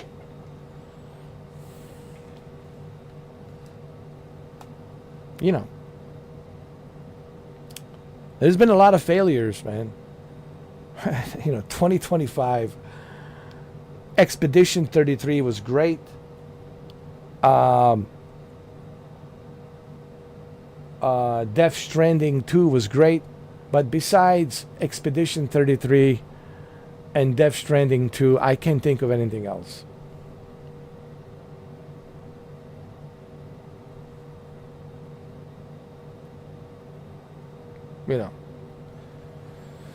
We do have Resident Evil 9 Requiem coming out in February. Am I excited for it? Here's what I think. It's a continuation of a story. The graphics are the same. They will be the same. And there's nothing wrong with it. The graphics are pretty good. They've always been pretty good. The Resident Evil engine, or is it Resident Evil? Yeah, Resident Evil engine. It looks amazing. It's a continuation of a story. As long as the story is great, to me, that's what matters with Resident Evil. And I'm pretty sure the story will be great. Okay, that's what I think. I think the story will be great. It's Capcom, they know what they're doing with Resident Evil. So that's going to be great. But what really is fascinating to me, because people have asked me this, well, where are you going to play Resident Evil 9 Requiem? And I really want to play it on Nintendo Switch 2. Because I know it's going to look good on PlayStation. I know it's going to look good on PC. But what about Nintendo? Like, I know it's going to look good on PlayStation. Meaning PlayStation 5. But how about Nintendo Switch 2? How's it going to look on Nintendo Switch 2? So, I'm really thinking about getting it on Nintendo Switch 2. Just so I can see how it looks on Nintendo Switch 2. And I think a lot of you guys really would like to see. I honestly think more people will watch me, because I know everybody will be either on PlayStation or PC. Guaranteed. Either PlayStation or PC. But I think a lot of people would like to see, wow, wait. Well, how does this look on Nintendo Switch 2? Right? So,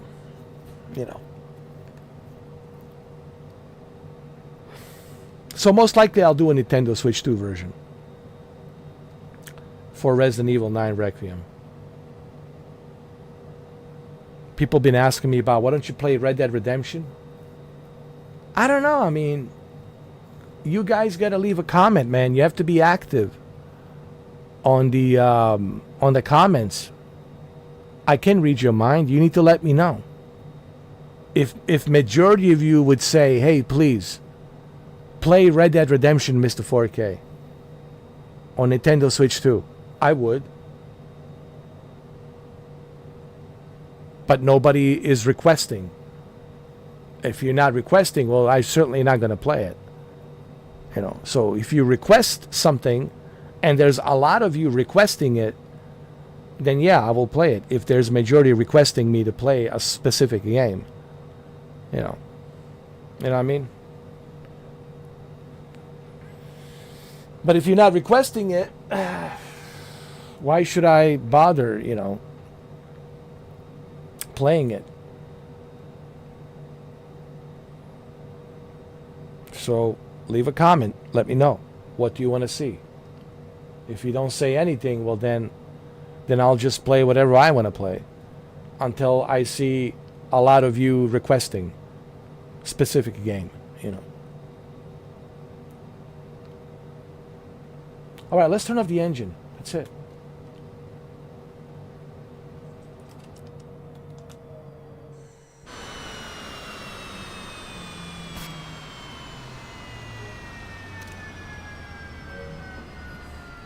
All right, well,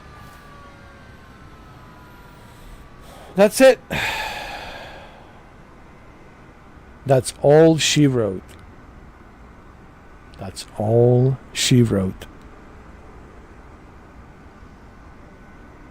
Thank you, Shuki. Always a pleasure. You're the best. Simply the best. Better than all the rest. Better than anyone I have ever met. Simply the best. All right. I'll see you tomorrow, Shuki. Happy holidays. Thank you. Thank you, brother, for being here, enjoying this live stream. Always a pleasure. Always a pleasure. Thank you.